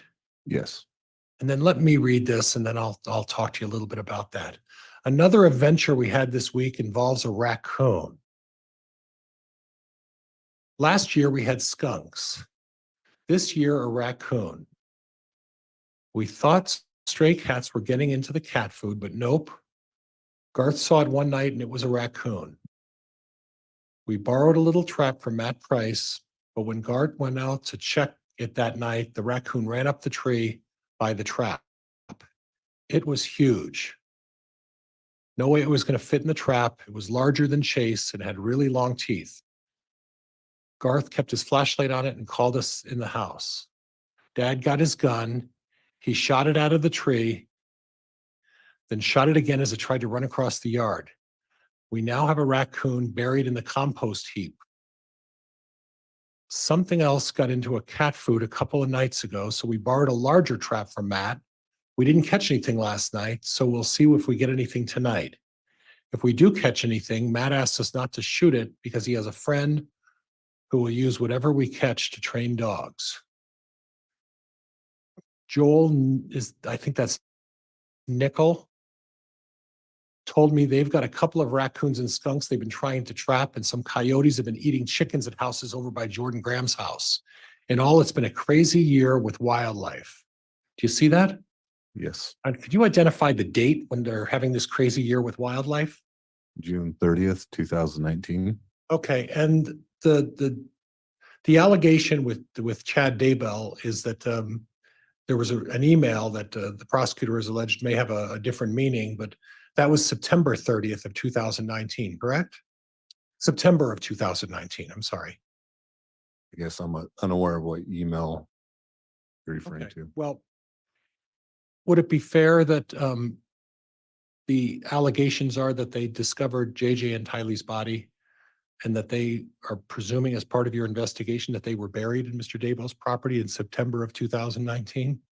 Yes, Okay, and there was some email by Chad Daybell that made mention of a raccoon. You recall that? Objection, Your Honor, misstates the evidence.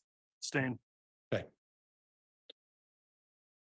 So from what I gather, the allegations about the children being buried on Chad Daybell's property was the same year as this email as well, correct? yes, And we're on June 30th of 2019.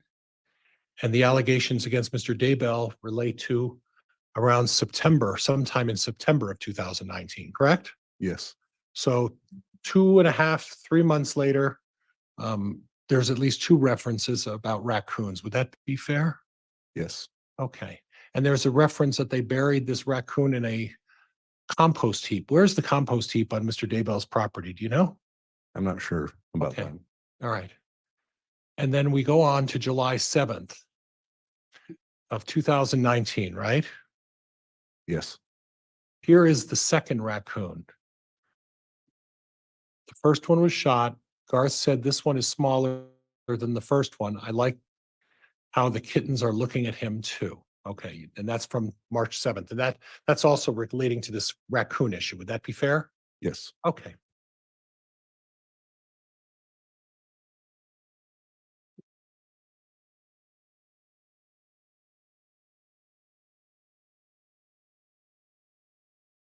And then we have a picture. Dad has lost a lot of weight. He just doesn't seem to eat much anymore, and he is exercising.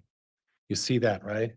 yes. But above that is a trap. Can you explain, does that look like a trap? Yes, And somewhere in the back top of the picture, it looks like there's some sort of raccoon in it. Is that what you see? that's what I'm trying to see. I Okay. see the kittens there. I do. Okay. And the previous motions made mention of Tammy saying, here's a picture of the second raccoon. It's a smaller one. So Would you like me to point it out? you did find it? Go ahead if you. So it's kind of hard to tell. The raccoon is right there. Okay. Is it, officer, is that raccoon in the trap? I believe so. Okay. Okay. Then we go down and we have a picture of Chad and Tammy, right? Yes, And again, not the full email, but your perception is that there's nothing there that was relevant to this investigation, right? yes, Okay, and then does that appear to be the side of the house? Appears to be the back of the house, I believe. Okay.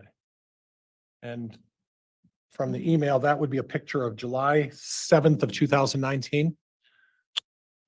I'd have to look at the first page.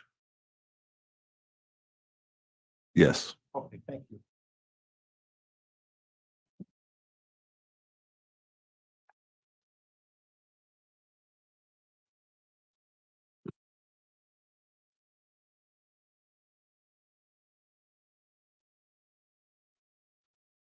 August 4th of 2019. Dad is in Arizona. He's speaking to a small group on Sunday night. And at a girls' camp on Monday night, he flies home on Tuesday, right? yes, And that had reference to the August 4th meeting with Melanie Gibb and Lori Vallow and all of the ladies who met Sunday at a girls' meeting at Lori Vallow's house. Is that what that was about? yes, I believe so. Okay, okay. But that's not the full email, but again, it's, you determined there wasn't any relevance to anything else. Would that be fair? Yes, Okay, thank you. Okay. Then we go on again, and we talk about from Tammy to Mark, again, Tammy Daybell to Mark on September 15th of 2019, right? yes, And this was about a month before Tammy passed away. Would that be fair? close to, yes, Okay. And she says, this was taken on Saturday. Joe planted potatoes in his garden. I had been sick in bed all day with a really bad cold, but I put on a hat and went over to pose for this picture, so it looks like I'm really a real Idahoan. But I went right back to bed after we took it. I'm still sick today, and my nose won't stop running. I will go to work tomorrow, though, because I am helping with testing, and getting sub work would be more trouble than it was worth, right? yes, Okay. And then there's some mention of continue whining. I burned my arm today when taking some rolls out of the oven, right? yes, And the relevance of this is that it was just mentioning that 3 weeks before 3 weeks before Tammy passed away, she was sick for one day and basically was sick the entire next day and just got up and made herself put on a good face and made herself and go back to work, right? Yeah. Objection, Your Honor. Counsel's testifying. I don't hear a question there. Abstain. She wasn't feeling well that day, right? correct, It appears that she was sick the following day, right? yes, She spent a significant amount of time in bed yes, and she put on the courage to go to work on Monday, correct? yes, Okay. And then the one, your mom came to visit us Friday night and Saturday morning. Under orders from Grandma Cooper, I'll let her tell the story. I'm not, what's the relevance of that? So the relevance to that is from Ron Douglas to Mark, which Okay. Ron Douglas is Mark's grandpa. Okay, Through our investigation, Tammy did not drive very far alone. And so it was important enough for Ron, the grandpa, to email Mark and say, hey, your mom came to visit us, which they live in Utah, which is 3.5 hours away. And she drove all by herself. okay. And this was October 6th of 2019, right? Correct. And you were aware that the reason Tammy Daybell didn't drive by herself is because of some medical concerns about her balance and. Objection, Your Honor. Counsel's testifying. Facts not in evidence. Move to strike. Abstain. Are you aware that the reason Tammy Daybell didn't drive is because of some medical concerns she had for herself? No, I am not. Okay.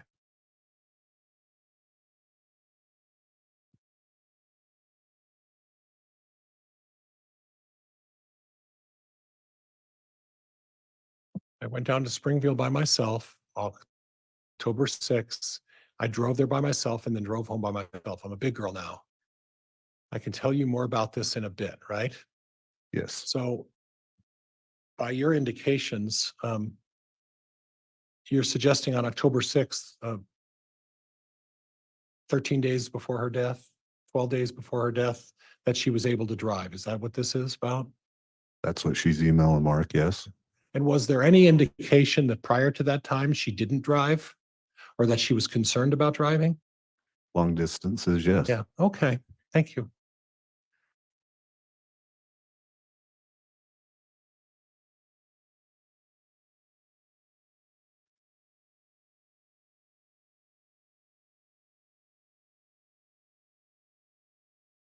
Okay, and this again touches on, I think we talked about this previously about the Wednesday during the day with Reagan Price and the person who took her dog, and that leads into what we originally started with. Would that be fair? Yes. Okay. Okay. And then there's one final email that talks about Matt Price sending audiobooks for Tammy to listen to, right? Yes. And that was for her trip? Tammy sent those, I believe, to Matt Price with codes to get into the audio book. That's right. I'm sorry. You're right. Okay, thank you.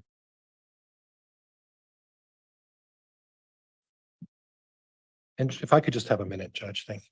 You may.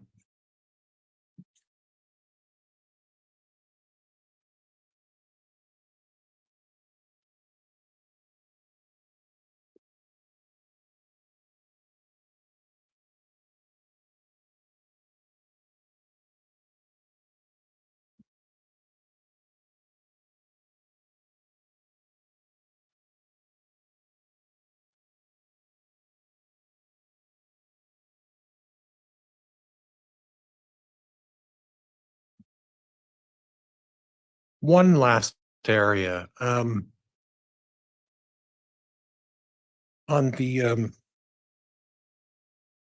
day that you got the call about Tammy's death, you received a call from who again? I'm sorry.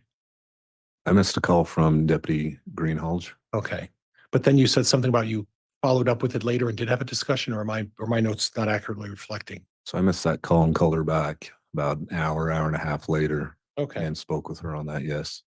and then she recited the facts about what she observed. Is that right? She informed me that she was on an unattended death.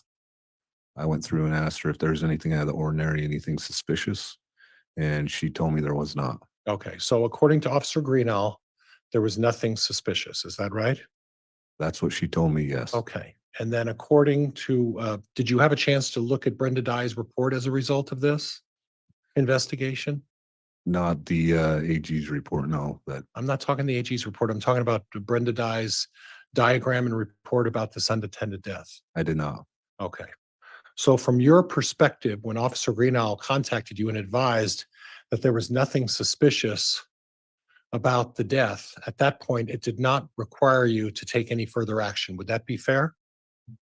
Correct. Okay. Okay. Thank you. Judge, that's all I have. Thank you very much. All right, thank you.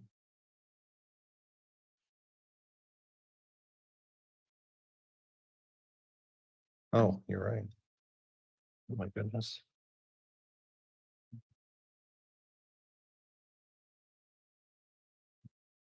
Okay, thank you.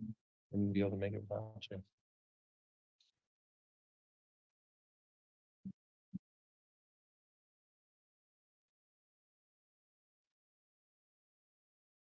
Mhm.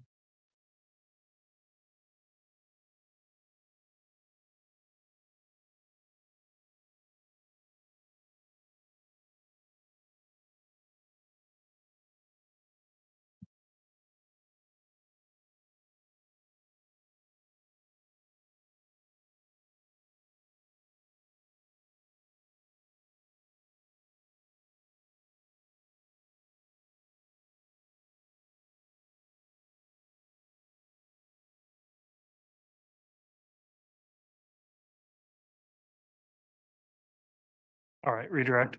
Thank you, Your Honor.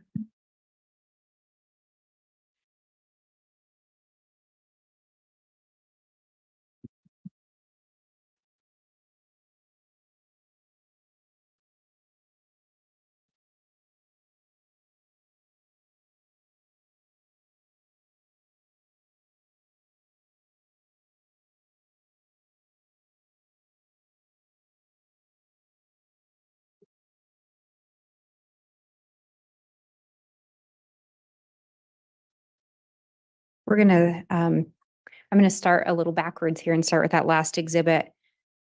You were shown some emails that you reviewed in the last exhibit by defense counsel.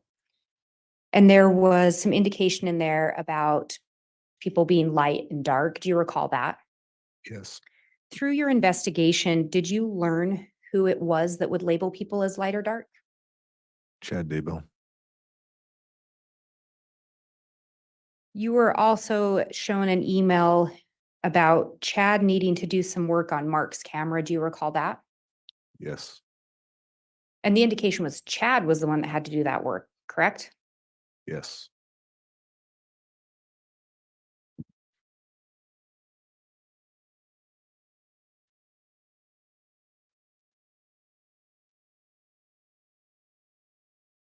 And I think specifically it referenced the camera was cursed. Yes. Mark wasn't at the Daybell residence. Is that correct? That's correct. Mark was on his mission? Yes.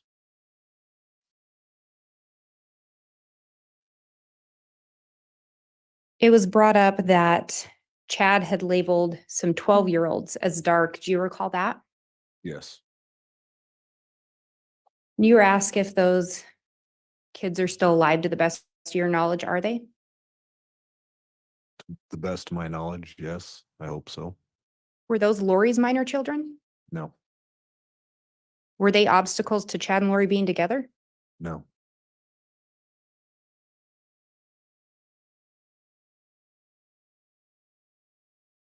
There was also an email on March 31st of 2019 where Tammy was talking about getting ready for a 5K. Do you recall that? Yes. Did that indicate to you that Tammy was active? It's hard to say active.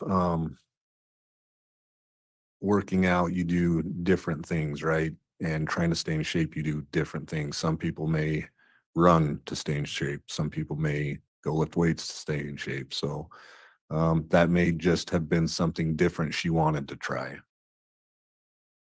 Did it indicate to you that Tammy had a desire to at least do something to be active? Yes.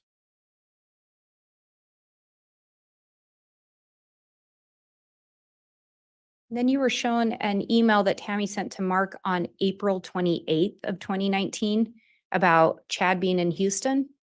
Yes. And can you remind us what the significance of that was? The significance with that was we have information that Chad had gone there with Lori.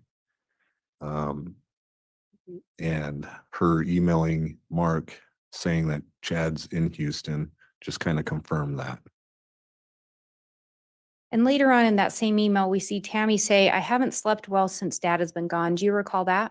Yes. So Tammy indicated she wasn't sleeping well and Chad was in Houston with Lori. Yes.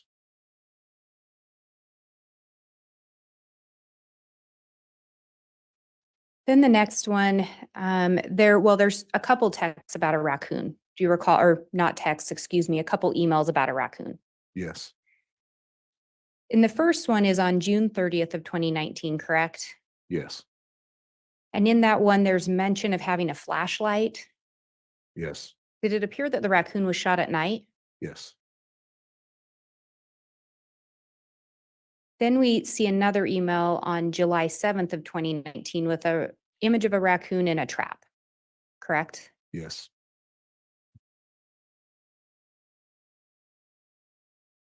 Do you recall ever seeing an email from Tammy to Mark about a raccoon in September of 2019? I did not. So Tammy emailed Mark twice about seeing a raccoon, but no messages in September of 2019 to Mark that you recall. Not on this email, no.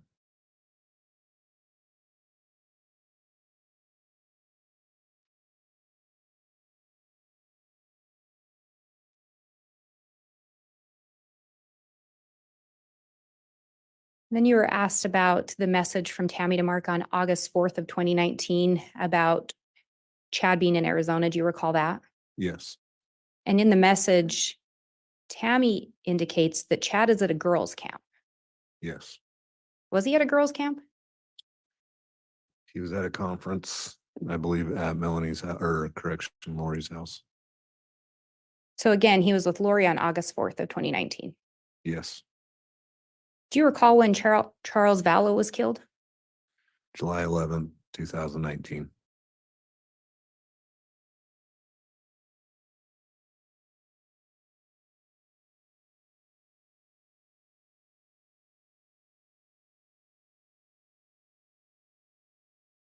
There was an email also shown that was from Tammy to Mark on September 15th of 2019, where Tammy references having a cold.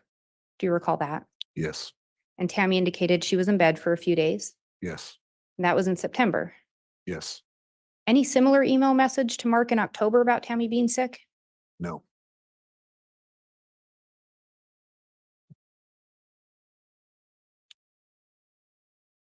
Then you're asked about some messages on October 6th, one from Ron Douglas to Mark and one from Tammy to Mark about Tammy visiting Springville, Utah. Do you recall those? yes, Through your investigation, did you learn anything about Tammy having a medical concern that kept her from driving? no, Through your investigation, did you learn who encouraged her to go to Springville that weekend? yes, And who was that? Chad Daybell.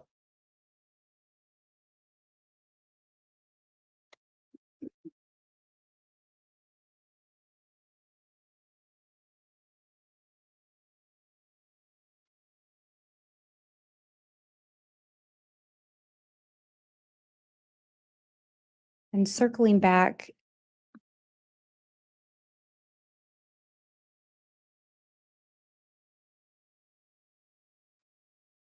Detective, do you recall the email you defense counsel that was from Tammy to Mark about the attempted shooting?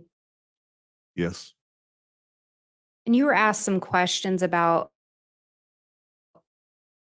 Regan, something, a lady trying to steal Regan's dog. Do you recall that? yes, Regan described a lady trying to steal her dog, correct? yes, Did Regan ever mention the lady having a firearm? no, Did Regan ever mention the lady being dressed all in black? no,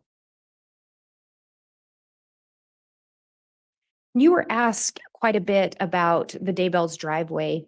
How many driveways are at the Daybell residence? 2, And you were asked about a longer driveway. Would you consider that the front or back driveway or side driveway? the back driveway is a very longer driveway compared to the front driveway. And Your Honor, I'm going to ask to be handed States Exhibit 291. Very well.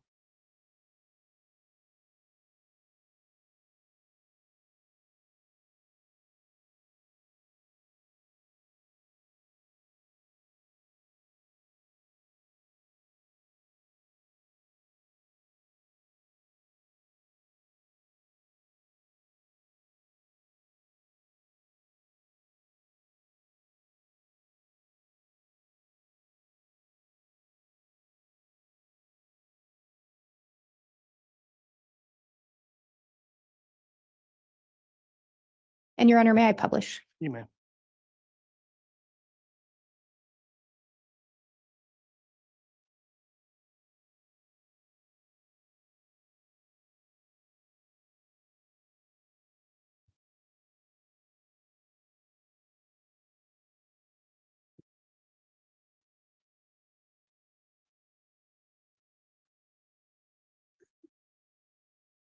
And we've looked at this exhibit a couple times, but in that second paragraph, can you see which driveway Tammy came into that day? She backed into the front driveway. Is the front driveway that long? It's, like I discussed earlier, about 2 car lengths. And then is there a driveway that's even longer than that? Yes, And how long is the other driveway car lengths, if you could estimate?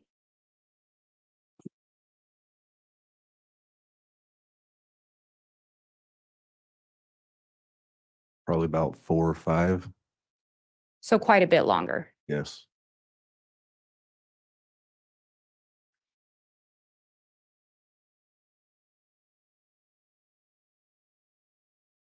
And again, were you part of the initial investigation on October 9th of 2019?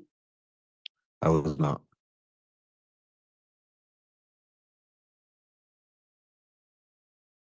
And again, in that message, put it back up.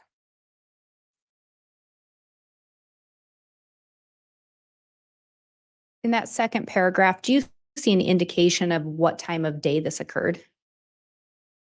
9:15. And that would be referring to PM. Yes, that's when the call came in around that time. And again, you're from the Fremont County area. Correct? Yes, And October's in Fremont County about 9 PM. Is it still light out generally? it's usually getting about dusk.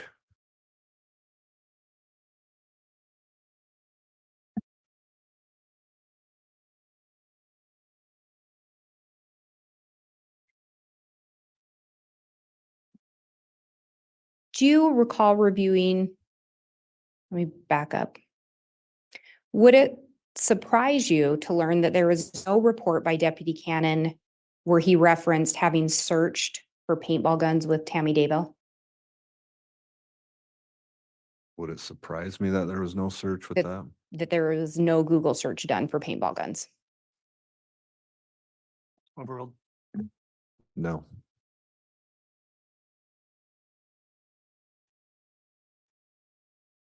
If Deputy Cannon had indicated that he never searched for paintball guns with Tammy Daybell, would you have any reason to dispute that? No.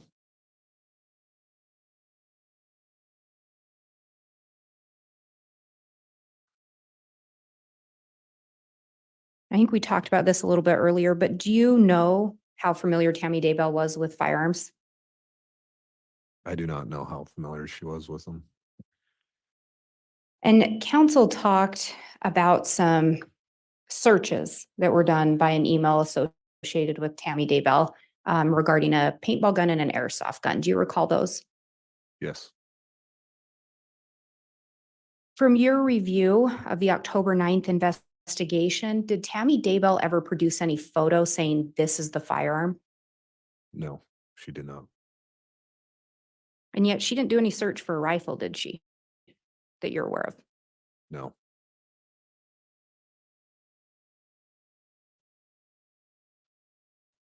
Are there various type of paintball guns in your experience? yes, Your Honor, I'm going to ask to have the witness shown State's Exhibit 282. And Judge, I believe this is the image that we stipulated to counsel. Is that correct? It is, Your Honor, and I do have a courtesy copy for defense counsel that's now been marked, a courtesy copy for Your Honor and a copy for the court. All right, thank you, counsel. Thank you.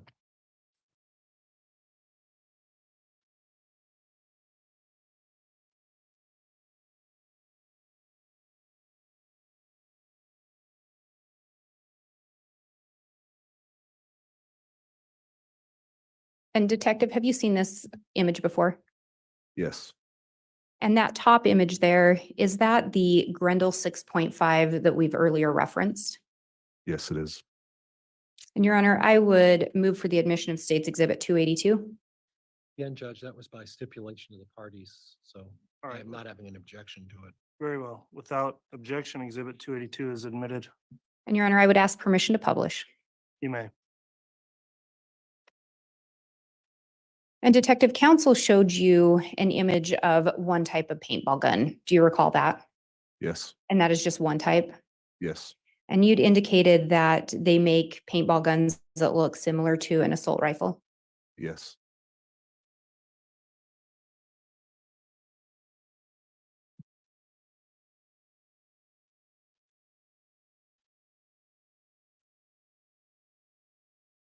And again, that top image is the firearm that was seized from an apartment associated with Alex Cox. Is that correct?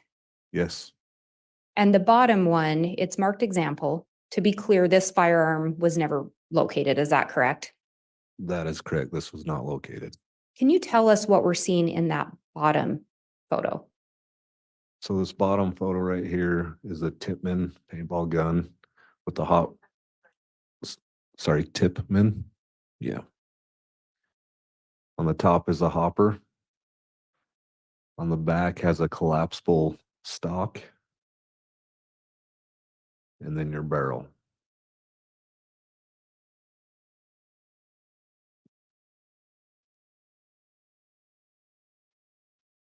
And Your Honor, the state would ask to publish State's Exhibit 281C that's already been admitted.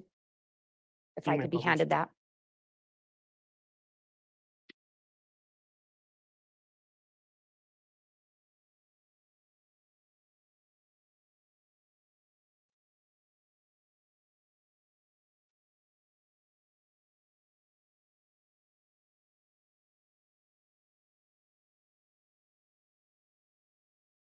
And Detective, this is a close-up, again, of the front part of that Grendel 6.5, is that correct?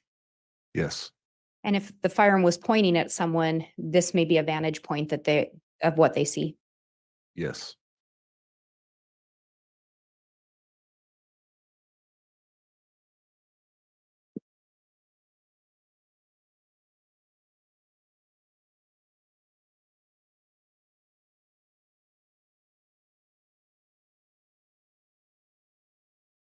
And Detective, again, Alex was in the area of the Daybell residence earlier in the day on October 9th, is that correct? Yes. And then he was also in the area about 2.6 miles away the night before Tammy was pronounced dead, is that correct? Yes.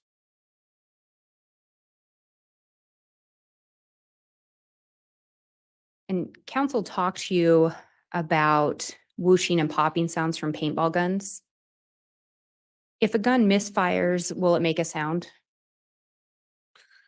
It depends what kind of misfire or jam it may have.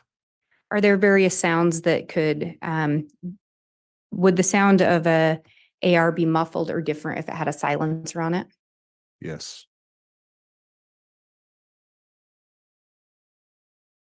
And counsel talked to you about Tammy being pretty close to the gun. She describes the gunman as right behind her and she turns around and he's there, correct? Correct. And we talked earlier about some searches done on the Homer J. Maximus account about a drop. Yes. If you're sighting your gun, and correct me if I'm using the wrong language here, if you're sighting a gun or trying to adjust it to fire a certain distance, is that different if it's a short distance versus a long distance? Yes. So if you'd been further away and moved closer, would it be sighted indifferent? Yes. Could be.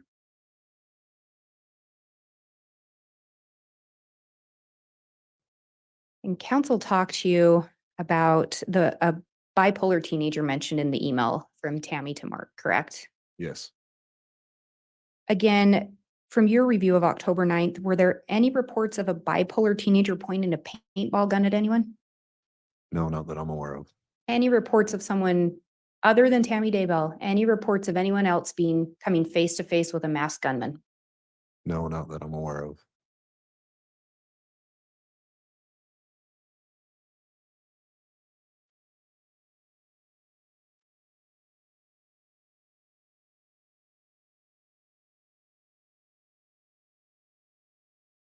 And do you, trying to make sure I'm referencing the correct exhibit?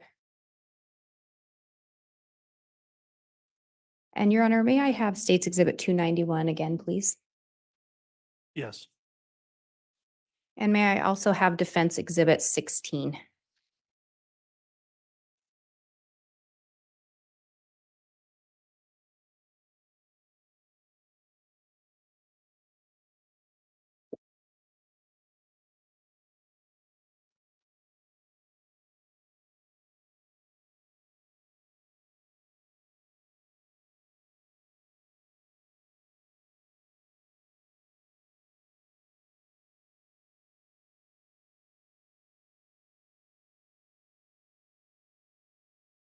Yes, it is State's Exhibit 291 and Defense Exhibit 16. And I guess while I'm at it, I forget the exhibit number, but the second call into dispatch by Tammy Daybell.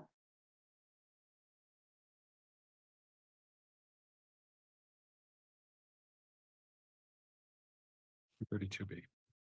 232B, Your Honor.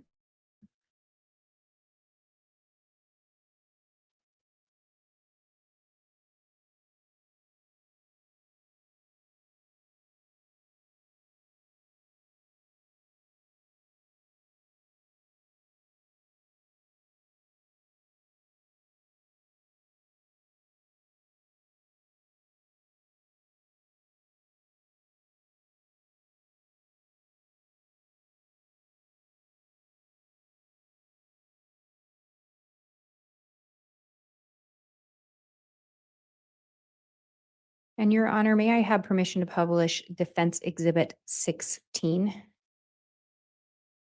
Yes.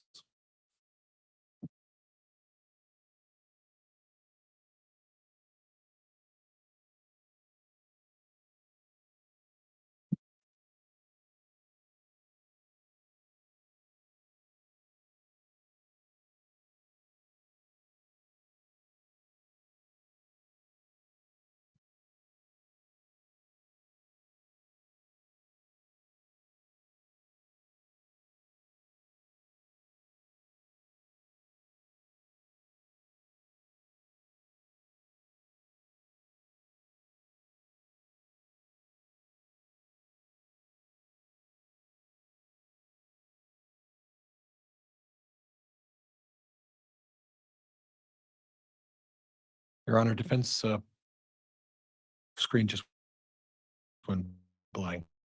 Oh, sorry, it popped up.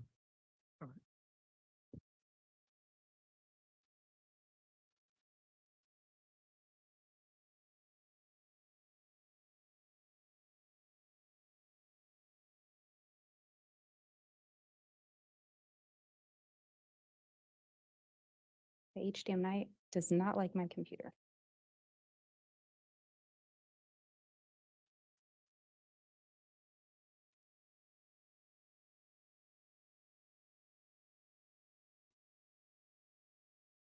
Judge, if the court would prefer to take a short break now and we could do the early afternoon break. Well, I think we'll get this sorted out pretty quickly here.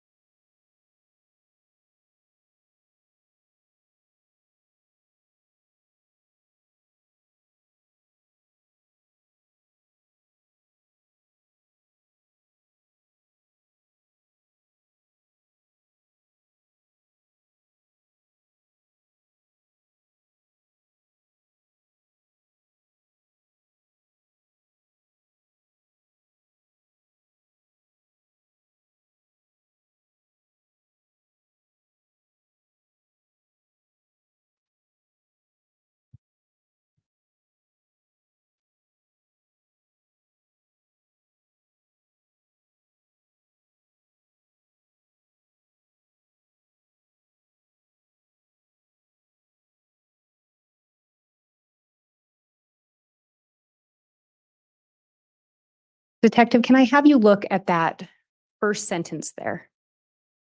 And can you read it into the record? Something really weird just happened, and I want you to know so you can watch out. Tammy's sending this message out, telling people she wants them to watch out, correct? Yes.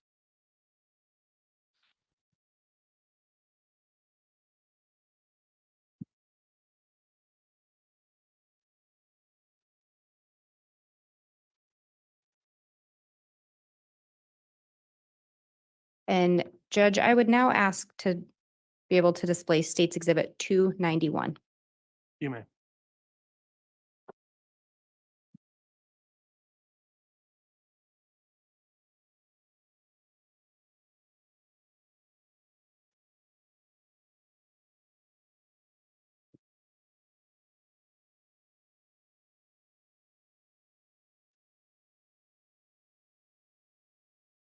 And at the end of that first big paragraph, do you see where Tammy indicates the scared part came after when my brain thought of other things that could have happened? Yes.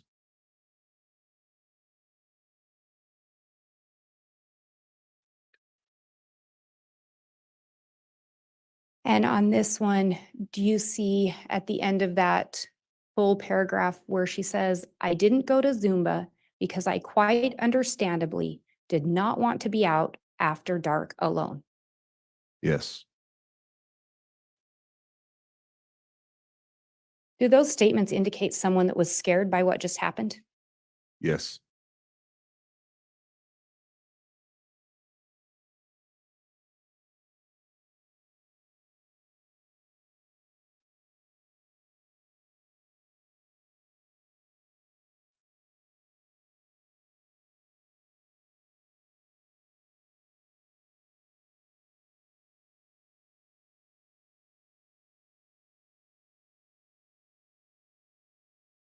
And in this one, do you see in that first paragraph where it says the guy started pulling the trigger and I could just hear the clicking and whooshing sound of an empty paintball gun? Yes. He was standing by the back of the car, just pulling the trigger while pointing the gun at me. Do you see that? Yes. Does this indicate more than someone just pointing a gun at someone? Yes, it does.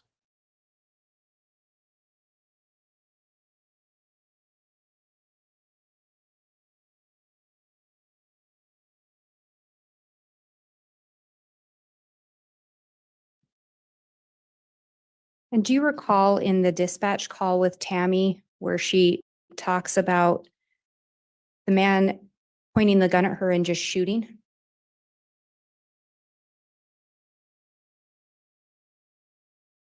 And we can listen to it again. Would that be helpful? Yeah, I don't recall that.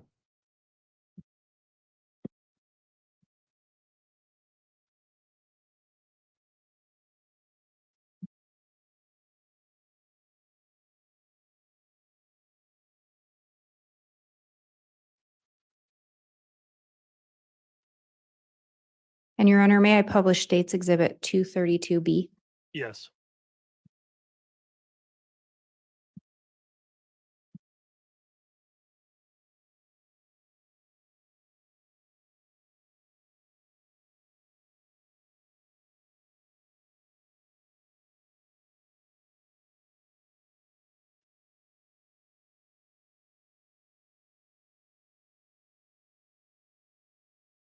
Mm. 49 minutes, 20 seconds. Fremont County Sheriff's Office. Hi, I need to report something. Okay, go ahead. What's the address? Okay, at 202 North, 1900 East, the corner with the blinking yellow light on Salem Highway. Is it a suspicious person? Yes. Okay, what was he wearing?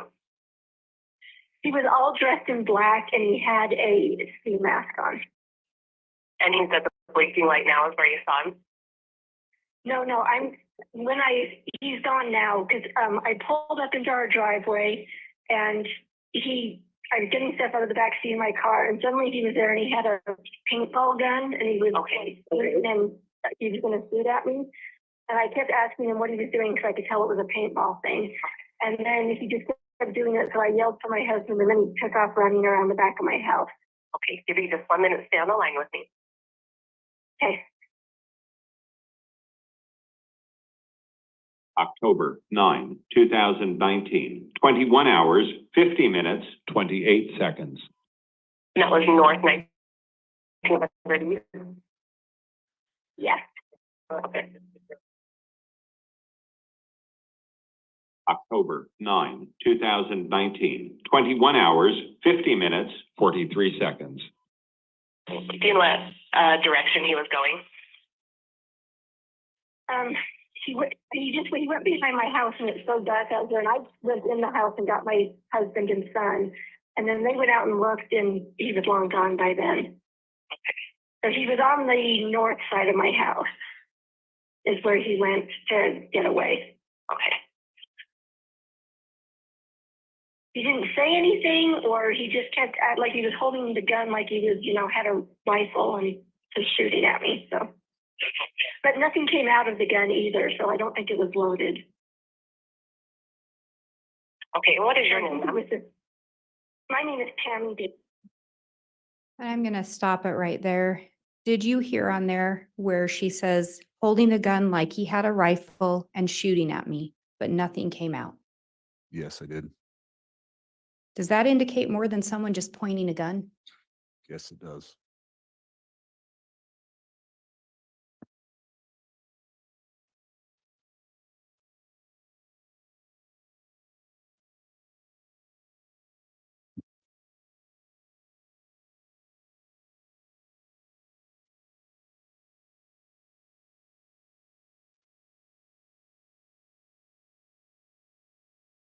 And counsel talked to you a little bit about some of those searches associated with Homer J. Maximus. Do you recall that?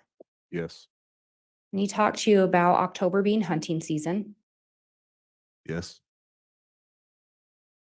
Would shooting through a windshield or shooting through a Dodge Dakota generally have anything to do with hunting?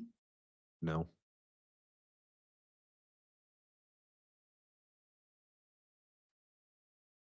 Through the investigation, did you become aware that Chad had deemed Alex to be Lori's protector? yes, I did.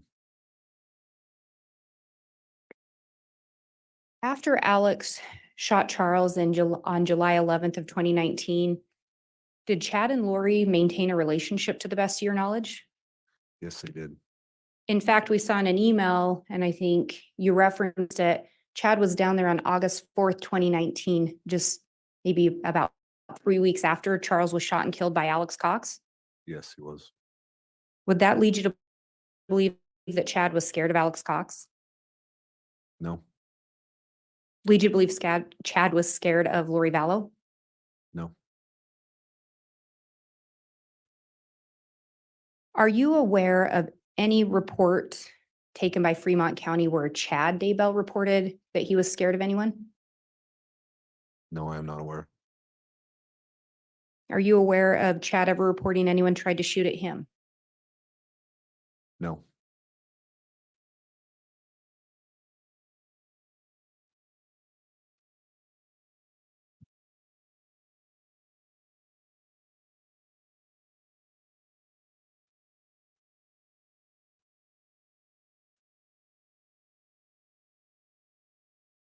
And again, through the investigation, what was the connection between Alex Cox and Tammy Daybell?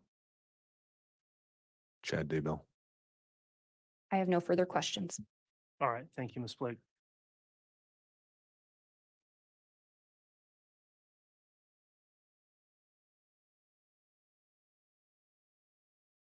Judge, I would like an opportunity to clarify the driveway, and then counsel went on about um, the relationship between Alex and Chad Daybell, and I'd like an opportunity to at least touch on that. I'll allow some limited recross on those two issues, Judge. Mr. Pryor.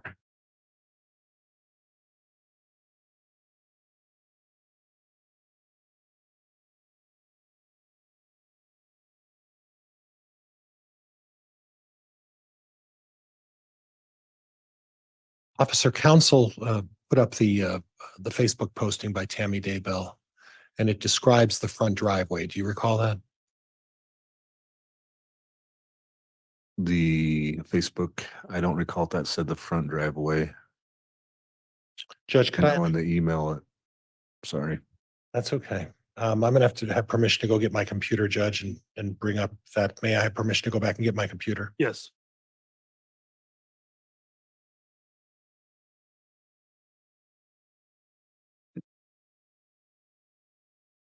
Exhibit 16.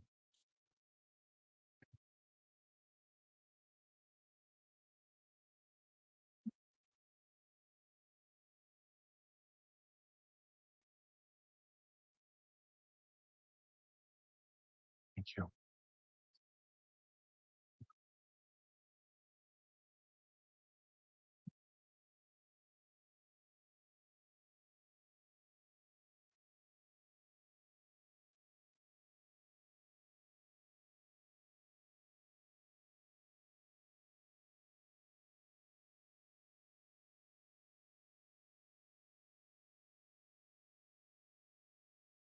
My turn now. I'm not ready yet, Judge.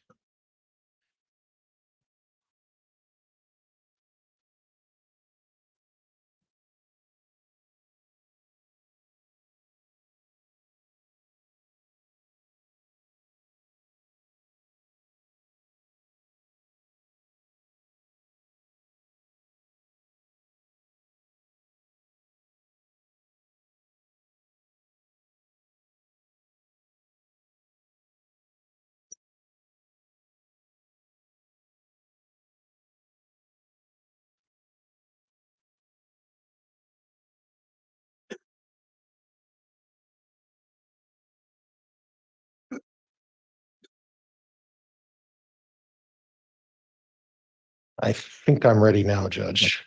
All right. You can publish that.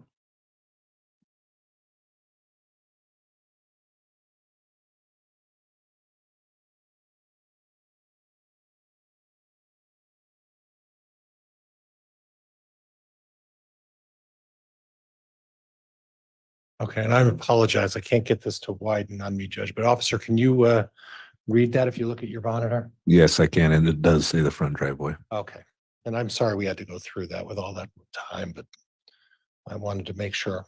And Judge, that's all I have for this. Okay, thank you. So there is no dispute that this was the front driveway, correct?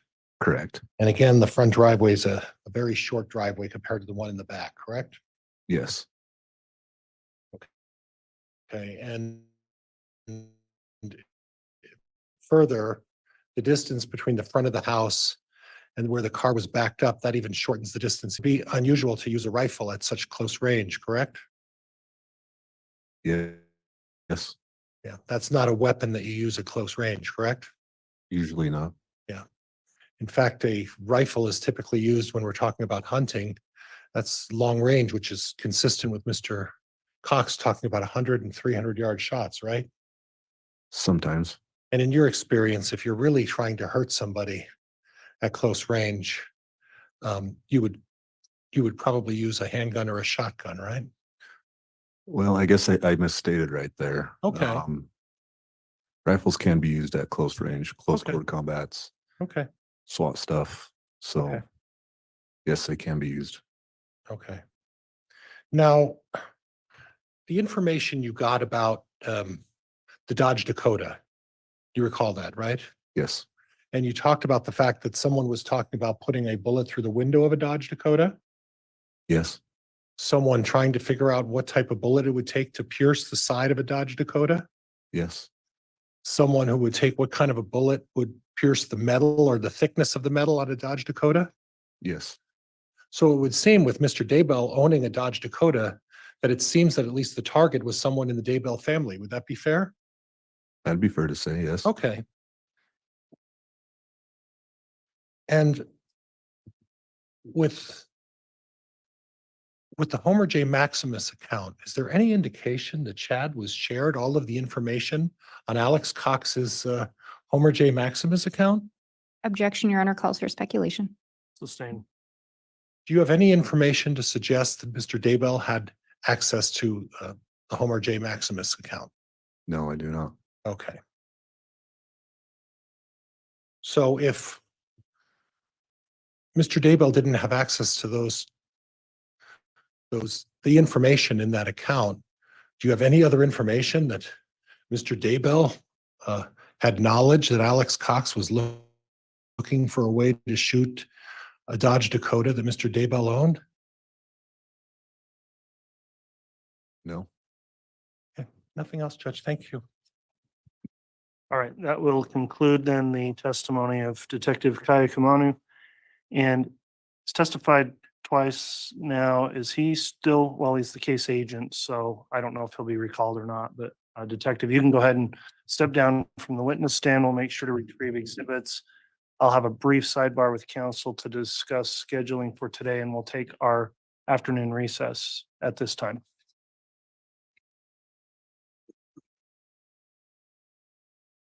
All right, please.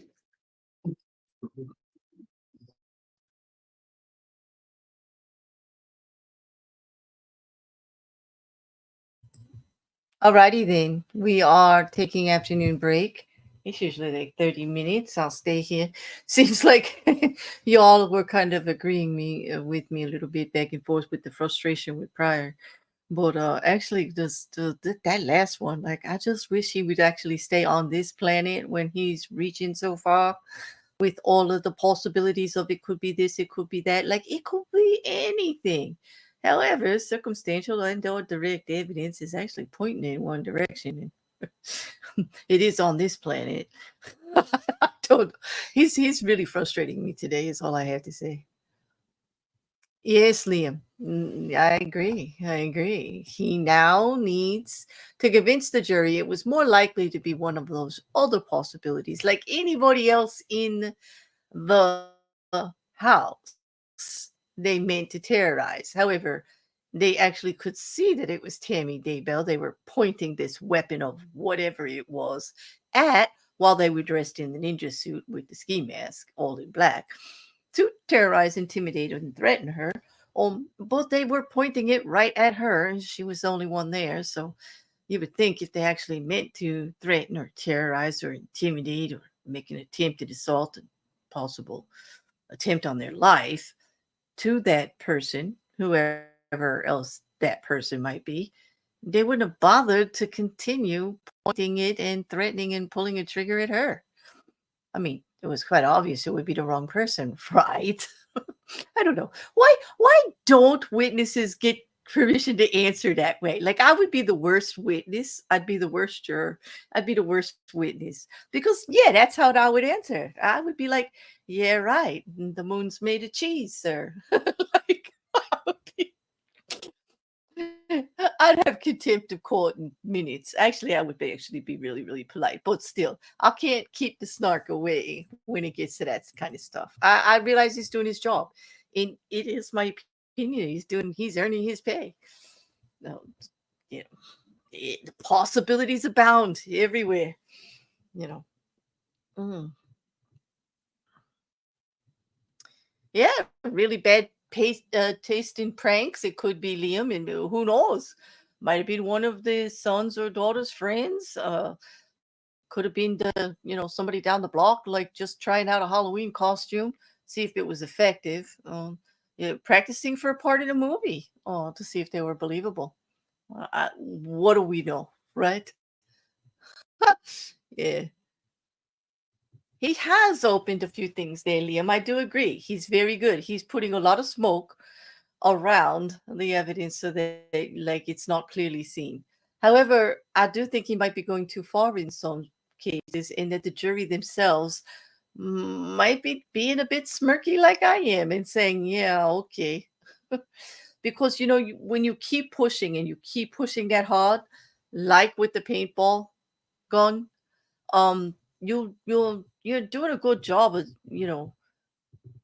making the main issue not very clear, but also the redundancy of it does seem a bit ridiculous. And then, the jury starts wondering, perhaps like are you being a little desperate?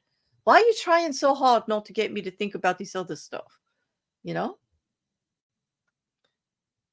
With the spontaneous manifestation of dog stealing bipolar ninja teenage. Wait, I gotta read it. Okay, with the spontaneous manifestation of dog stealing bipolar ninja teenagers, I'd say everyone's fault but me is a safe bet at this point. Yes, rocket couch, ding, ding, ding, winner there. Because, yeah, like it could be anything. Yeah. Of course, and Bubba from the Murdaugh trial rears his little lovable doggy head. Bubba did it. Bubba stole the teenage ninja chicken aliens before they learned how to adequately represent their paintball gun as a paintball gun. I can't. I have to find some humor in it because he literally almost put me to sleep. I will say though, damn, was Lindsey Blake impressive or what? Like I got myself a lawyer crush. Yes, I got myself a lawyer, a district attorney. I do. She is impressing the hell out of me. She's just a beast, like Mandy would say. She's a beast. She is a beast. of calm, direct. Let's get to the point. Let's just clarify that issue right here. Let's just take all that smoke. She just went out there with her list and she took a fan to where the smoke was piling up on the evidence and just blew it all away. She just whoop. She sure did. Yeah, very direct, very precise, allows the witness to actually speak from their own expertise on something, the subject at hand, very direct, yes and no, gets the information right out there. And I think the witness appreciated it. I did sense a tiny bit of frustration on the witness's end. And I can't blame him. He's been in that seat all damn day. Yeah, he's been in that seat all day. But hopefully when we come back from the break, there's going to be another witness, somebody new. Yes, somebody definitely new.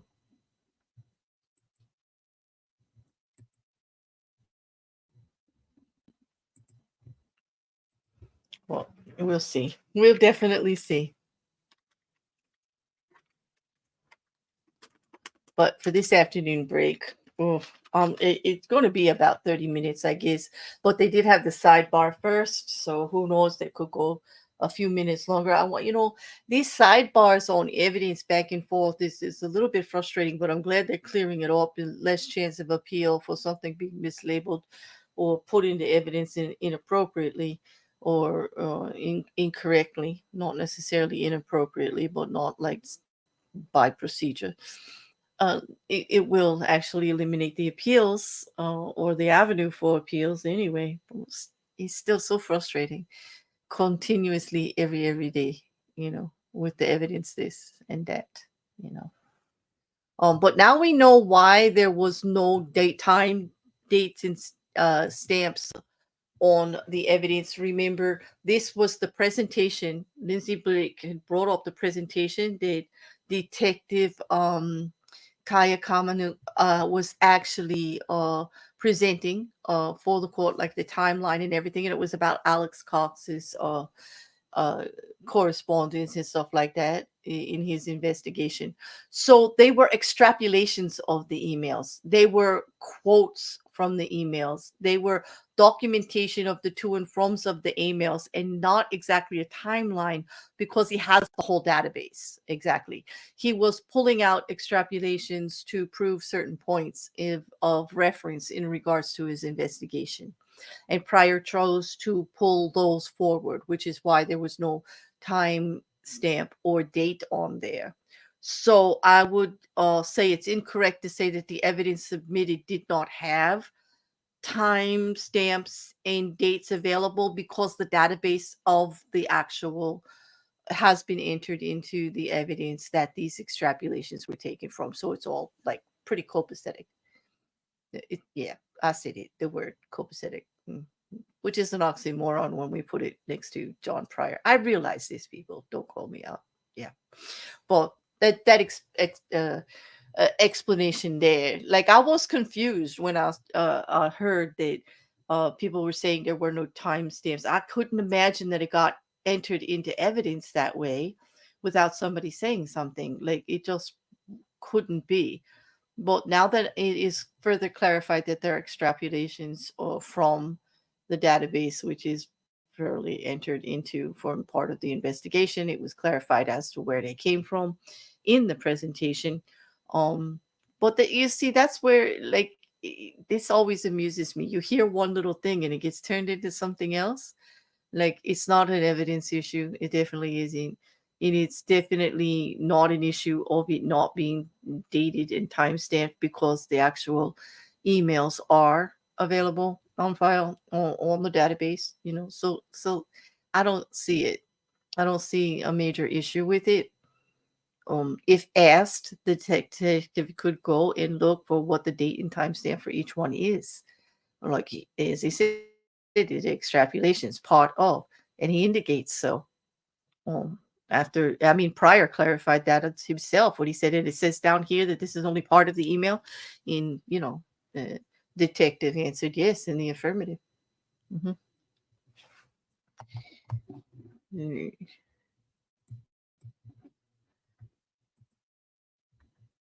Mm. In my opinion, Chad expected her to pull in the back driveway. Therefore, Alex was checking distance. When he saw the Dakota pull into the front driveway, he came up to the house from the back. My conspiracy in theory. I see what you're saying there, Mandy. And it could be, but yeah. 30 minutes of direct, Liam. I'm wondering, because we go like it's 4:30 here now. Court goes till 5:30. They're not going to come back for another 20 minutes. We should have like 30 to 40 minutes, hopefully, of some type of witness testimony. Now, yesterday they brought quite a few of the associates or acquaintances, rather friends of Tammy Daybell forward that worked with her, to her regularly, and those went really quick. Boom, boom, boom, like 5-10 minutes, boom, boom, couple questions here and there and then out. Hopefully we'll have a little bit of that to make this a weighty day of testimony, because otherwise, boy, a lot of that was Yawnsville. There wasn't enough coffee in the world to keep me from yawning.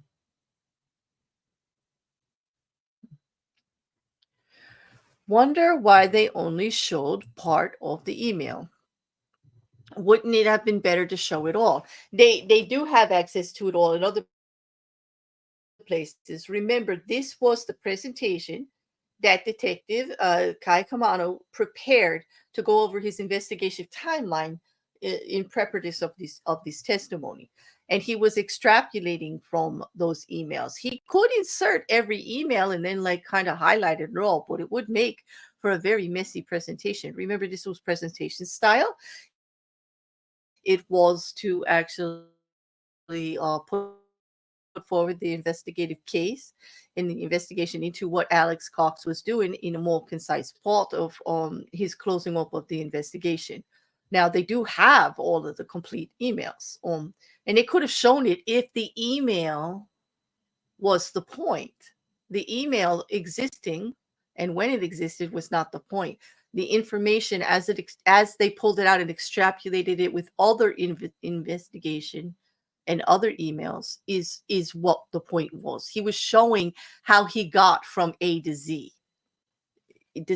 I guess that's a more appropriate way to clear it. The presentation is put together in regards to what happened during the investigation.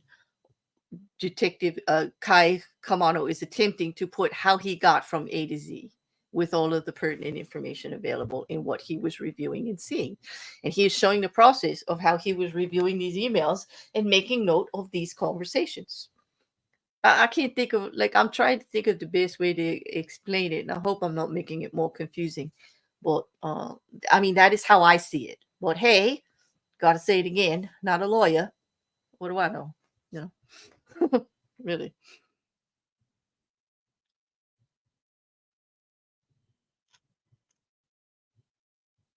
Yeah, and now Rocket says to add to Mandy's point, he's saying with that unexpected change in plans, he forgot to load the weapon or something else happened to cause it to fail. Well, it could have just failed. Exactly. And yes, good point. That's for adding to the conspiracy. We could go on and on with the conspiracy of all of it. But for whatever reason, Tammy Daybell did feel threatened and intimidated. It was an upsetting experience. It does look like somebody actually purposely intended to do that to her, not to the other people that lived in the house, but to her because they were standing right in front of her, right? Pointing it at her. Didn't notice it was the wrong person and then just went away, right? Change of plans from which driveway could have upset everything.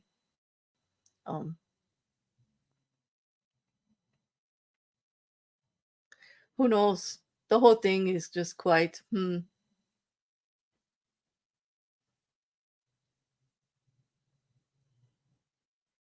It just, Well, like Pryor could say, it could be anything, They're going to pull a Pryor and say, hey, there are 58 exact answers to that question. Which one do you want? How's that? Because just pulling in all of the possibilities, and what really, really, really, really gets me is the way Pryor is been able to float this stuff in front of the jury with actually no evidence to prove any statement that he's saying, and yet he still gets it in the minds of the juries because some of it has not been stricken. Now, some of it has been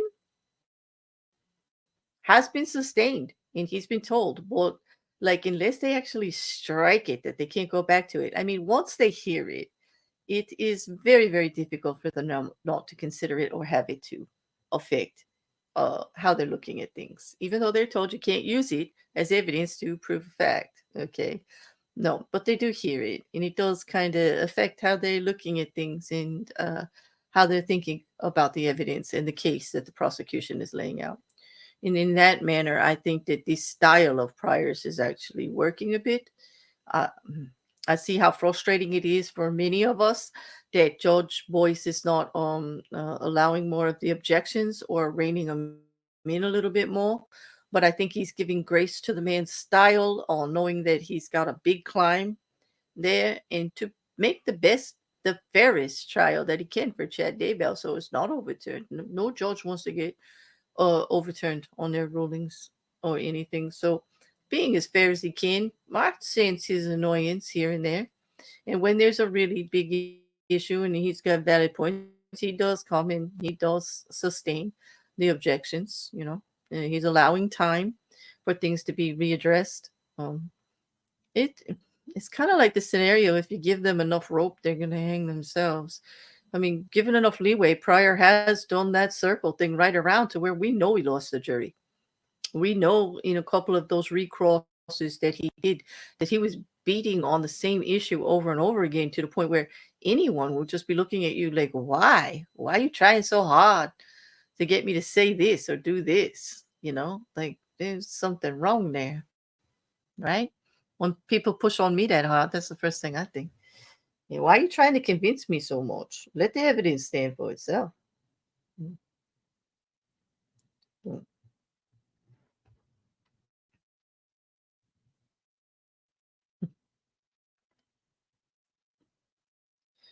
Yeah, so there's not much more to question in regards to that. I do hope that Detective Detective Kaaiakamanu actually gets a good stretch to the legs and something to eat, and just some fresh air. That had to be grueling for him.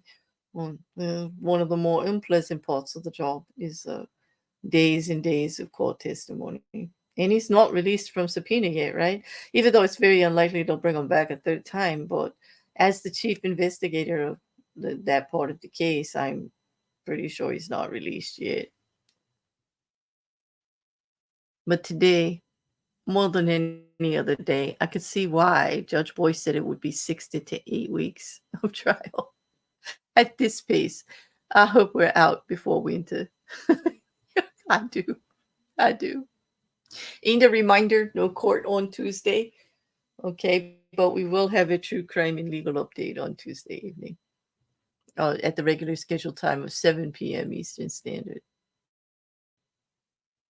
There's a lot going on, a lot. We got Weinstein, we got Trump. We've had hearings for Clooney and for Keefe D. Dwayne Davis. We've got stuff going on everywhere. We've got another arrest in the Kansas missing mom's homicide.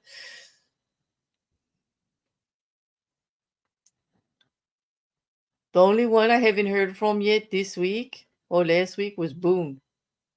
Like, and I know you're laughing, but we know Boone, all of that was moved another month or so away. So yeah, we got a little time.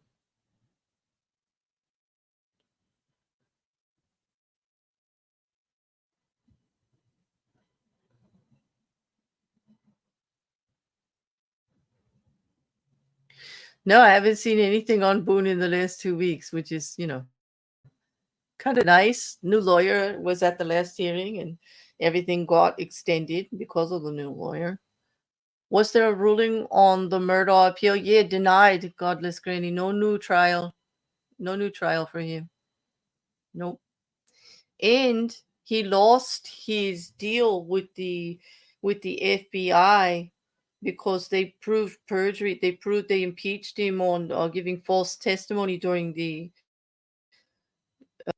during the trials, and so he doesn't get that deal, and the sentencing went through for the state, and he got all of these other like 110 years or something added. He will be serving out in the state penitentiary and not be moving to federal prison as he had hoped, which was a little more cushy, better accommodations, so to speak.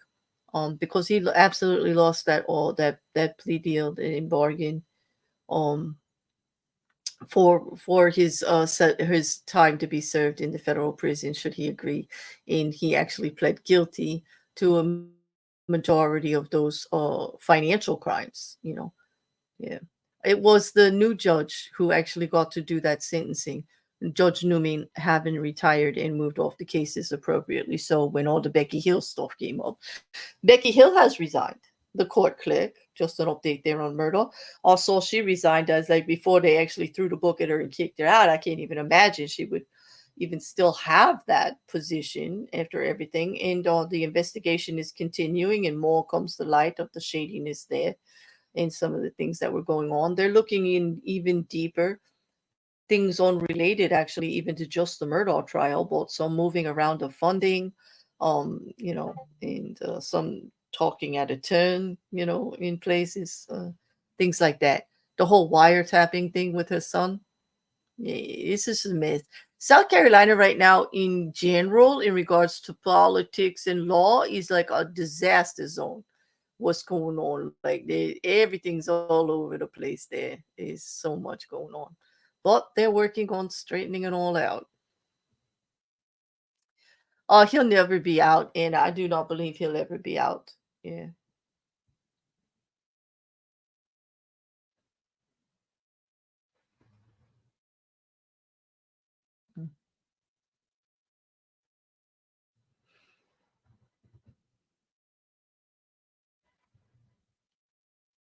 Yes, Anna. Anna says, yes, I saw another arrest in the Kansas mom's murder. Yes, that would be for Paul Grice, and he was named in the affidavits of the others, and he was named in the interview by the daughter, the young daughter that was giving the statement to the police. He was mentioned quite a bit, and his affidavit is almost exactly the same, just with one other small addition, that he admitted to having conversations with Tad Cullum and Tiffany Adams, prior to the murder. In the day of, he was with them, and that he contributed. He's actually already confessed to being involved in the conspiracy of planning and executing the murders of Veronica Butler and who accompanied her for her visitation, Jillian Kelly. Yeah, he's already confessed. And that being said, we got two admissions of guilt. One from Tiffany Adams, who, once arrested there, provided a recording that is stated in the actual motion to hold as to why they shouldn't get bail, that she already admitted to this by providing that recorded statement saying that she is responsible for the murder of Veronica Butler. Now, Paul Grice, I don't know if that was a recording or if he just said so, but during his interview, he admitted to being involved to the conspiracy, the planning of it, and the execution. So.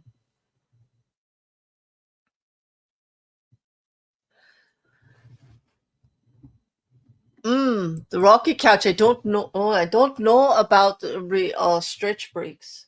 If the one replacing Newman will allow stretch breaks.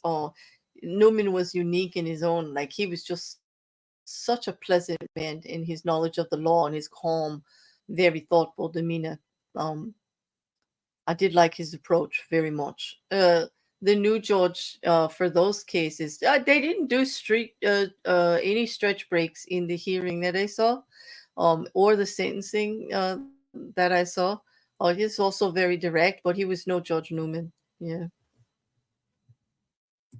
Who gets the leather bouncy chair? I wonder if that stays in the courtroom. I guess whoever gets the courtroom, because you're assigned your courtroom, and your clerk, all of that. He gets to pick his clerk and everything. I wonder if he gets the furniture, or if Newman brought that one in. But that was a nice chair.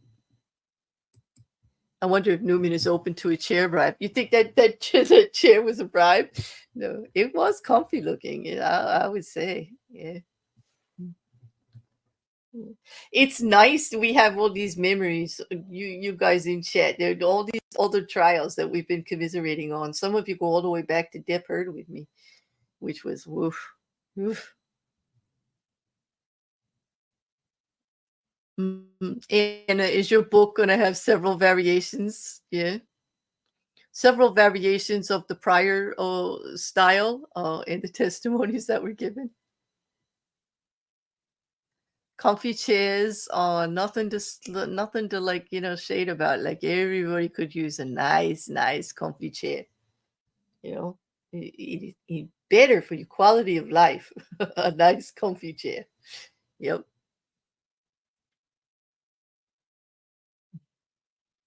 Absolutely. I'm wondering if we should be coming back pretty soon.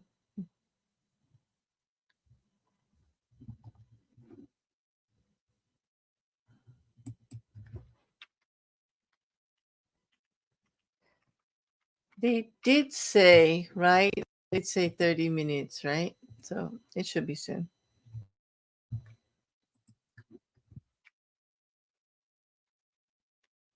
I have to double check some of these timestamps later on after, real quick, because I miss on the seconds and stuff, and I just want it to be easy for everybody to get right to the testimony.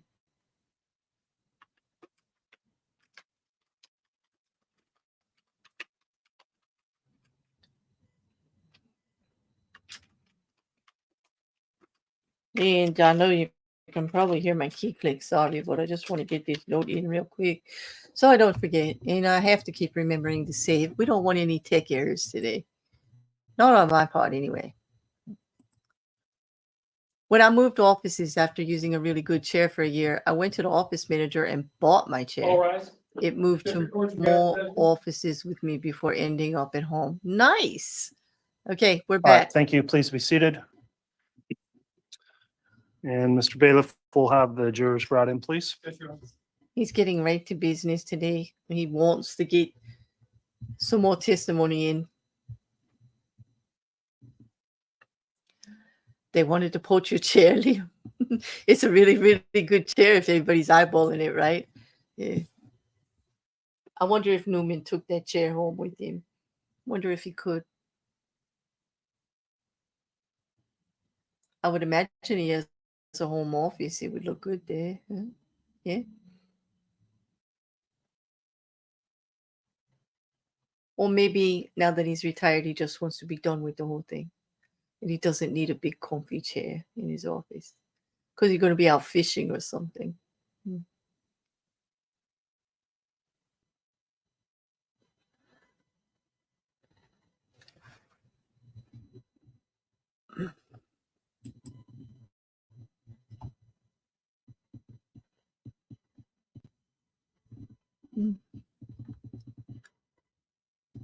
It is quite the quiet courtroom today.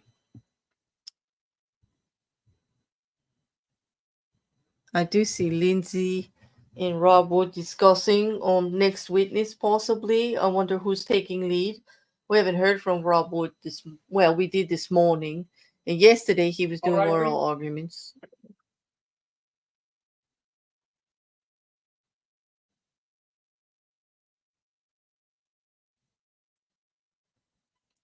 He did oral arguments on the motions yesterday. He and Wixom, or Rocky Wixom.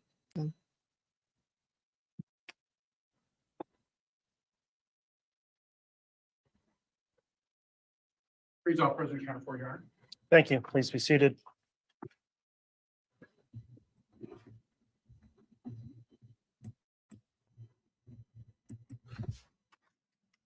Okay, we're back on the record on case CR 22211623, State of Idaho versus Chad Daybell.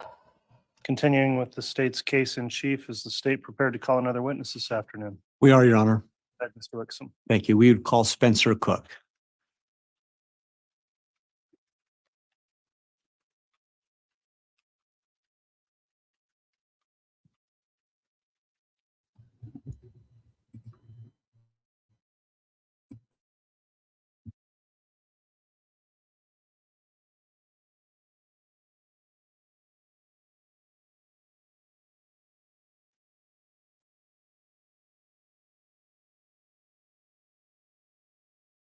swear or affirm the testimony you're about to give will be the truth, the whole truth, and nothing but the truth, so help you.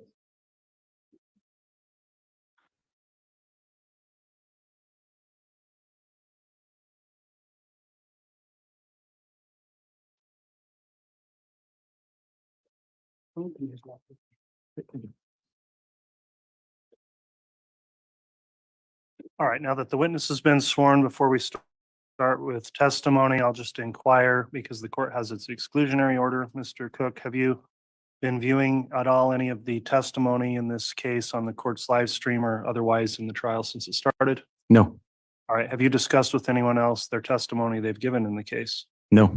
Very well. With that, thank you for your confirmation of that. You can go ahead and inquire on direct, Mr. Wixom. Thank you, Your Honor. Sir, will you please state and spell your first and last name for the record? Spencer Cook, SpencerCook. And Mr. Cook, what is it that you do for a living? I'm the technology director at the Sugar Salem School District. Is that the same school that Tammy Daybell worked at back in 2019? It is. What, could you explain to the jury in your role at work, what is it that you do specifically? As a technology director, I'm in charge of all of the technology throughout the district. So that includes all of the schools from kindergarten all the way up to 12th grade. And I'm in charge of the data, the anything that plugs into the wall, basically. So projectors, computers, network, security, cameras, email, communications, telephones. Okay, thank you. And so you mentioned email. What do you have to do with respect to the email for the school? Well, I maintain and manage the emails accounts for all of the employees and students of the district. When you say manage the email accounts, what does that entail?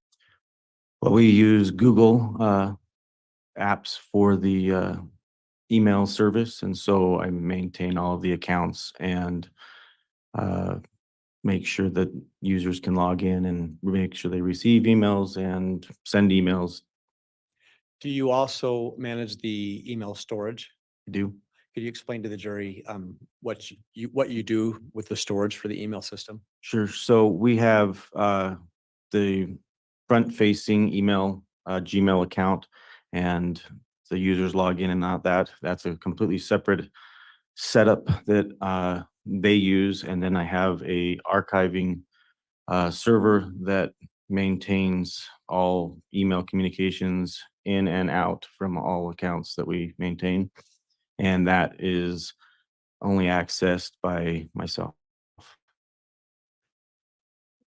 How long does the school keep emails? We keep emails for 3 years. And what about the users? Is there a school policy for how long a user might keep their email? Users can keep their emails as long as they see fit. There's no limit to the amount of storage that they can keep. So if there's an email that they need that's important, then they're able to keep those emails. Do you recall back in February of 2021 being contacted by law enforcement with respect to Tammy Daybell's email? Yes, I do. Do you recall what it was that they requested of you? They were asking for emails that Tammy had received from anybody and anyone that would send an email to her email account. And they were looking for an email from Charles Vallow on a specific time frame. It was, I think, June 29th of 2019.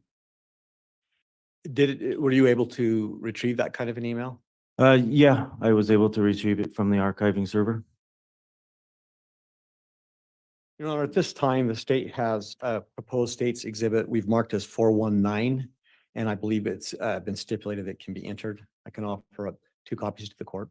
All right, has the defense been able to review 419? Any objection to its admission? Yeah, we'll have you review that first.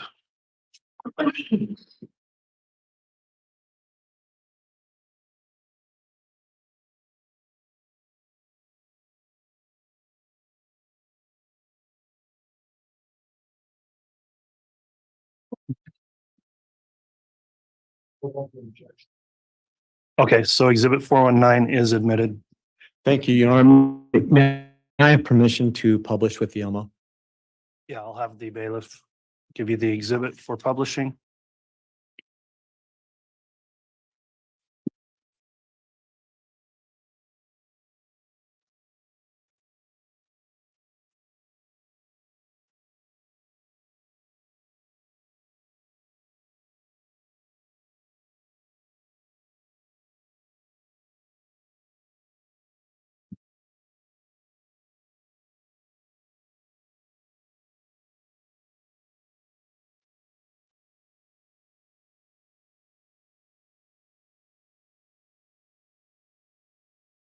I believe I'm just waiting for the clerk, Your Honor. Yeah, we're looking at that again.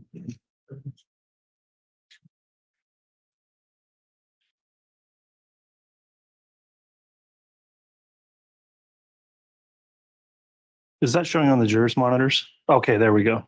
Thank you.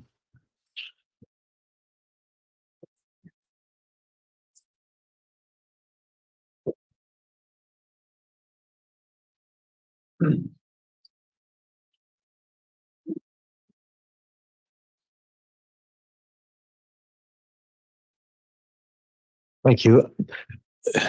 Mr. Cook, I'd like to call your attention to just the first paragraph of this exhibit. If you want to go, can you see it on your I screen? see it on my screen, yes.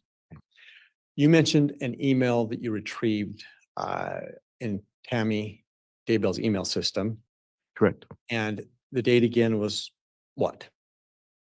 The June 29th of when the email was Yes. retrieved, yes. Yeah, I'd like to call your attention to the first paragraph. If you will, go down to where there's a quote in there with the content of the email. Do you see the quote marks where it says Tammy, my name? Yes, I do. Okay. Will you just read the first two full sentences of that, please? Sure. Tammy, my name is Charles Vallow. I have some vital and disturbing information regarding your husband and yes, yep. You bet. Tammy, my name is Charles Vallow. I have some vital and disturbing information regarding your husband and my wife, Lori. This is your work email, so I'll have to wait to send you the evidence. That is very disturbing. And can you explain to the jury which email address was this sent to? What was Tammy's email? Her email address was tdaybell@sugarsalem.com. And what address did this come from? It came from an email, charles.vallow@icloud.com.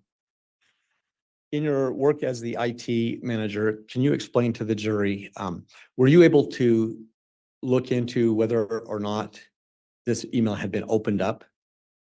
Yeah, we, in the interview with law enforcement, we went into her account and we were able to find the email that was in her deleted folder. And it was there opened, and the email had been the email address from Charles Value, the Charles Value at iCloud.com, had been put into the blocked category inside of Google. So any email that Lori would have, or that Lori, sorry, any email that Charles would have sent would have been blocked, any future emails. So there would not have been received. When you did your search of the email system, were there any other emails to or from Charles Vallow? No, there were not.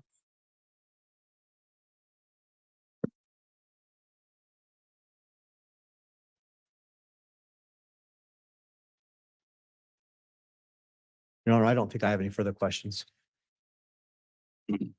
All right, cross-examination.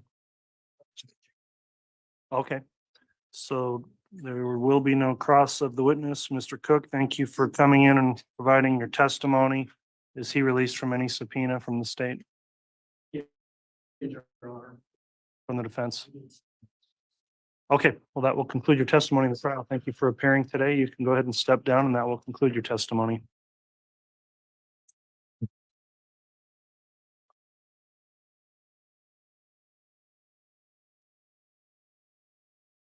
All right, ladies and gentlemen of the jury, it's 3 o'clock. I discussed scheduling with counsel. They've got another well, depending on who they call next, it's an inconvenient time to start with a next witness potentially. There's been a request that we conclude for the day. Let me just confirm from the state, is that still how the state's requesting we proceed? Yes, Your Honor. Thank you. All right, and I know the defense is fine with that as well, so that is going to conclude our trial evidence for today. We'll start again with trial tomorrow. And while the jurors are here, counsel, perhaps we can just give them some indication. Is there some request with your scheduling that tomorrow being Friday that we stop sooner than the mid-afternoon?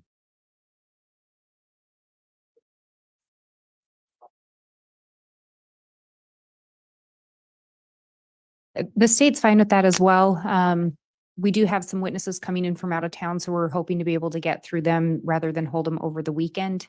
But I believe that would most likely just take the morning.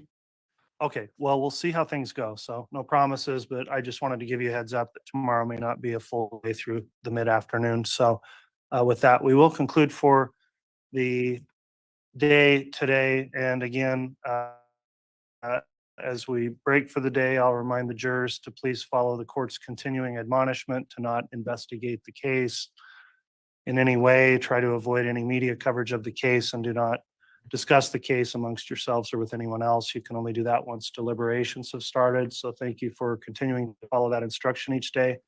We'll be in recess until tomorrow. All rise, please.